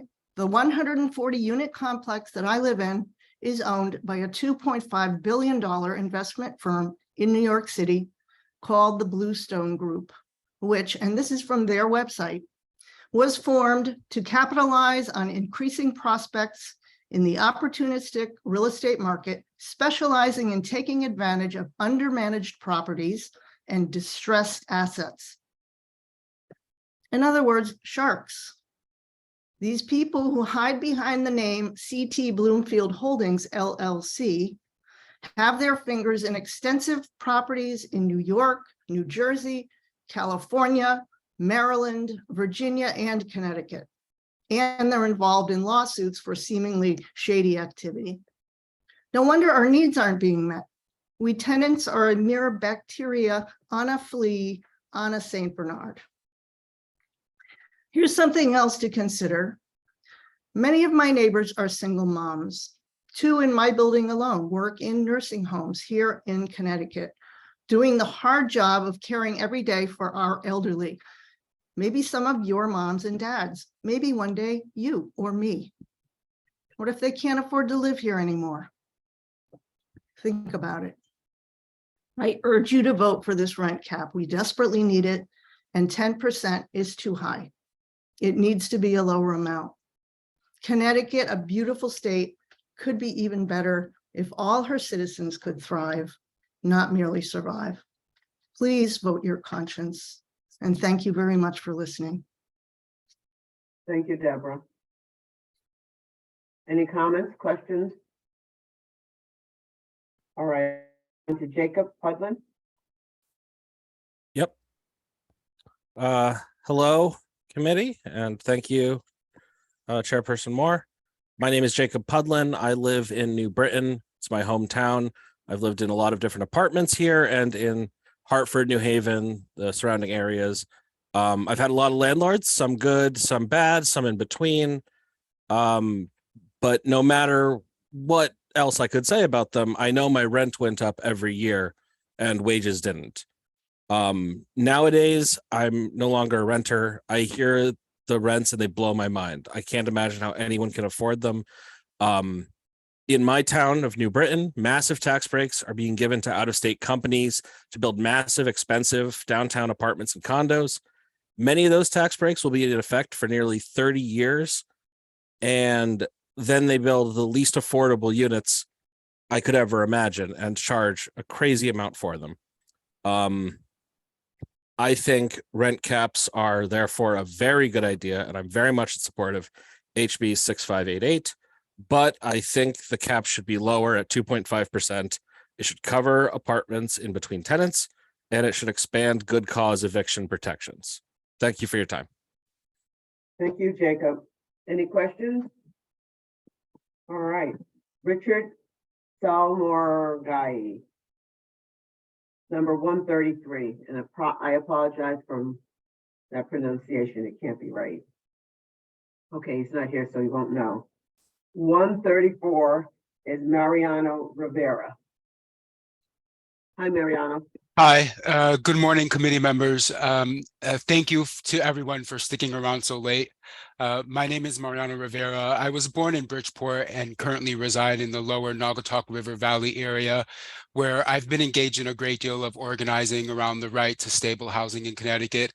I'm also a member of the Connecticut Communist Party, and I'm testifying today in support of HB 6588 and HB 6589.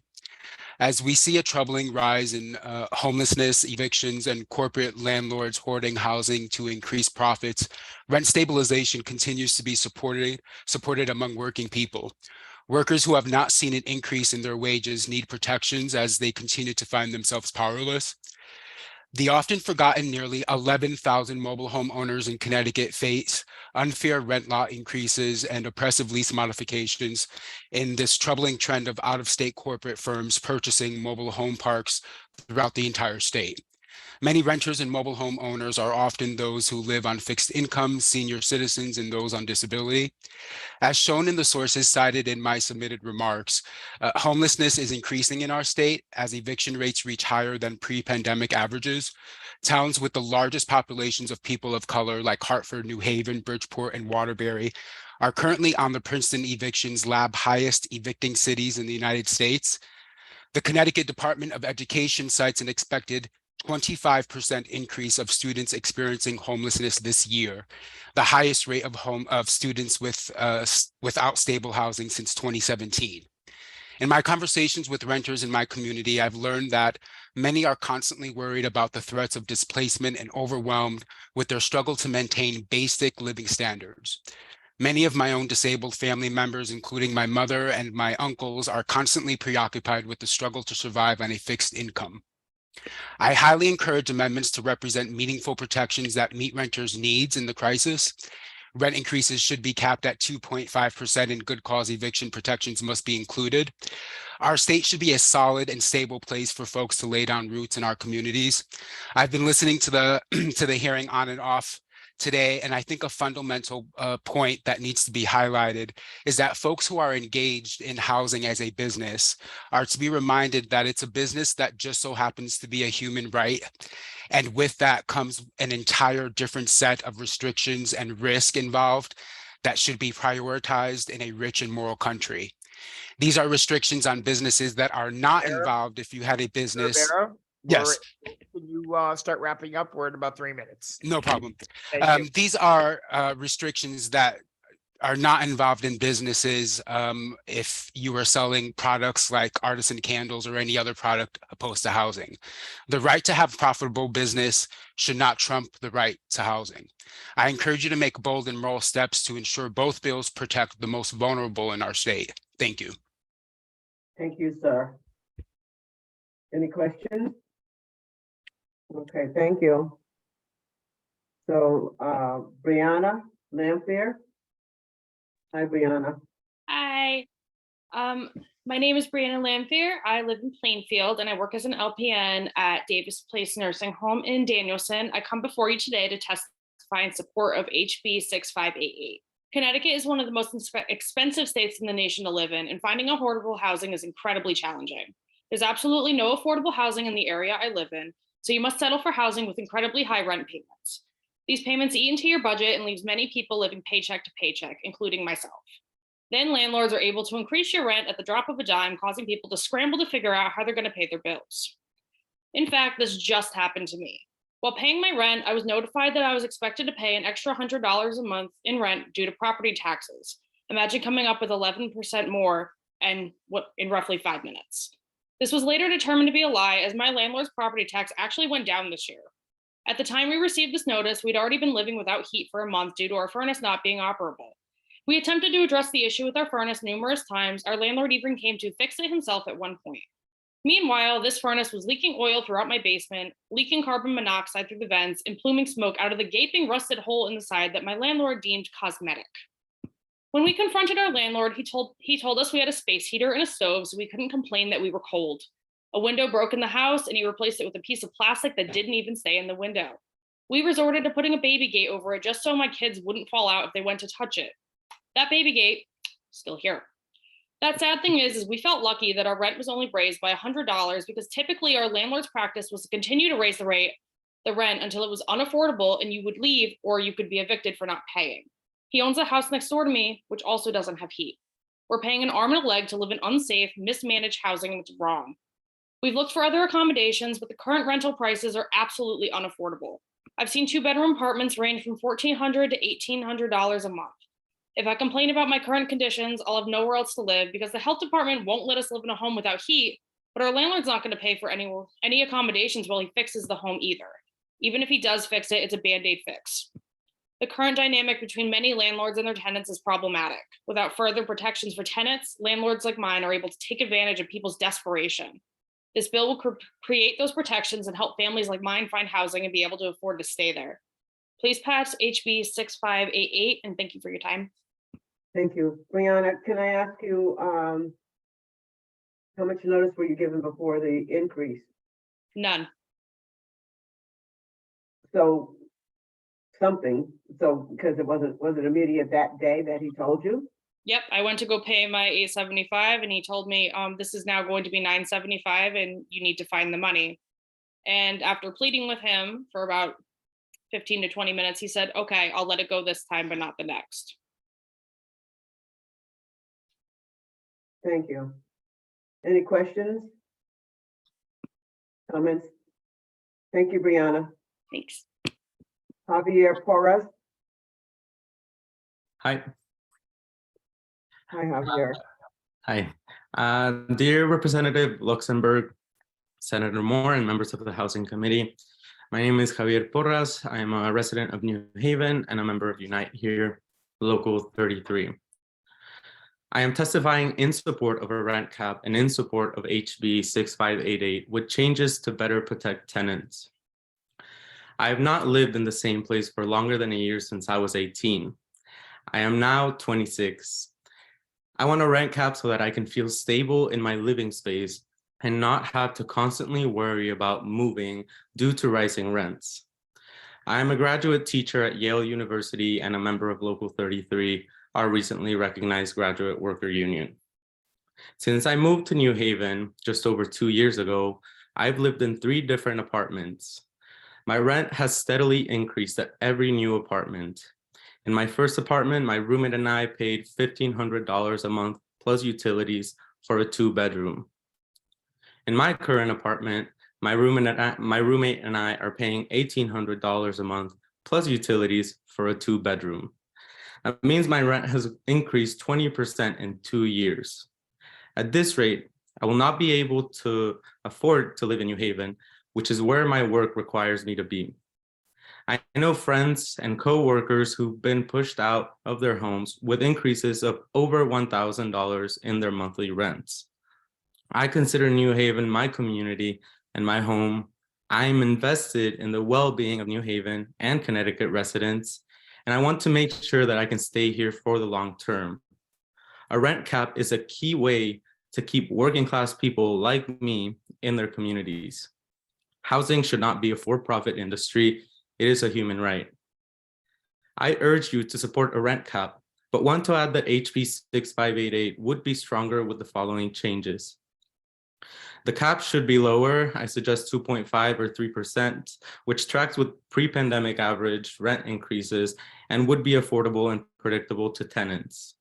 It should cover apartments in between tenants so landlords can't push out tenants to increase the rent. And it should expand good cost eviction protections to cover all tenants so they have greater stability in their homes. Thank you for your time. Thank you, Javier. Any questions? Thank you, dear. Paul Boudreau. Paul's number 137. Jennifer Perez Caraballo, 138. Hey, Jennifer. Senator, I apologize. Paul is here in the room. Okay, Paul. I'll take Paul first and then you, Jennifer, okay? Thank you.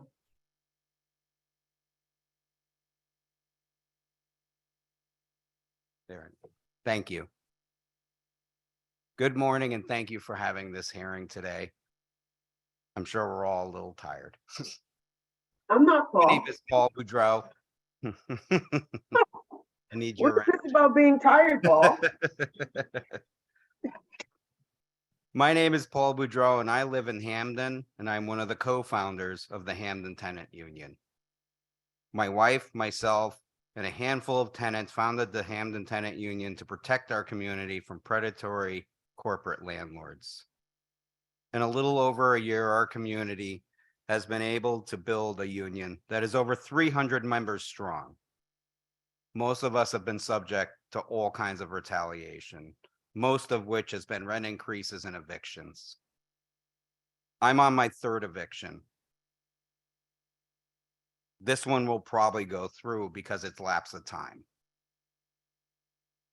My lease just runs out. I have no defense for the 3rd because in Connecticut, it is legal to take someone's housing because their lease is up, even if they've never missed a rent payment, and I've never missed a rent payment. In a few weeks, I'll just be out of options. My family will be put out of our home, and I'll be forced to find a new place with 3 attempted evictions on my record. And no time to search for an understanding landlord in a sea of corporate capital management groups that come from out of state and pilfer Connecticut's housing. and then take the money and run. And I don't know where we'll go. I've worked very hard my whole life. Had a job since I was 14 years old. I've worked full time since I was 17. I've heard people in here say that people are lazy or people are, just want free housing. I've worked hard. We've worked hard. Everyone I've met, I've talked to thousands of people now all over Connecticut who are in the same boat. And they're all hardworking people. They're the people who take care of your parents. They're the people who clean your hospitals. They're the people who fix your cars. They're the people who are just trying to get by and live in this world. And all we ask is a place to live, that we don't have to worry about being priced out the next month. Let me put this differently. What if your mortgage company had the power to increase your mortgage payment annually? What if they increased it 20, 30%? How about the next year? Another 20, 30%. How about the year after that? Another 20, 30%. Excuse me, Mr. Boudreau, it's almost 3 minutes. If you want to start wrapping up, please. Thank you. Now imagine that you complain and they're allowed to just foreclose on you with 30 days notice. What are you going to do now with your whole life, your stuff, your kids? Like, where are my kids going to go? I have to uproot them and try to find another place to live. And hopefully it'll be in the same place where they're going to school. Otherwise, they'll have to change friends in school as well. I've also heard how some of the people who've been testifying here today have been treated by some of the members here, and it's disgusting. I've been following government since I was 15 years old. My family's been involved in city and state government. And I can't believe how some of these people are just being practically mocked in a democratic process. I'm ashamed. I'm ashamed for the people who have been doing it. That's all I have. Thank you. Thank you, sir. I'm sorry for your circumstances also. Any questions, comments? All right, thank you. Jennifer? You're up there. All right. Okay, so hello, everyone. My name is Jennifer Perez Caraballo. I am a resident of Hartford and an organizer who has been involved in various movements and projects across the state, but today I want to tell my story. I'm testifying in support of a rent cap and in support of HB 6588, which changes to better protect tenants like a 2.5 rent cap. I'm doing so from my 1-bedroom apartment that is owned by a local, very nice, longtime Hartford resident and landlord. It has really nice, pretty updated cabinets, but unfortunately, it also happens to rain in my apartment anytime that it rains outside because the roof is leaking. The wall behind me, as we speak, is literally dripping in water. And yeah, I know my rights because I have worked for my city council and I've helped others through their housing concerns. And still, I fear taking action on this, aside from reminders to my landlord, because I'm on a month-to-month lease. And so I am afraid to speak up, only to be asked to leave or for my rent to be increased because of repairs. And I can't afford to leave. And I also can't afford a rent increase. And the last time I chased a housing complaint, it literally went nowhere. So I stay and I worry about toxic mold instead. The proposed bills, while necessary, are not a radical shift that will end poverty. I just wanted to say that, right? Because I want y'all to realize that tenants are fighting to keep what we already have. We're not even asking for more. Even when it is ruining my property because the roof won't stop leaking, I'm just literally asking that you don't make my situation worse. This is not a debate. This is my life. Last year, I left an unhealthy marriage, which left me homeless. I spent an entire winter trying to find a place in desperation. And when we say rent prices, we can't forget that it is more than a monthly price of an apartment, right? That monthly price dictates the price of deposits, plus the first month's rent and the credit checks it takes to get approved. And at that time, I was working 12-hour shifts, Instacarting while applying for jobs and taking care of a child. I'm also a chronically ill person. So my mental health plummeted and I stopped engaging in my community. A friend eventually helped me, and while it's a really sweet story, housing shouldn't be a if you're lucky enough to have a friend thing, especially in winter. And before the separation with my partner, we searched for months for an apartment. I was a stay-at-home mom, and he made about $75K, and we still couldn't afford a place. The tension grew within our house, and so I pretty much fled to Puerto Rico to the safety of family and friends. And I left Connecticut because of this. I am back in Connecticut and I'm raising my child here. I'm in my 30s.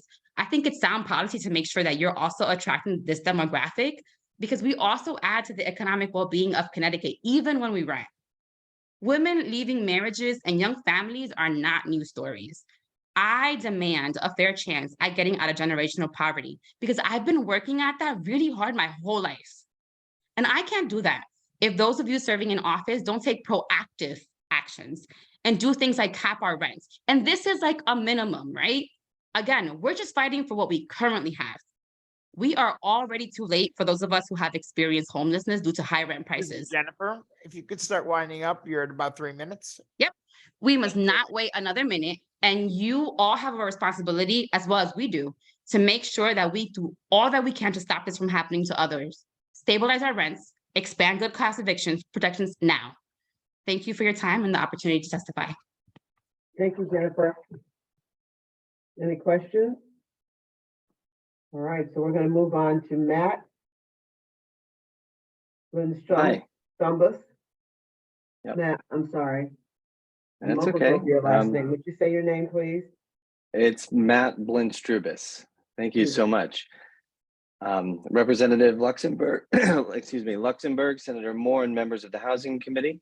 My name is Matt Blindstrubis, and I'm the Executive Director of Equality Connecticut, an organization dedicated to advancing the rights, health, history, and culture of Connecticut's LGBT community. And I'm testifying in support of a rent cap, in support of HB 6588 with changes to better protect tenants.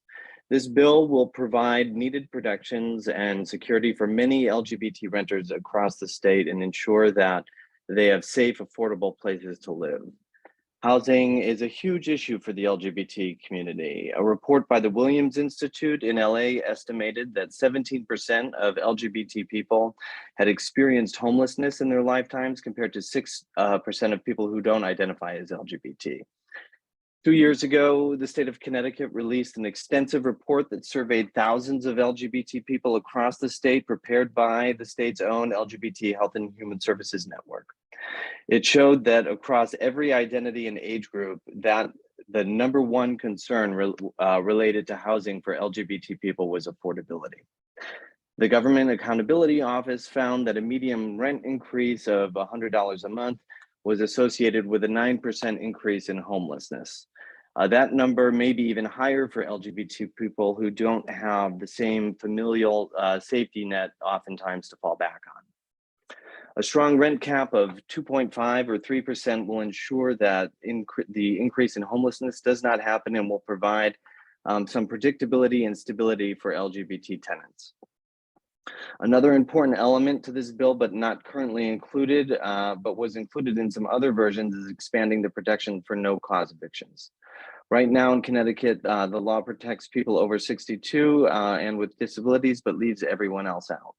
That means that a landlord can simply not renew the lease of a tenant without giving a reason. An LGBT tenant would never know or be able to prove that their identity was the reason that their lease was not renewed, because the landlord does not have to give a reason to renew the lease. This is the perfect example of a case at which a landlord could get around current non-discrimination laws, as it would be almost impossible for a tenant to prove discrimination happened. Ending no-cause evictions for everyone also makes it harder for landlords to discriminate against LGBT tenants and closes loopholes that currently allow that discrimination to happen. Looking at the state's LGBT needs assessment, you'll find that over and over again, LGBT people in the state are mostly looking for safety, stability, and confidence of knowing that systems are not able to discriminate against them. A strong rent cap and an end to no-cause evictions provides all those things. It buttresses non-discrimination legislation and reduces the anxiety and fear of tenants of having large unexpected rent increases forced upon them. Connecticut is a state that prides itself on being welcoming and supportive of the LGBT community. Okay, I'm almost done. For decades, we have led on issues from non-discrimination, marriage equality, the fight against HIV, banning conversion therapy, modernizing parental laws, and more. A transgender person feeling safe and secure in their home, knowing that they can't be priced out on a whim, is vital to their safety and well-being. A young gay person ostracized from their family struggling to stay housed must have the predictability of stable rent to meet the grave challenges they face. And LGBT people should be able to sleep at night knowing that there is absolutely no way to evict them because of who they are. Thank you for your time, and I hope you will support this bill and ensure that it's strengthened to lower the rent cap to 3% and include protection for no cause evictions. Thank you. Sir. Any questions? It seems I've skipped over someone. Mark McWilliams? Is he there? We talked to him already, Senator. Oh, okay. The next is Emmett Santisi.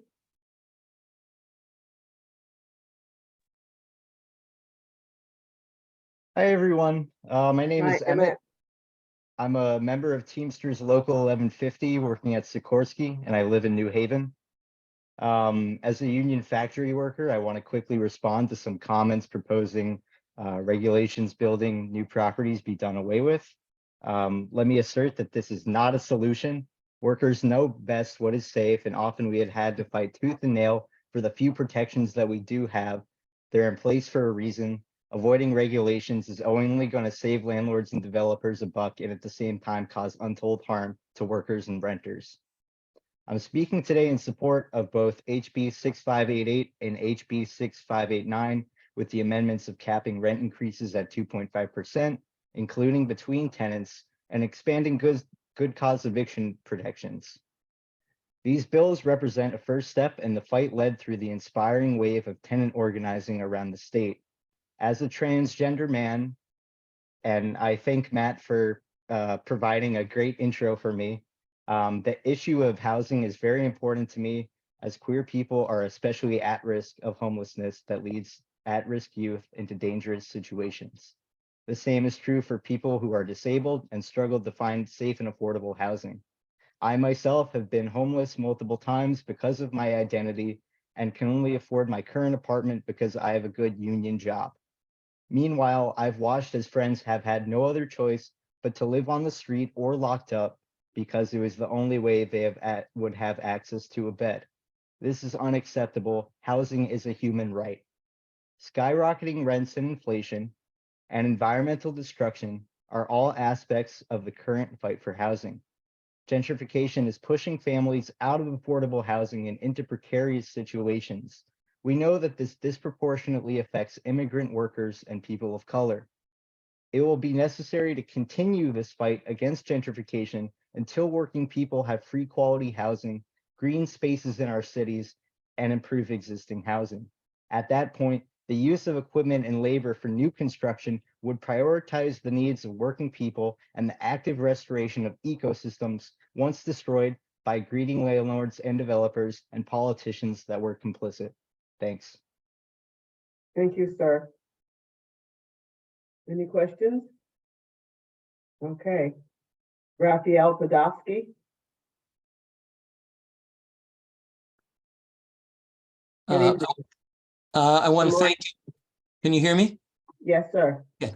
I want to thank the committee for the opportunity to testify. My name is Raphael Podolsky. I'm an attorney and a housing advocate with legal aid programs. I'm testifying in support of both HB 6588 and HB 6589 with changes. The two bills are similar, but there are also important differences regarding the issues. First, it seems to me that there's a lot of misunderstanding about what rent stabilization is. It's not a magical solution to inflation, although it was noted by a previous witness that increased rent is itself a significant contributor to the inflation rate. It is, however, rent stabilization is, however, designed to mitigate rent increases that are greater than actual cost increases. This means the rent stabilization necessarily has to acknowledge the existence of actual cost increases for the landlord, including amortized capital improvements. It does not ignore them. And frankly, I don't think there's any way around that. So how do you accomplish both mitigating rent increases and recognizing true higher costs?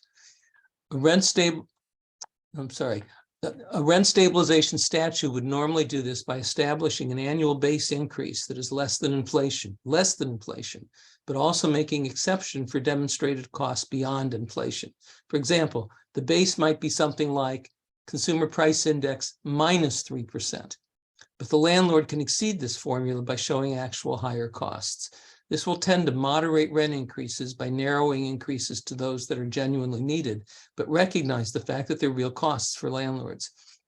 These bills as drafted won't accomplish this because they're built on a base that is too high.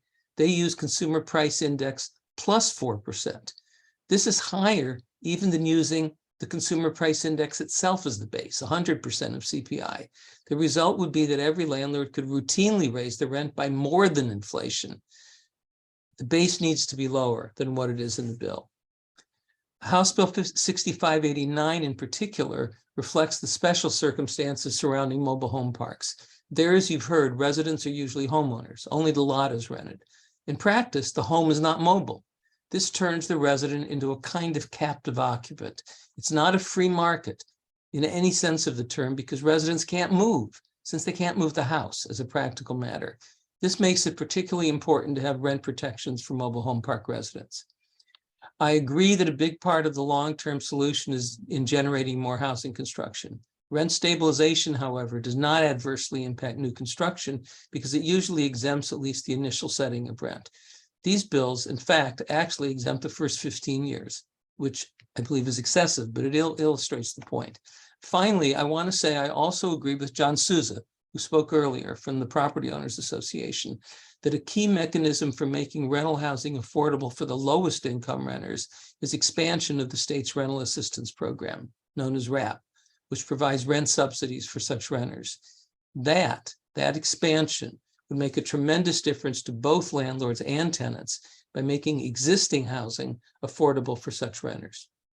Again, I thank you very much for the opportunity to testify, and I'm happy to answer any questions anyone may have. Thank you. Are there any questions? Seeing none, thank you. Okay, Next thank you is very much. Ruth Valera. Yes. Yes. Hello, Ruth. Good evening. Mi nombre es Ruth Valera. Is interpretation in there? Yes, I am here. Thank you. Mi nombre es Ruth Valera, soy residente e inquilina de New Britain. Estoy testificando en apoyo a la enmienda del HB 6588. My name is Ruth Valera. I am a resident of New Britain, and I am testifying in favor of HB 6588 and its amendments. Quiero compartir mi experiencia al mudarme en el año 2021 del lugar donde viví por 11 años en el town line de West Hartford y Hartford. I want to talk about my experiences moving in 2021 from the place I lived for 11 years between the townships of Hartford and East Hartford. Llevo 11 años trabajando en la misma compañía cuidando personas mayores, trabajando de lunes a domingos. Yo no compro teléfonos caros y tengo un carro de más de 200,000 millas. I have been working for 11 years taking care of adults 7 days a week. I don't have expensive phones and my car is over 200,000 miles. Has over 200,000 miles. Yeah. Y uso ese carro para trabajar, para llevar a las personas a sus citas médicas y hacerles las compras. I use that car to work, to take my patients to their appointments and to make their grocery shopping. Durante todo el año 2020 y parte del 2021 tuve que buscar una renta que pudiera pagar con mi solo salario, mi único salario. Soy madre de 2 jóvenes y mi madre de 85 años. During 2020 and 2021, I had to look for a place that I could afford on a single salary. I am a mother of 2 youth, and I have a mother who's 86 years old. Todos me exigían 2 meses de down payment y un mes de adelanto. En total 3 meses. Y 3 veces el salario que yo tenía. Perdón, 3 veces el mes de mi salario. Y también un buen crédito. Y yo no tenía todo eso. Every single place I went to required 2 months plus a third deposit month, and that I make 3 times in a month of what I had to pay in rent. I did not have that. And good credit. And I also needed good credit. Yeah. Encontré un apartamento en New Britain que me alejaba de mis zonas de trabajo y este año, y en julio 22, renové mi contrato y me subieron $75, que es más del 3%, el doble. I found a place in New Britain away from my work areas. And in July 2022, I re-signed my contract and they raised my rent over 20%. Y ahora mi sueldo no lo subieron y mi preocupación es your time is almost up. If you could just please summarize. Thank you. But my salary was not raised. Mi preocupación ahora es que si me suben más, mi sueldo no sube y cómo voy a hacer para mi renta. My worry is that if they continue raising my rent, what am I going to do? Because my salary does not raise, it does not increase. Y yo no puedo dejar de trabajar. Yo trabajo todos los días. I work every single day and I cannot stop working. Yo creo que si los landlords son justos, este límite de aumento de rentas no les va a hacer daño. If landlords are just and fair, this rent cap will not cause them any harm. También estoy preocupada por los jóvenes que empiezan, que tienen que pagar sus estudios y luego buscar una renta para ellos. I'm also worried about the youth who are starting out, who have to pay their Sorry to rent. interrupt you, but you really should wrap up. Tiene que terminar. Okay. No estamos pidiendo we don't ask for free rents. We asking for affordable houses. Thank you. Thank you. Thank you. Any questions? Thank you. We're going on to the next is Jason Roos. Number 143. He's here in the room, Senator, joining us now. Can you hear me? Oh, awesome. Yes, I can. Hi, my name is Jason Ruiz. I'm a factory worker here in Connecticut and a tenant. I was up at 3 o'clock in the morning today to get to work to make time to testify. So I hope you're all as awake as I am.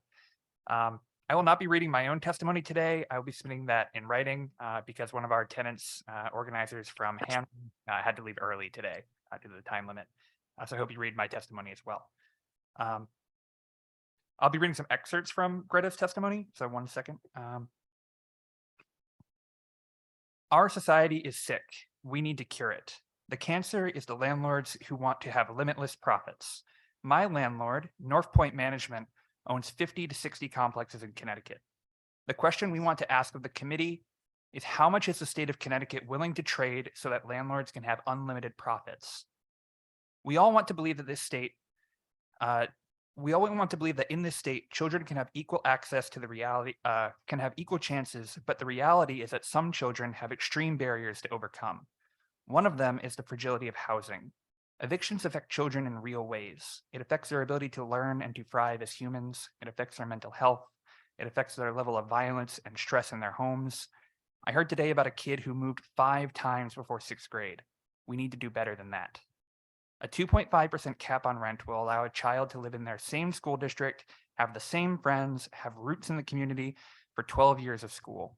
This is the best chance our children have to thrive and live with dignity. If you are paying $1,500 in rent now, a 2.5 raise in rent is something that can be planned for, and the rent will go up 612 years that the child lives there. If we allow this bill to pass as it stands, the same child will reach the limit of their parents' budget, and they will have to move in the 3rd grade when they are 9 years old. These landlords are not just one person. These are corporate funds. My landlord has billions of dollars available to him. He is not losing money. He is pulling millions of dollars out of Connecticut, never to return. We should all be concerned about this. All of the reasons they say to raise our rent are financial. Their costs are going up, so we have to pay more. But who is going to pay us more? We simply cannot afford more at our current wages. We don't have that money. Towns currently affected by Greta Blau's one landlord include Hartford, Waterbury, New Britain, Middletown, Mansfield, Farmington, West Hartford, Tolland, Hamden, Hartford, Southington, and Vernon. Somewhere between 10,000 and 45,000 Connecticut renters. That one landlord alone impacts.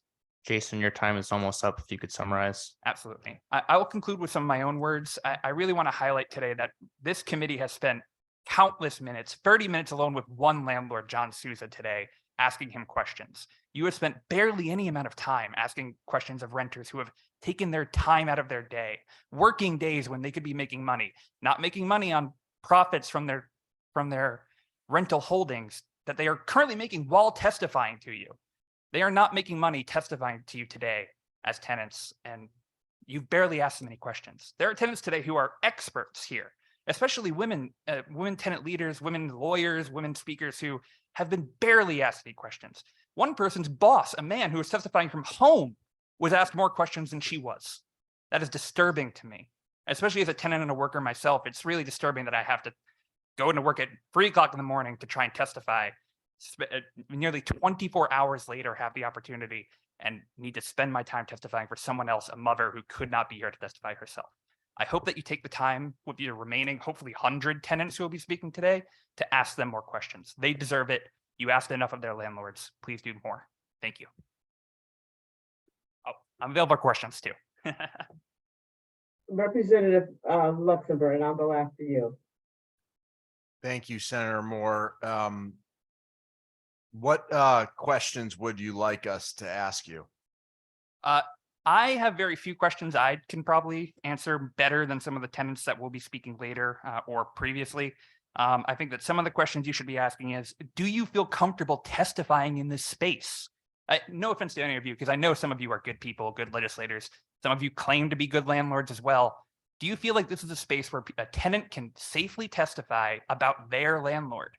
Do you think a landlord who's speaking today would feel comfortable with their tenant testifying? Do you feel like they would not retaliate against their tenant for testifying? One of the landlords who spoke today, John Souza, harassed me for testifying 2 years ago for Right to Counsel. He called this volunteer organization I was delivering food to homeless and houseless people with, and effectively lied and said that, to get my phone number, to call me personally, to respond to my testimony. I was just an unemployed volunteer at a food delivery service that he decided to call and harass. And you ask him 30 minutes of questions. Like, that's absurd to me. None of us are getting asked 30 minutes of questions about our experiences, our pain and suffering as tenants. It's insulting to me to have to live through that. And then another landlord who's intending to testify today, Bob DeCosmo, he runs a service, Tenant Tracks, that tracks tenants for their alleged affronts to landlords, eviction, and et cetera. The notion that these landlords are not retaliating, would not retaliate against their tenants for testifying here, I think is obviously untrue. They would they would retaliate against them. They have probably retaliated against them. And I think that we need to be clear that that is unacceptable and that it is probably happening now. And the less questions we ask of tenants here, the less we'll be able to find out what actual problems they're facing. Are you through, Representative Luxembourg? Yes. So I just want to say to you, sir, there are almost 400 people who need to testify, going the way, giving people 3 minutes. We do hear a variety of stories. We should finish this by 12 noon tomorrow. We do hear a variety of the same things going through other people. I just want to tell you, sometimes by asking people who are not used to giving testimony can be threatening. And you want to be empathetic and you want to listen to what they have to say. You don't want to make them feel uncomfortable and ask them complicated questions.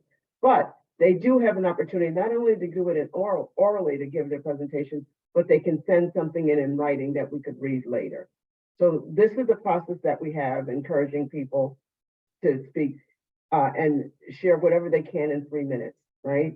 And if there's something that needs to be asked, we will ask. But in your case, if someone asked you after you've given testimony, I would have filed. I'm not saying they did or they didn't, but I would have filed a complaint with either your legislator or the Department of Consumer Protection against that person, if that's what they did. So I don't see any other questions for you, but thank you for your testimony. Thank you so much. And on behalf of your friend. So next is Caroline Reed.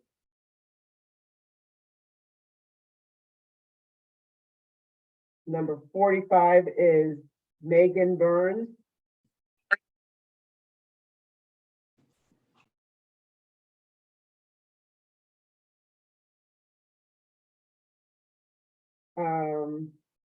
Joseph DiZoglo, number 46, 146. I think he's here in the room, Senator, and is approaching the microphone as we speak. Thank you. Good morning, everyone. My name Good is morning. Joseph DiZolio. I'm a doctor who practices obstetrics and gynecology in Hartford. That means I help people during pregnancy, their labor, as well as helping treat problems in the female reproductive tract. I'm speaking in support of HB 6588 with amendments. Evictions hurt my patients severely. In national studies on eviction, when looking at millions of pregnant patients, pregnant people being evicted puts them at an increased risk of preterm labor and delivering small for gestational age babies. What does this mean in my line of work? It means seeing patients in the hospital in preterm labor who haven't had the regular prenatal care because they need to work longer hours to afford their rent.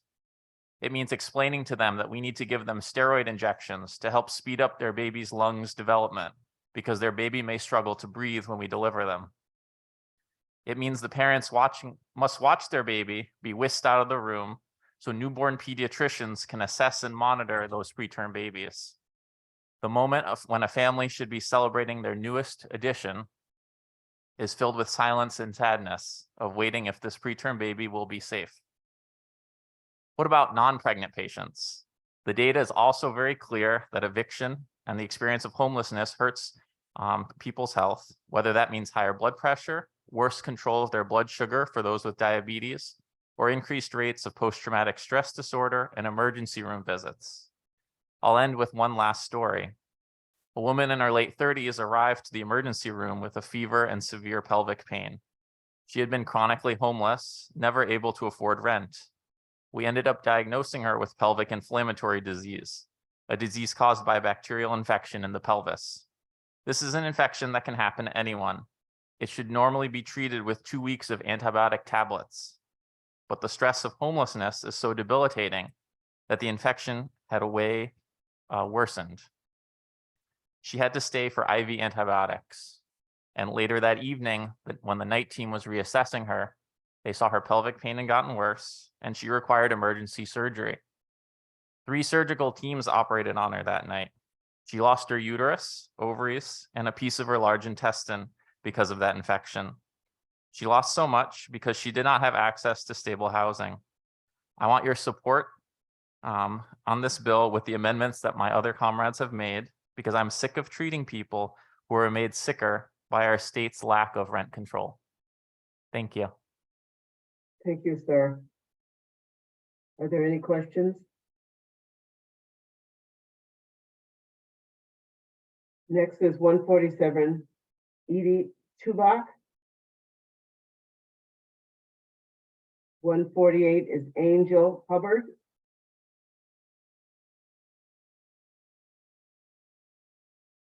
149 is Alex Terry. 150 is I'm here. Alex here.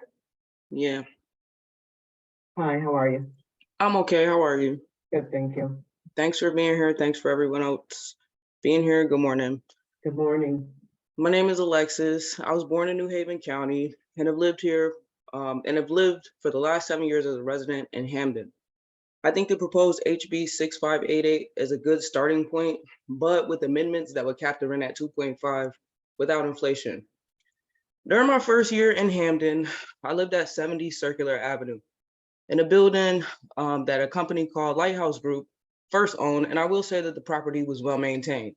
After that first year, however, the property was sold to the owners of Ocean Management, and the building conditions started to deteriorate almost immediately. Constant ongoing requests pleading with the landlord to send maintenance when grossly ignored. Suddenly, there were tons of little gray mice. I'm not used to that.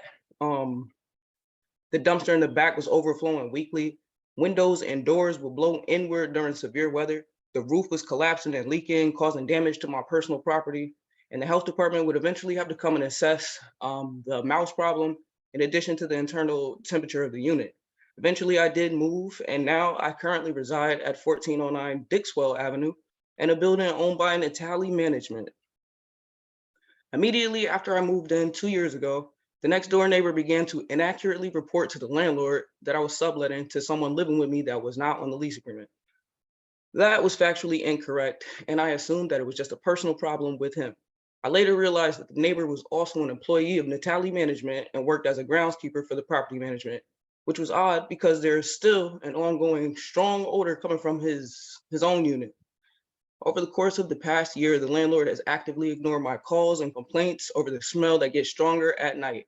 The neighbor then began to park diagonally in front of my door every evening for well over 4 months. And this was months after I had spoken to the landlord and him telling me that he would address it because no one should be taking up more than one parking space.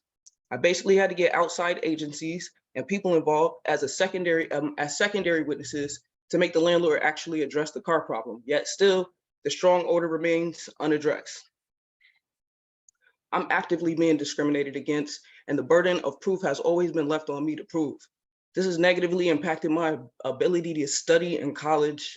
I've essentially wasted federal Pell Grant funds, and I've developed considerable stomach problems, some mental issues relating to the stress of renting from people who are under no real obligation to even acknowledge their contractual agreements or obligations.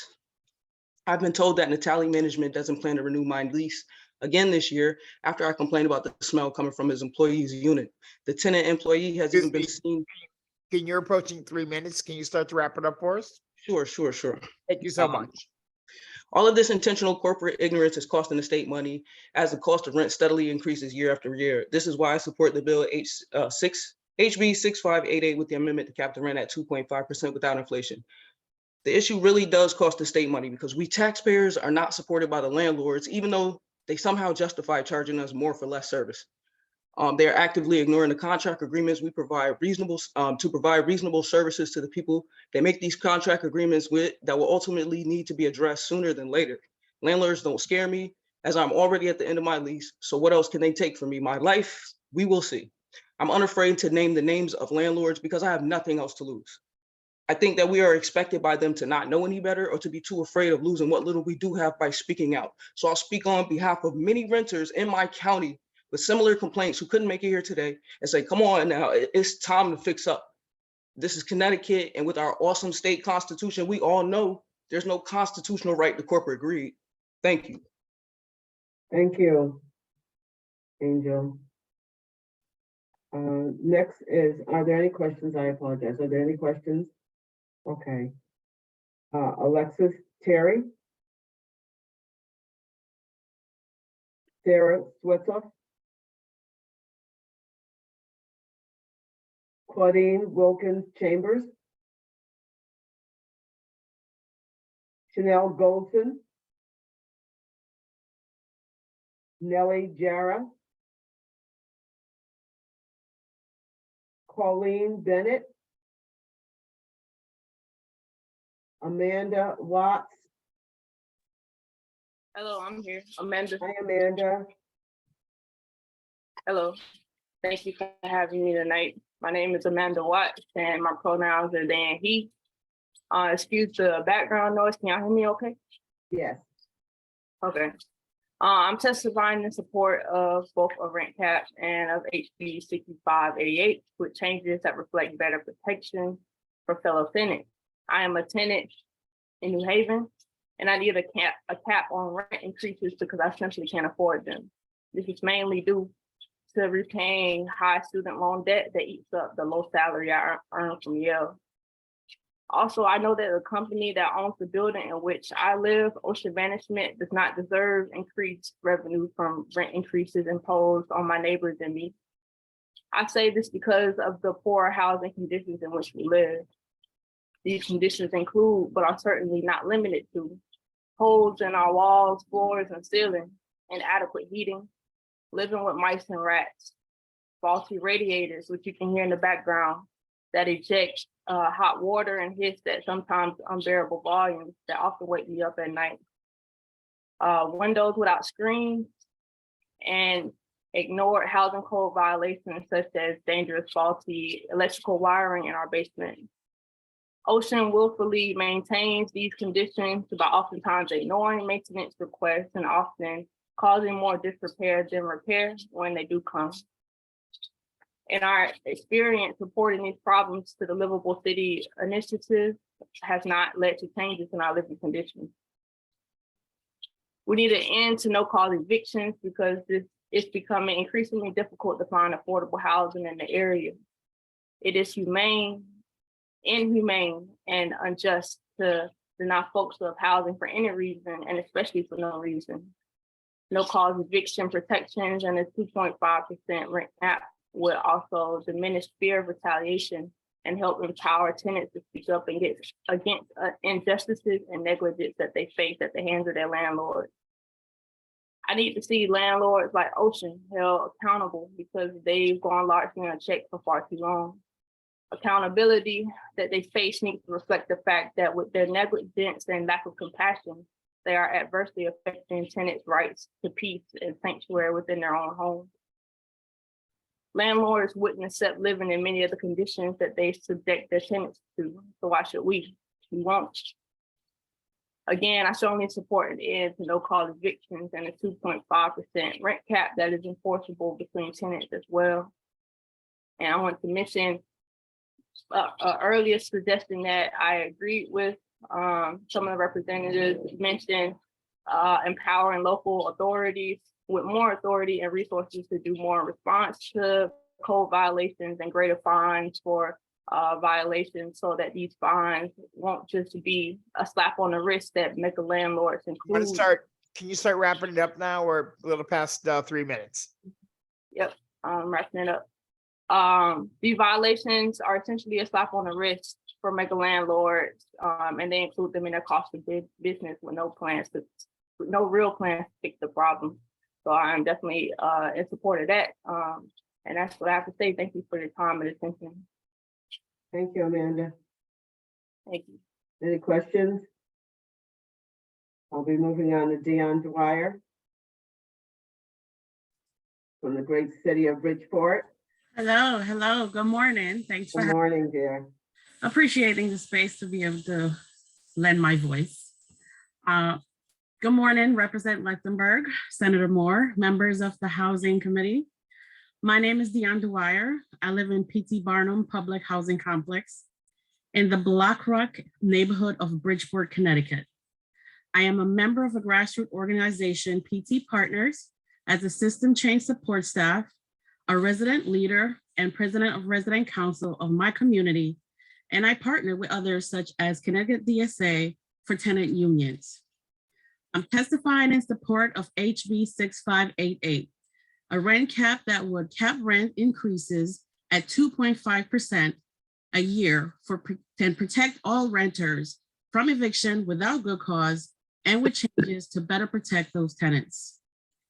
As a subsidized public housing renter, it seems to me that one would think that rent increases does not affect us. So we do not need support cap renting. However, the way that market rate housing is increasing, people who live in subsidized public housing will not be able to afford to move out, which is a goal for many of us who live here. This causes us to depend on the system even more, which is what HUD doesn't not want. I'm sure HUD prefers for us to actually transition out into market rate privately owned units. Again, this is the goal for most people who live here because most of us want to own our own home and raise our family. Paying percentage higher than 30% of our income from housing prevents us from having that money to actually own one day.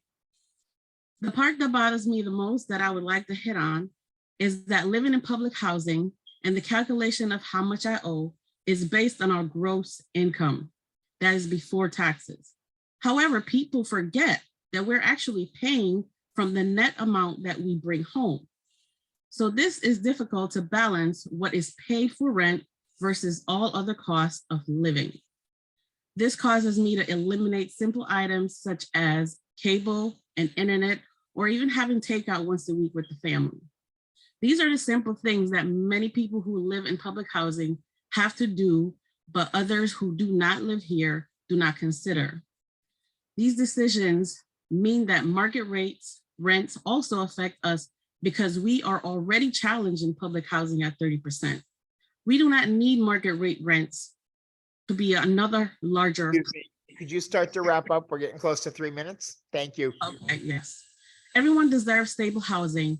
I live without worrying, and living without worrying, losing their roof over their head because life happens. This is why I'm supporting the rent cap in support of the rent cap and HB 6588 with changes to better protect tenants. I strongly suggest rent cap. HB 6588 would be stronger with the suggested file changes. The cap should be lower at 2.5 or 3%. This tracks pre-pandemic average rent increases and would be affordable and predictable to tenants. It should cover apartments between rent tenants so landlords can't push out tenants to increase the rent. It should expand good cause eviction protection to overall tenants so they have a greater stable home. I hope and pray that you guys support and consider this bill. Thank you. Thank you, Dion. Representative Luxembourg, do you have a question? Thank you for hanging in there with us. I appreciate you. Appreciate it. Thank you. Neil Godfrey. Robert Rosenthal. Jessica Coronel. Tommy Song. Yep, hello. Hi, Tommy. Good morning. Dear Representative Luxembourg, Senator Moore, and members of the Housing Committee, my name is Tommy Song, and I am a resident of New Haven and a proud member of Unite Here Local 30. I am testifying in support of a rent cap and in support of HB 6588 and 89 with changes. As a new graduate student at Yale, finding housing that is both affordable and livable has been challenging. With the helps of friends and family, I was able to secure an apartment, but management announced recently it would increase the rent by almost 10%. Luckily, I have the option of moving in with my partner, but had we not started dating earlier this year, I would have had to move out by May. While my apartment raised rent by almost 10%, I am aware of other properties in New Haven raising by more than 15%, and in some cases by over 30%. In terms of graduate student workers in this city, this means that most of us move from apartment to apartment every year. And as the cost of relocating is not subsidized by the university, graduate workers pay out of pocket, which forces many of us to accrue credit card debt in the midst of teaching and research. Simply put, we operate within vicious cycles during our time in New Haven. I strongly support a rent cap, therefore, but HB 6588 would be stronger with the following changes. The cap should be lower at 2.5% or 3%, as many folks have noted already, which tracks pre-pandemic average rent increases and would be affordable and predictable to tenants. The legislation should cover apartments in between tenants so landlords can't push out tenants to increase the rent, and it should also expand good cause eviction protections to cover all tenants so they have greater stability in their homes. And in closing, I would like to remind members of the committee that Connecticut used to be home to the American Eugenics Society and used to have sterilization laws in place from 1909 well into the 1960s that targeted minoritized peoples with chronic and mental illnesses. The current reality in Connecticut without a rent cap effectively sterilizes people in poverty and pushes minoritized residents of Connecticut out of the state. If we consider ourselves to be anti-eugenicist, please consider passing HB 6588 and HB 6589 with changes to better protect tenants. Thank you so much for the opportunity to testify, and thank you for your patience. Thank you for hanging in there with us, Tommy. Any questions? No, thank you so much. You're welcome. Jason Diaz. 162 Jeffrey Kaplan, I see you. Good morning, Senator Moore, morning. Representative Luxembourg, and members of the Housing Committee. My name is Jeffrey Kaplan. I represent my third generation family proprietary property management business here in Northern Connecticut. I oppose Bill 6588. Reason one is I believe it's bad for tenants. The impetus for these proposed bills is relief for low-income individuals who are unable to afford rent in this inflationary environment. These bills will cause the quality of the housing stock serving Class C and D markets to decline because the state would interfere with the free market incentive for landlords to run a profitable business. These neighborhoods would deteriorate over time with unintended consequences such as higher crime rates and urban blight. Landlords would be unable to make capital improvements to their buildings because Connecticut law would inadvertently restrict their ability to carry the cost of capital improvements through to rental increases, further impacting low-income renters who want clean and stable housing in safe neighborhoods. These bills are bad for landlords as well.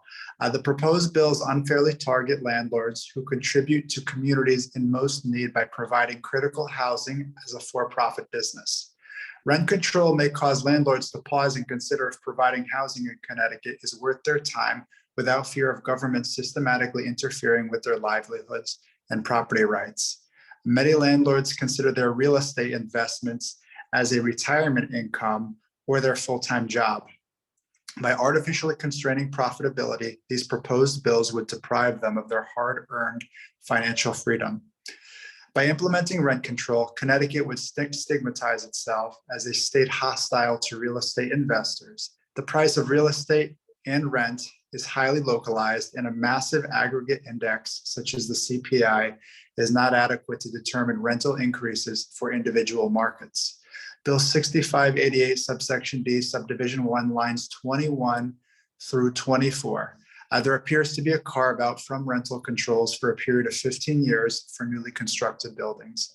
My question would be, why would the state of Connecticut protect developers of new construction versus owners of older stock who are working the hardest to provide benefit to low income renters? Some could perceive this carve out as a sweetheart deal for wealthy investors in construction of luxury rental properties, and this would be economic favoritism with the burden of rent control placed on the shoulders of those providing fairly priced housing where it is needed the most.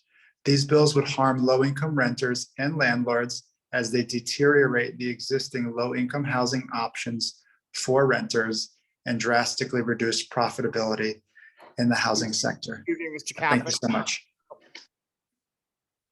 I'm all set. Thank you. Thank you. Any questions? All right, thank you. Good to see you again, sir. Thank you, ma'am. Let's see, number 163, Elaine Miller. 164, Brenda Milholm. 165, Sally Grossman. Hi. Hi, Sally. Hi. All right. My name is Sally Grossman. I am a homeowner in Windsor, and I'm providing testimony in favor of capping rent. So I originally had this whole testimony explaining why our communities are better off when we don't have a high number of unhoused people, or why it's good to have housing security. But after 10 hours of listening to testimony, it really seems like this discussion has turned into tenants versus landlords. So either we cap rent and help tenants feel more secure in their housing, or we force small independent landlords to cover unfair costs that could cause them, to no longer be able to afford to offer housing. But according to testimony tonight, pretty much everyone, whether it's landlords, tenants, legislators on both sides of the aisle, everyone agrees that these big out-of-state companies who buy large amounts of rental properties and have no ties to the state are a problem. And literally no one has defended them. No one is looking to say that that's okay. So the argument seems to be coming down to whether you want to support tenants or landlords, but like it isn't an either or situation. The Connecticut legislature, the housing committee, like you guys are completely capable of protecting tenants while also making sure that decent and honest landlords are still able to make a profit and continue to be good landlords. Like everyone here admits that there's a housing crisis. And these bills that we're talking about, they're not written in stone. Like even people testifying in favor of these bills, like they want amendments to them. So I don't know why the committee can't meet with landlords and housing advocates and see where there is common ground. Like I know we're all exhausted. I literally did not think I'd be up this late. It's 5 hours past my bedtime. But a couple hours ago, like I don't even know how many hours ago, there was a 17-year-old that testified. He was amazing. But like I witnessed grown adults on this committee like go after him and try to trip him up when he was just sharing like his personal lived experience. And like I'm not gonna lie, I actually thoroughly enjoyed like that interaction and I was really proud of him. Like it was a good